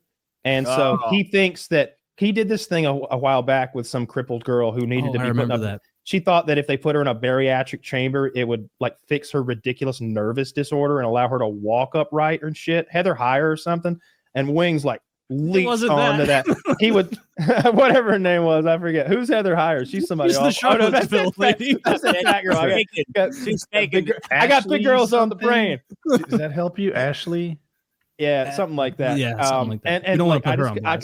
I can never forget him sitting there in his best greasy fucking shirt with that notepad, clicking a pen to it because he's seen professionals do that when they interview people. Like he's got notes, it's scribbles on there or his candy list or whatever. and this poor little girl is genuinely disabled. Like she looks like she's got muscular dystrophy or something. She's all like crinkled up and shit. Down. And Wings is like, so poor little crippled girl that I'm recording for internet clout. Would a bariatric chamber be good for you? And she's like, yes. It would allow me to be a human again. And her mama's there like, yeah, we just want we want her to be able to be like all the other little girls and wear dresses and go to prom and just live a normal life. And Wings is like, yes, so how could we arrange this? How could I be part of it? And it's just so cringe because you can see through his level 1. Yeah. That's what it was like. Level 1 manipulation skills for poor kids. Like, who the fuck? You're a piece of shit. Both of you are 2 pieces of shit. Tell me this. Oh wow, you got coloring books for poor kids, man. You guys are fucking great. Yeah, imagine a lower stakes, lower benefit charity than fucking coloring books for kids. Yeah. Oh, thanks a lot. Is this a barbecue stain? This barbecue stains on the coloring book, you fat fuck. All the pictures are already colored. King. There's a bite out of it. I think she had cerebral palsy. Bite out of this coloring book. It was something bad.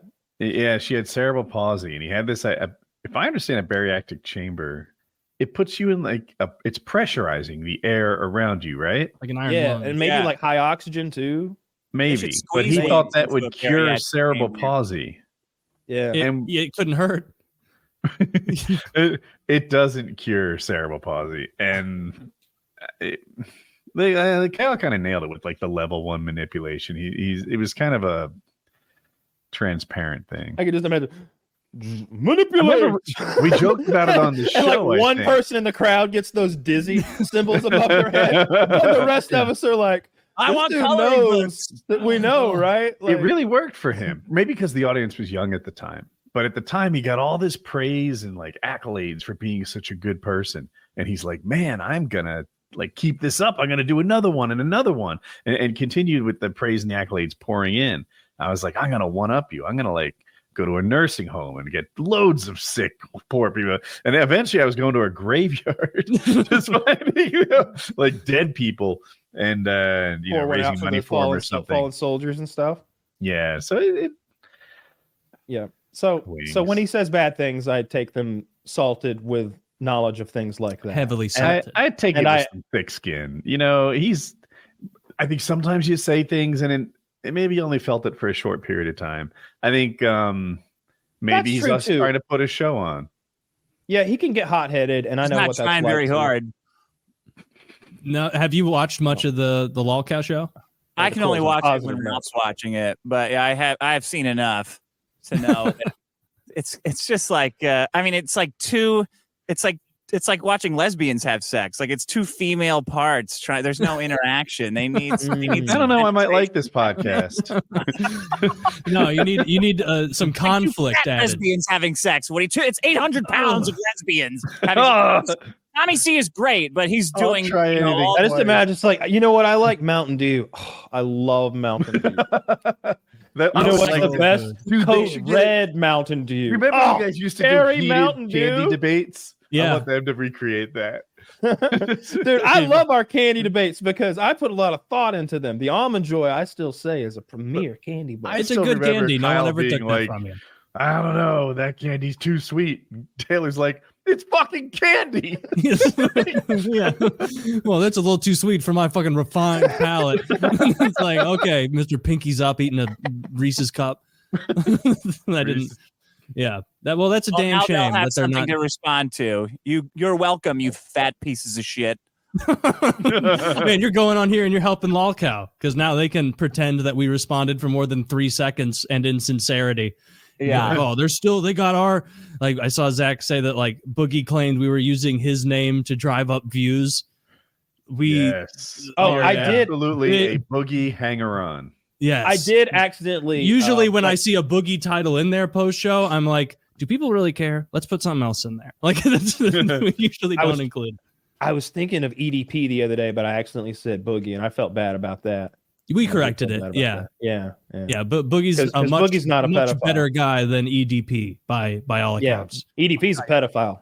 EDP seems to be interested in the 12, 13-year-old crowd. Yeah. It's so funny. Like I know we're done here. We're over time, but like quickly, they baited this EDP guy. In case you don't know, he's a giant fat black guy, online kind of like video maker at one point. And so grown men like our age, white dudes, are pretending to be like a 13-year-old girl sexting him, and they're like, "Send me a picture of your doo-doo," and he's like sending them pictures of his doo-doo, and like all sorts of weird shit like that, because they plan to humiliate him when they see him. And I think they made him bring cupcakes, and so that here's this like 400-pound black man in an alley with a bunch of cupcakes, and these two white dudes our age like roll up on him like, "Yo, fatso, what's up? You've been looking," and they go right into picking on his weight, calling him a pedophile, showing the evidence. They got pictures of his doo-doo. Like, it's brutal. He was dead to rights immediately. They had their own weight issues too, which I thought added to Nobody was skinny, but we're gonna do this 400 pounds. He's the kind of guy that I would want a picture with if I were in a public place, because I would look svelte. Look real. I'm not a pedophile. I wouldn't look like a pedophile at all if I'm standing next to him, right? Oh, you're looking like you're into matures next to him, and you're Mr. Upstanding citizen over there. You're standing there with your adult girlfriend. Well, thank you so much for coming on, Dick. Yeah, we always have a great time. Where can everybody find all the Dick content? Patreon.com/Dick.show, Dick.show. Biggest Problem is every Friday night at like 6, whatever, YouTube/Biggest Problem. You guys should come on. Taylor, you come on again, but everybody should come on. Thanks, guys. All right. Thank you. PKA 678.